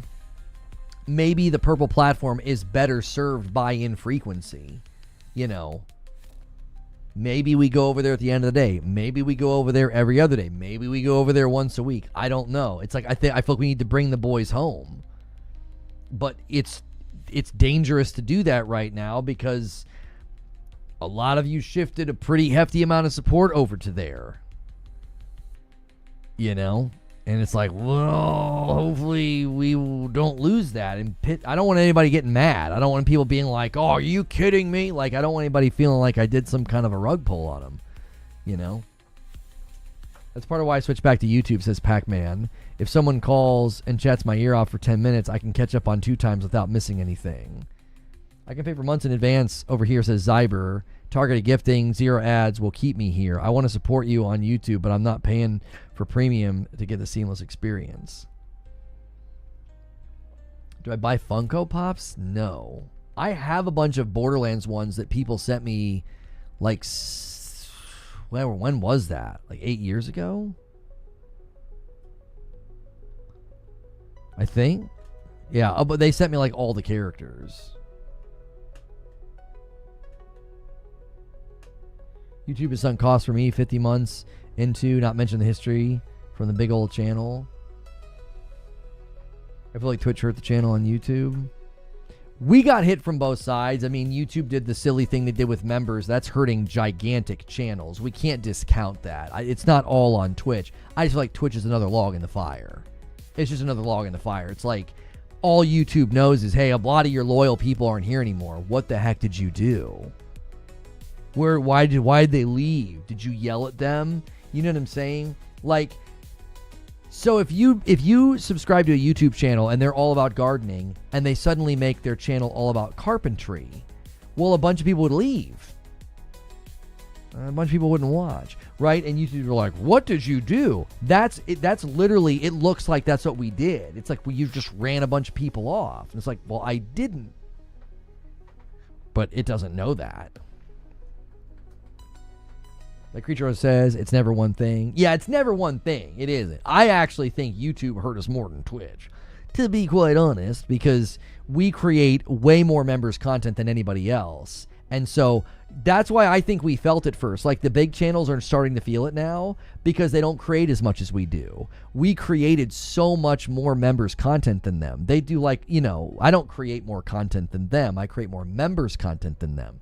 And I think that really did that. Do Green Room on YouTube only for a week? Green Room? Patreon? That's just not even we can't even do that. That's a non-starter. That's a non-starter. People have switched for me many times. They switched from Twitch to YouTube, then they switched from a big YouTube to a smaller YouTube channel. To ask them once again to switch, no. That just isn't, there's just no way I could ask people to do that. Now, I'm considering a side project or something that I could do as a way to, like, build up something else. Like, there's all sorts of things that I would like to do that has nothing to do with gaming. It wouldn't be Reforge Gaming. It wouldn't be anything gaming. It would be a completely separate side project. I'm brainstorming about that, but it would have nothing to do with Reforge Gaming. It would have nothing to do with the gaming industry. And and we would put it somewhere else because we wouldn't want it to be on this platform and associated with me and the brand tier. Yeah, gardening. It'll be a gardening It'll be gardening content. I'm gonna start a Patreon about gardening. I'm like, here's how you garden, and I'm just in a Kroger. You know, the issue with Patreon is the mindset is exclusive content. They've really built out that platform though with like you can create something over there, get discovered and make stuff. Like you can have like a whole like platform basically. So I am just looking at my schedule and I'm like, you know, I could slowly work on something over time, give it a couple of hours a week and just see if it feels right, and then, you know, see if I want to do something with it. Because I've always said there's other things I'd like to do, other things I'd like to write and create, you know, but that has nothing to do with this. That has nothing to do with Reforge Gaming. Reforge Sunday School. That's right. We would not have the name Reforge. Maybe move members' content to Patreon. I don't know. There's some really good case studies on channels that use both YouTube and Patreon to get content out, although they podcast and don't stream. Well, I stream a podcast. Yeah. The Joe Budden podcast is the model, honestly. Here's the rub of it. Here's the difficulty of it, okay? We have had people completely get behind me multiple times and say, we're with you. They were with me when I started streaming on YouTube in 2020. They were with me when I said a year later, we got to move to this smaller channel. They all came with me and they started over. To do it again, to be like, we've got to move the members only content to Patreon. That could be literally a detonation button. People be like, that's it, I'm out. Like, that would be like the straw that broke the camel's back. They'd be like, I'm done, bro. I'm done. They just wouldn't do it. It would have to be something completely separate and you know, I don't know. If it was anything associated with Reforge Gaming, it would have to be something that we're not already doing. It couldn't be Morning Coffee. It couldn't be Green Room. It couldn't be the stuff with Madam. It would have to be some other additive thing that I do. Like, I don't know, you put the camera in the corner, I just record me working on stuff. But who the frick wants to see that? Like, it would need to be something that matters. It would need to be something that people want. And there's nothing. Like, we do a great live show. We do uploads. We have a fun time with Madam. We do Green Room. We do Morning Coffee. It's like, what else could I possibly do in the gaming realm to put on a Patreon? Nothing. That wouldn't make any sense. It'd have to be, you'd literally have to move content over there, and that would absolutely be, people would not be, you know, okay with that. You know? You'd be surprised how many people love the GRWM or Day in the Lifestyle videos. Over and over again, though? That was me. At one point, there were 3 Reforged channel. I didn't know what was going on. The Patreon would have to be podcast-focused content over gaming. You mean about gaming?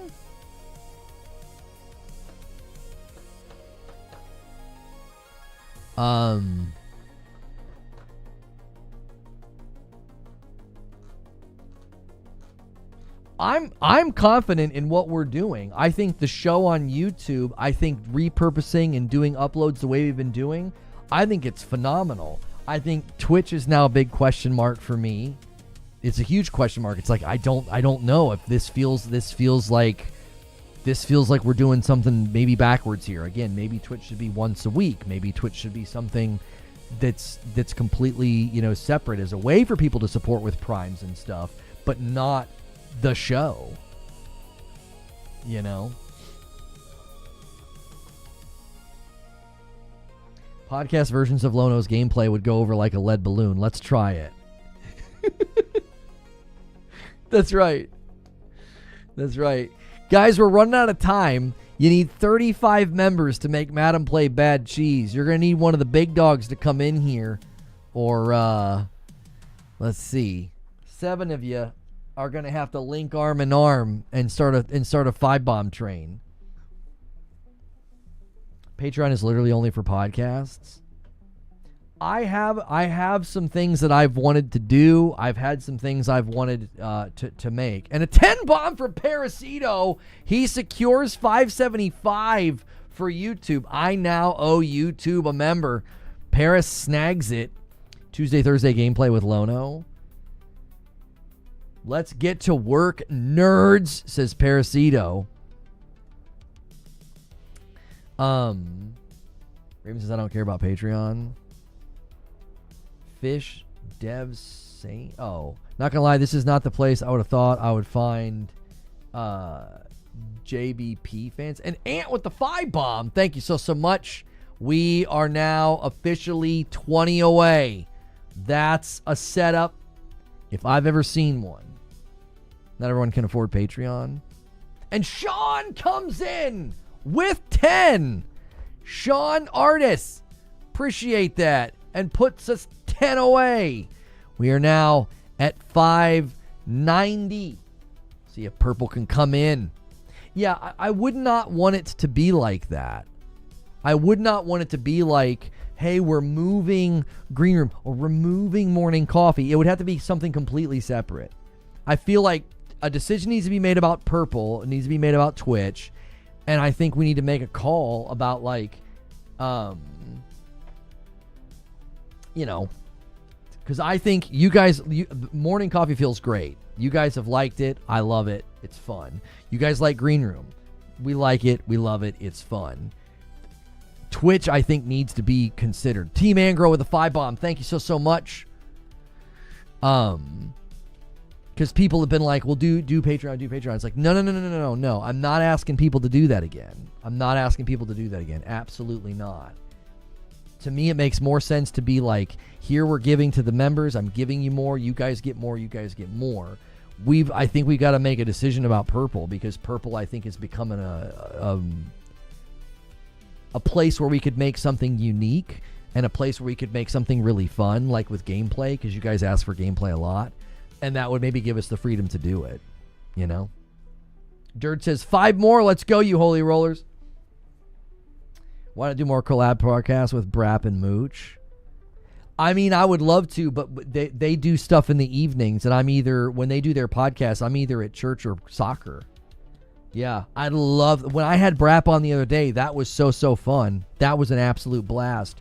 I would love to go back on those guys' podcasts, or other podcasts for that matter, but my evenings right now are a disaster. Sorry about the ads. Yeah, my evenings are a disaster. I love going on podcasts like that. It's fun. And those guys have been very, very generous and have extended the invitation many, many times. Broken was inviting me to Weapon Wheel, but he does Weapon Wheel on Sundays, and I'm like, I can't. Like, that day is just claimed. You know what I mean?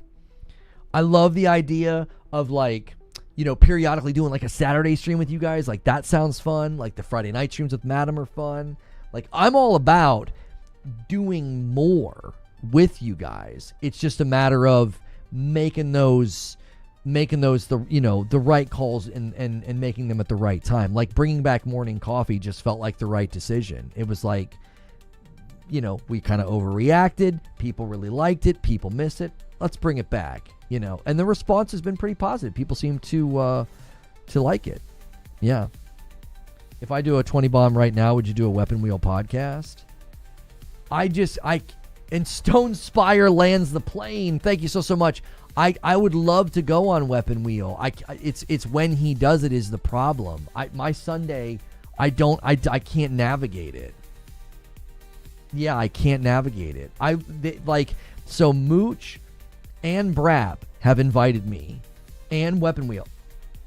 I can't. It's not possible. I wish that I could. Now, when soccer dies down, my Thursdays open, but my Wednesdays don't. Why don't you ask them to come on your show?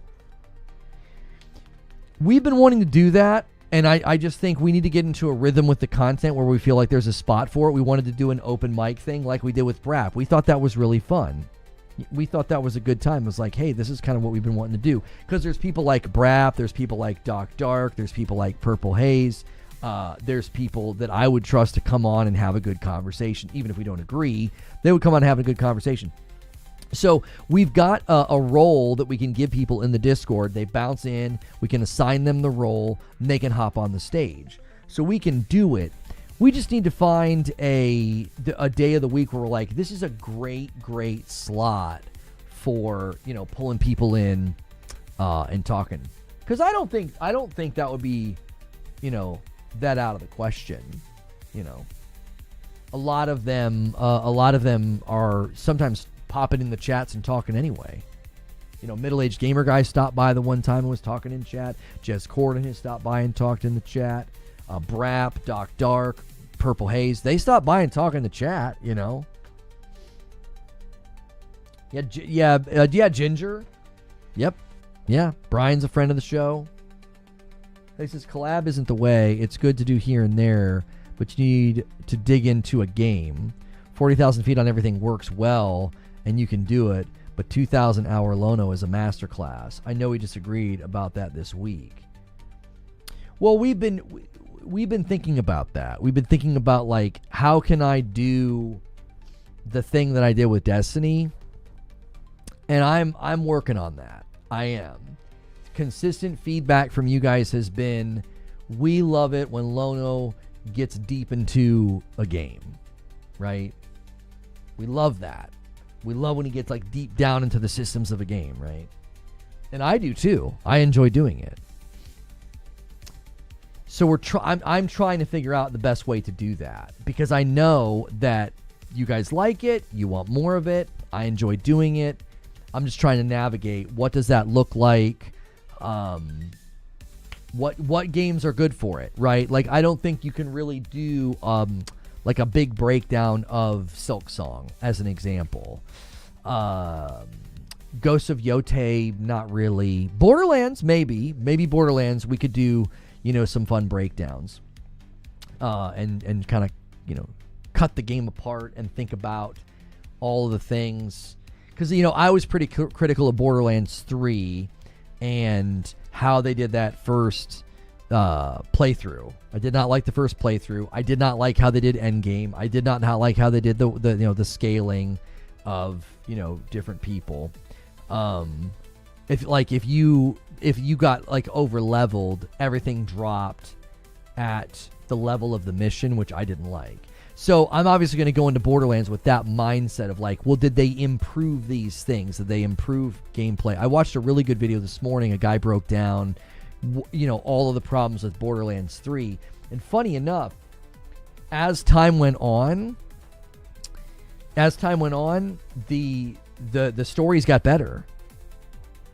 The stories got better. He said, like, the DLCs and the stories got more meaningful and the writing got better. So that actually, to me, gives me hope about Borderlands 4, that, like, as they moved through Borderlands 3 with additive content, they got, like, oh man, here's better stories, here's better character development. It has to be live service. Here's the dilemma with live service, and I've talked about this a lot. I think player behavior patterns are changing, and I think this is going to be a major struggle for PlayStation's live service aspirations, and really the gaming industry at large, their aspirations for live service. Here's what I think is going to end up happening. I think your most successful games will run for 3-4 years, sort of, and then they'll start to have that decline. I don't think you're going to have the 10-year Destinies, 10-year World of Warcrafts, the 10-year runs anymore. I think that'll be difficult because I just think player behavior is changing. I think more and more people are not wanting to be like, this is the game that I live in. This is the only game that I play. Now, they do it with, like, Fortnite and Warzone and certain things, but I don't think there's another Destiny out there. If another game lands and does MMO shooter, looter shooter, let's just say they land and they do a really good job. I don't think it has the longevity to do what Destiny did, to just go for 10 years, right? 3, it'll peter out after that. You know?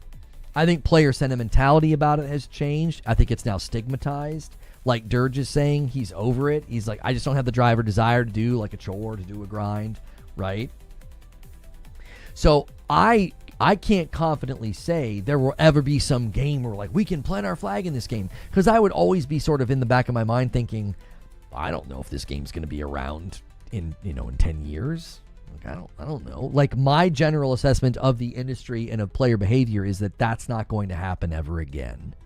That even something like Helldivers, I think like Helldivers is going to get about 3 years in, and then it'll just probably see like a pretty steady decline, and then, find its way to, end of life, or, I don't know if they're going to want to do like a Helldivers 3 or whatever, we'll see. Would it be game of the month?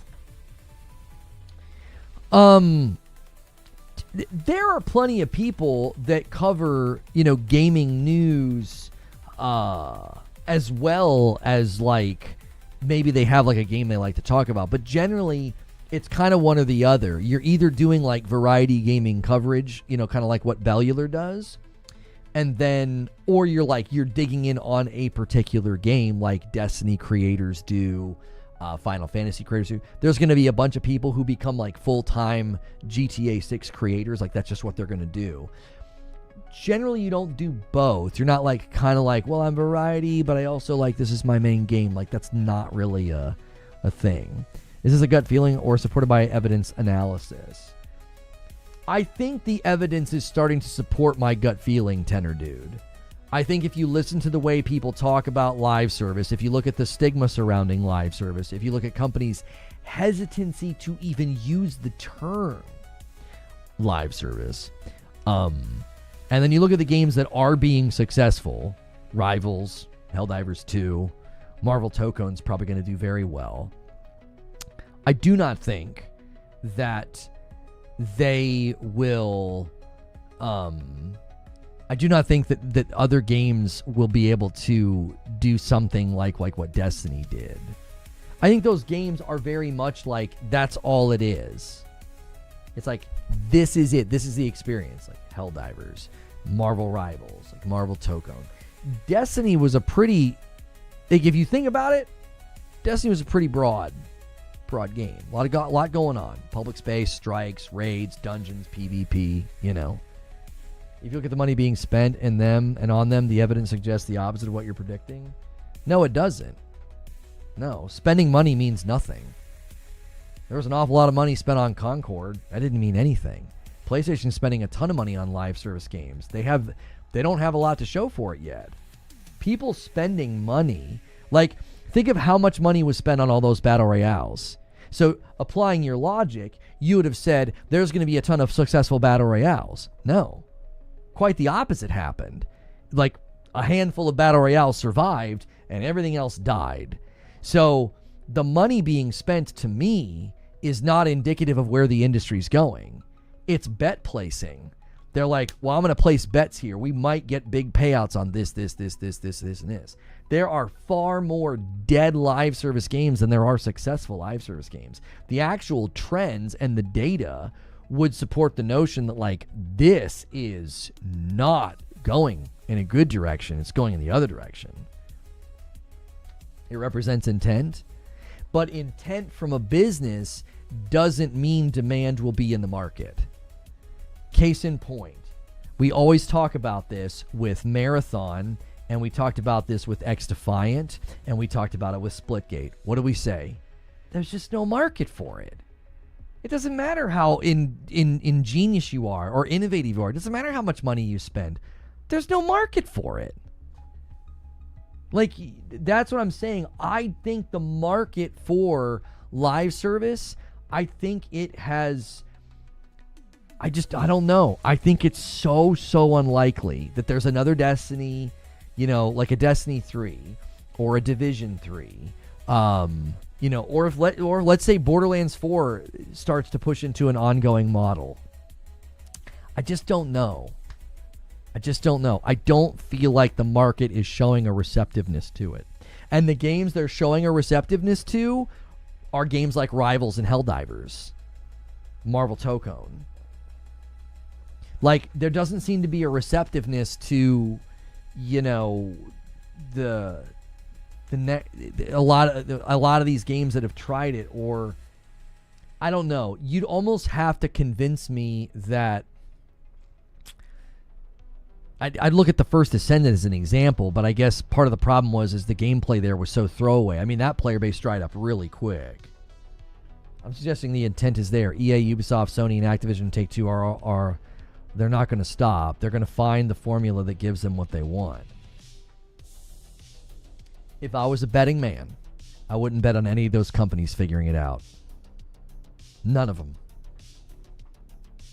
They're too executive and corporately driven to figure this out. Live service is not figured out by corporate heads or budgets or investments. Live service is figured out in the trenches of early access. It's figured out in ways that I just don't think they're willing to do what's necessary. You'd have to start to really be bold and do kind of like what Baldur's Gate did. Like, you've really got to get the MVP in the hands of the public and let them, you know. And you also need something like, even Baldur's Gate had something that gave them a fan base from the beginning. I don't know. I wouldn't bet on any one of those companies figuring this out. Not EA, not Ubisoft. Maybe Sony with Horizon. Horizon's the only one I think that has a shot because it's an established franchise. It's a popular franchise. And with the right money, the right funding, the right marketing, they could hit the ground with an existing player base. It's like, hey, I like Horizon. Let me check this game out, and maybe they could get it there. Maybe they could. I don't know. It is not something I've had a whole lot of confidence about.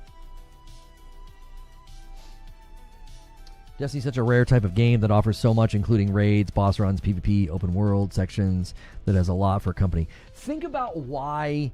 This is such an interesting thing to think about. Like, think about why Destiny was able to do it. Destiny was able to learn all those hard lessons, and Jack Garland decides to be agent of chaos and pushes us past.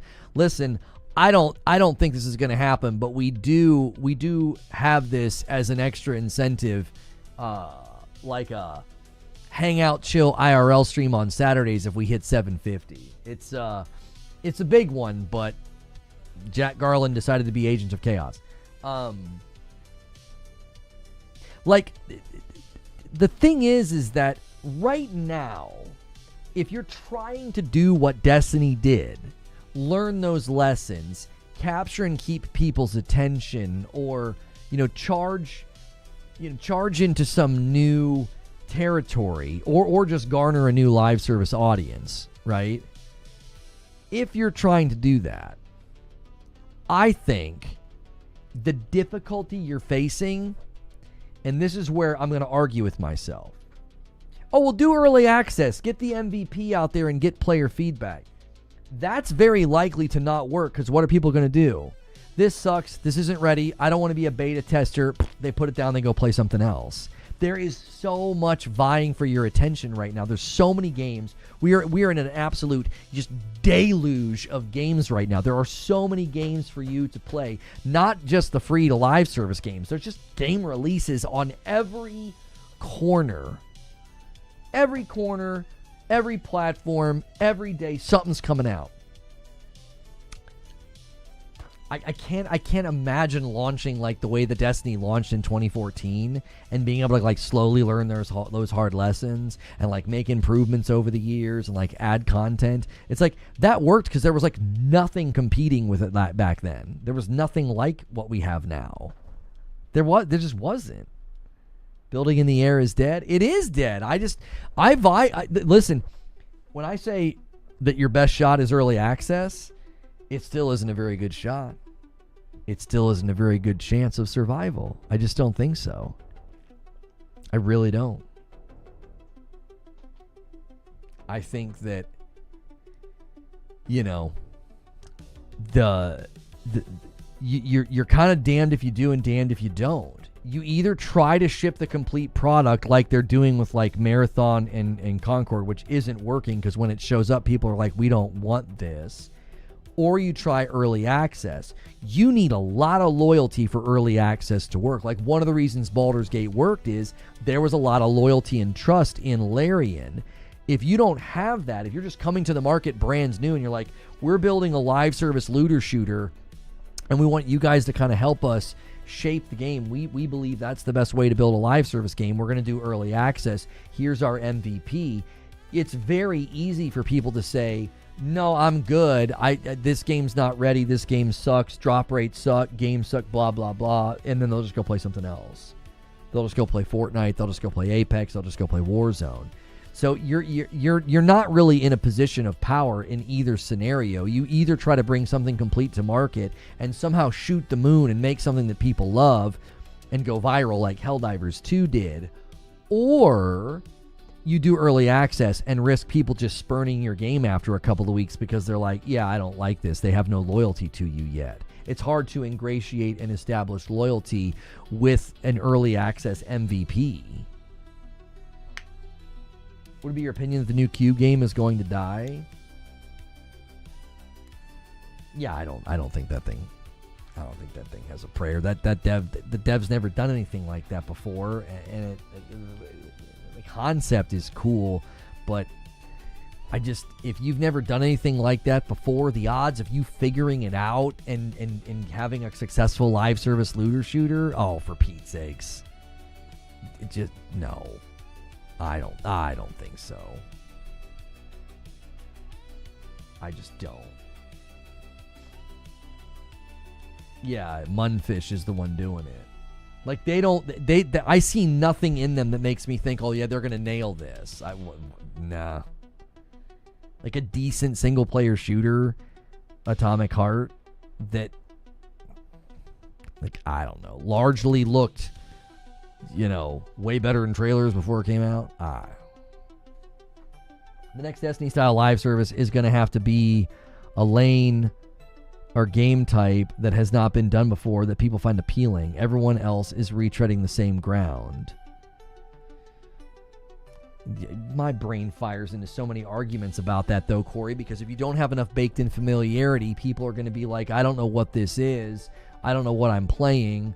I can't be loyal to this. If you can't be loyal to it because you don't understand it, like, you're immediately going to have people be like, yeah, I'm out. I think people misunderstand what Larian did. Act 1, early access, was amazing and had a built-in replayability. Like, it's almost impossible to repeat. Genre helps, but Command & Conquer and RTS have replayability because it changes naturally. Destiny, to change things, needs to build in, and that road's impossible to match the speed of players.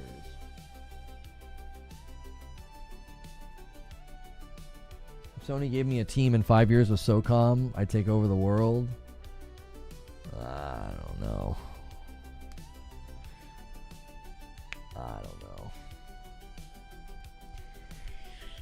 It's a hard sell no matter what you do, man. It's a super, super hard sell no matter what you do.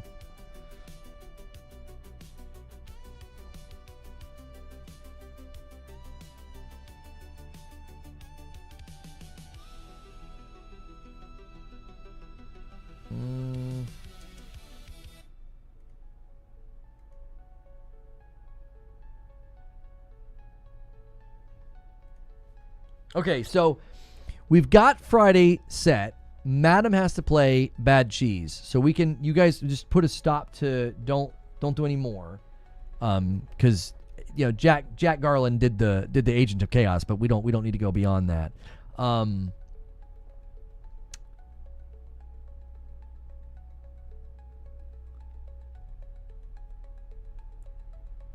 Yo, what's good, Papa Salt?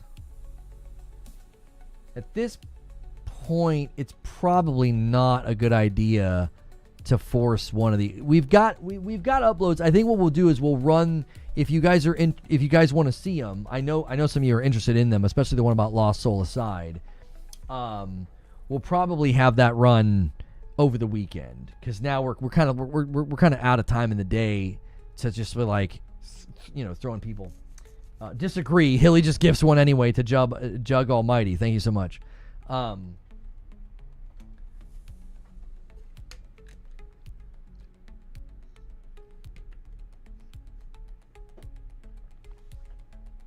thing Destiny has is this gameplay, the feeling of Magic God, and the gameplay loops. I know it's not the best state right now, but at the end of the day, the game just feels too good to completely put down. I put it down for months and always find myself back because it feels so good. Fuzzy comes in with 12 months. Says, might be on vacation, but at least I got told it's time to do this. There you go, Fuzzy. Thank you so much for the 12 months in the tier 2. You're the best. The new thing has to be completely new. I don't think you can capture the audience of live service without giving people something. What are you guys doing? Okay, so the member count just became 608 because Papa Salt's gifted a 5. What are y'all doing? I'm like, all right, everybody stop. We're good. You don't have to try to get to the 750. I guess we should change. Can I get an IRL stream image down there? You guys are insane. I don't even know. Come on. I don't even know what I would put down there. It wouldn't be bad cheese. Let me just turn that off. You guys unlock that. The 750 is now for an IRL mobile stream thing. And Papa Salt's decided to ignore me. And you guys started a hype train. Anyway.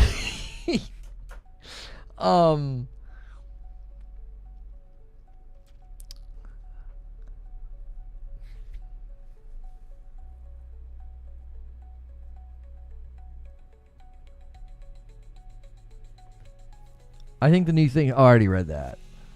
I do what I want. Yeah, apparently.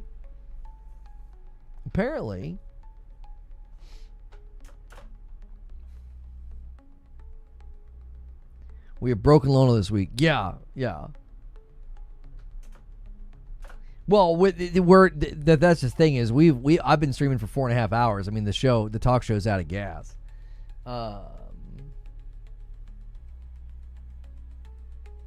No green room. I can find stuff to do. I actually don't know.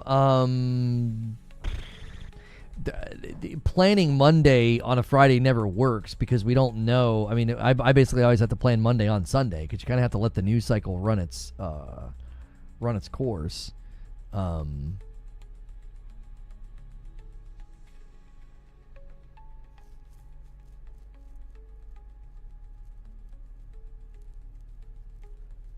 I'm trying to think of how we would do more Silksong, but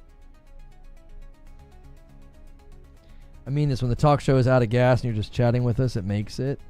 Oh no, I know you guys love, as Creature calls it, you guys love Bart Simpson versus Darth Vader. Like that's y'all's favorite time when we're out of gas and just chatting.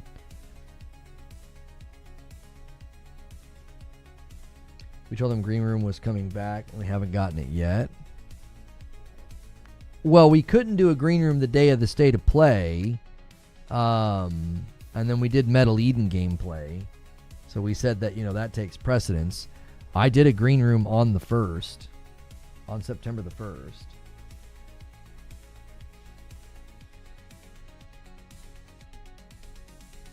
So...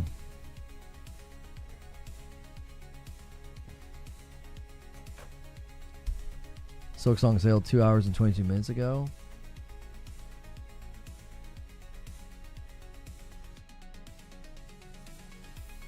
This is Green Room. Well, I'm gonna let this hype train run out. There's a minute and 30 seconds left. I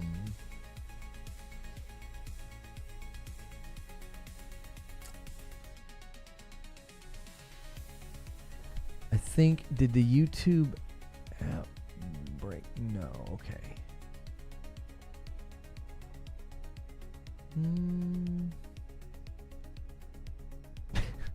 Hilly gifted another one to, who's that to? Thank you, Shotgun. I'm also trying to figure out how to do more Silksong. Run out, will it? Well, you got a minute and it will run out. Thank you so much getting us to 609, Hilly. Hilly's being ornery over here with his gifting.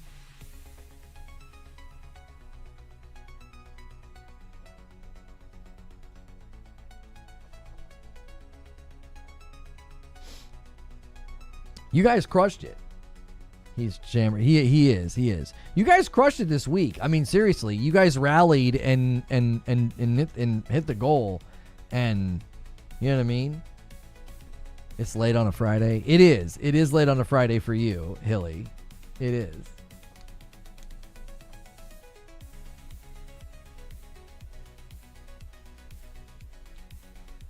"15 seconds. Oh, golly. Sorry, I'm not yawning. I promise I'm not yawning.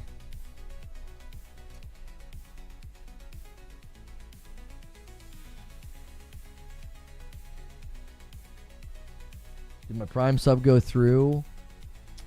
I don't see it. Music and Gaming Forever. Sometimes when you Prime, you have to like refresh and come back, and then it'll let you celebrate it.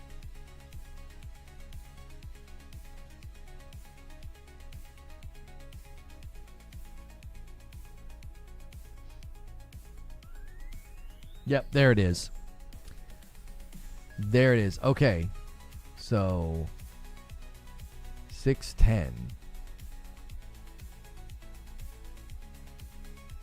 So did the YouTube chat break, or did everybody just decide? I mean, it is late. It is late. I can't tell if it's broken or not. I've refreshed my app and I can't tell. It's 2:35 here in Germany. Oh, 20:35 here in Germany. Chrome broke. No, Wilbur just said something. Yeah, it's just late. It's just late in the day. Yeah.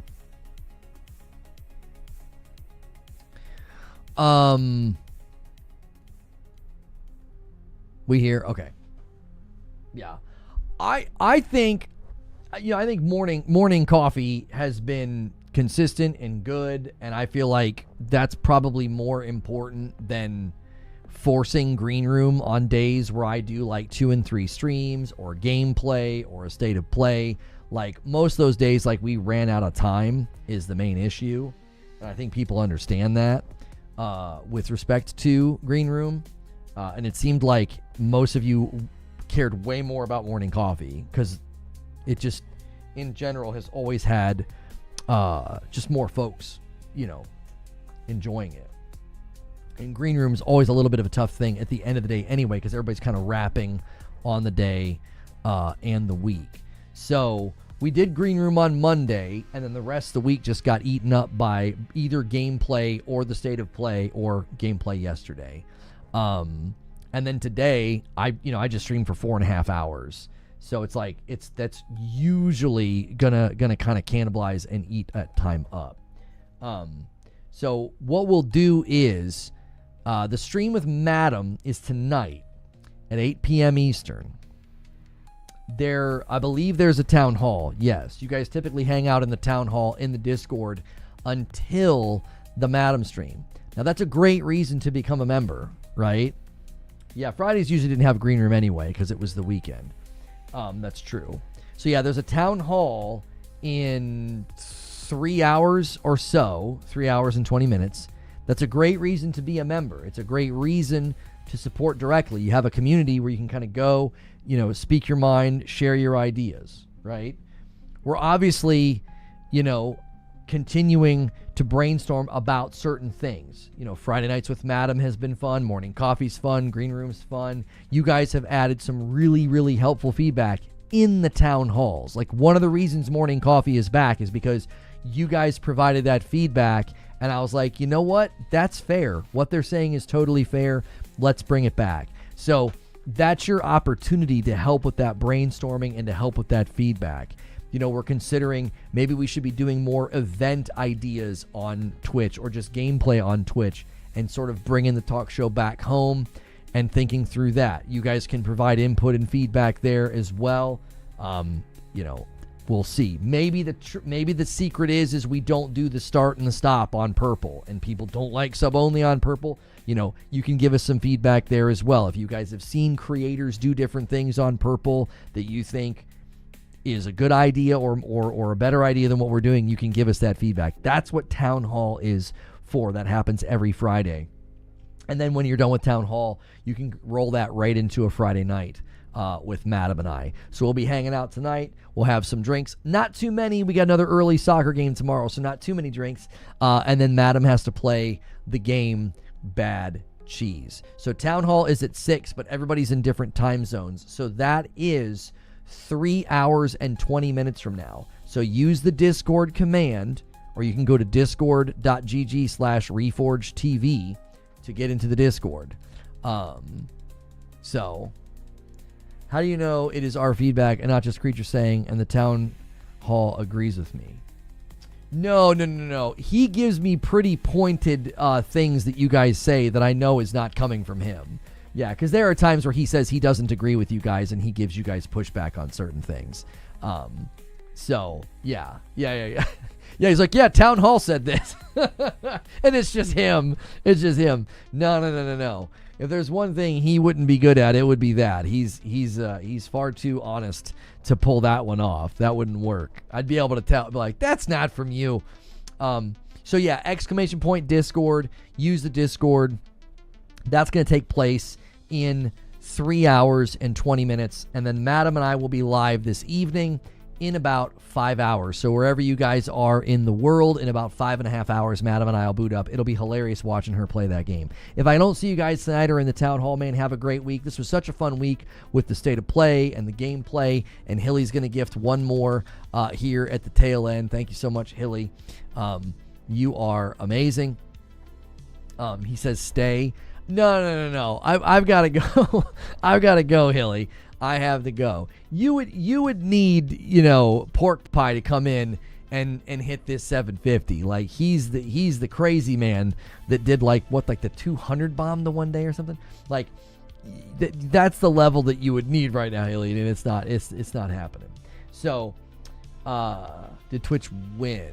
No, Twitch did not win. Even if I add in the 5, 6, 7, 8, and 9, 10. Here, I'll give you guys your 10. It's 75 to 35. There, I'll give you the 10 that you guys just did. I stopped keeping track of it. So yeah, 75 to 35. So sorry, YouTube won yet again, Twitch. And they won without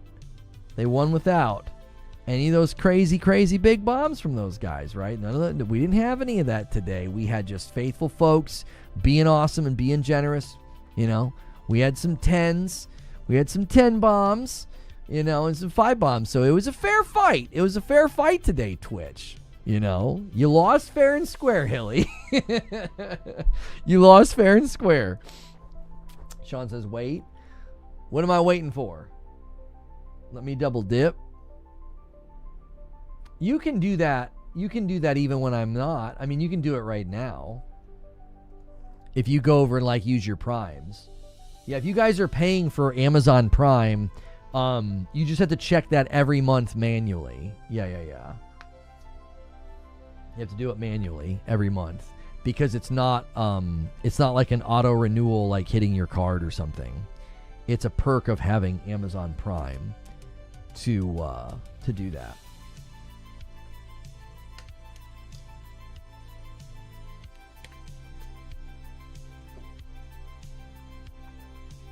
He says do it now or Monday.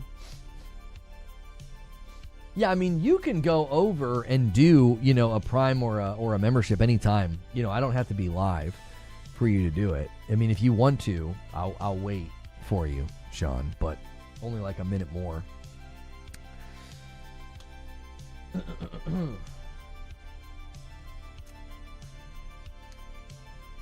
Twitch never wins. It's the lesser platform. They've won a couple times. There it is. Sean just used his Prime over here, taking the grand total to 612, and then the member battle to 75 to 36. There you go. Congratulations. Thank you so much, Sean, for the double dip. You're the man. You are the man. Okay. You guys are awesome. Getting that Town Hall in about 3 hours, and see you tonight with Madam. If I don't see you tonight, man, you guys have a great weekend. I'll be busy tomorrow with soccer and everything else, and maybe next week you guys will hit that stretch, and we'll do a Saturday chill out, with the phone. All right. So take care. Enjoy your weekend. All right. Enjoy all these great games that came out.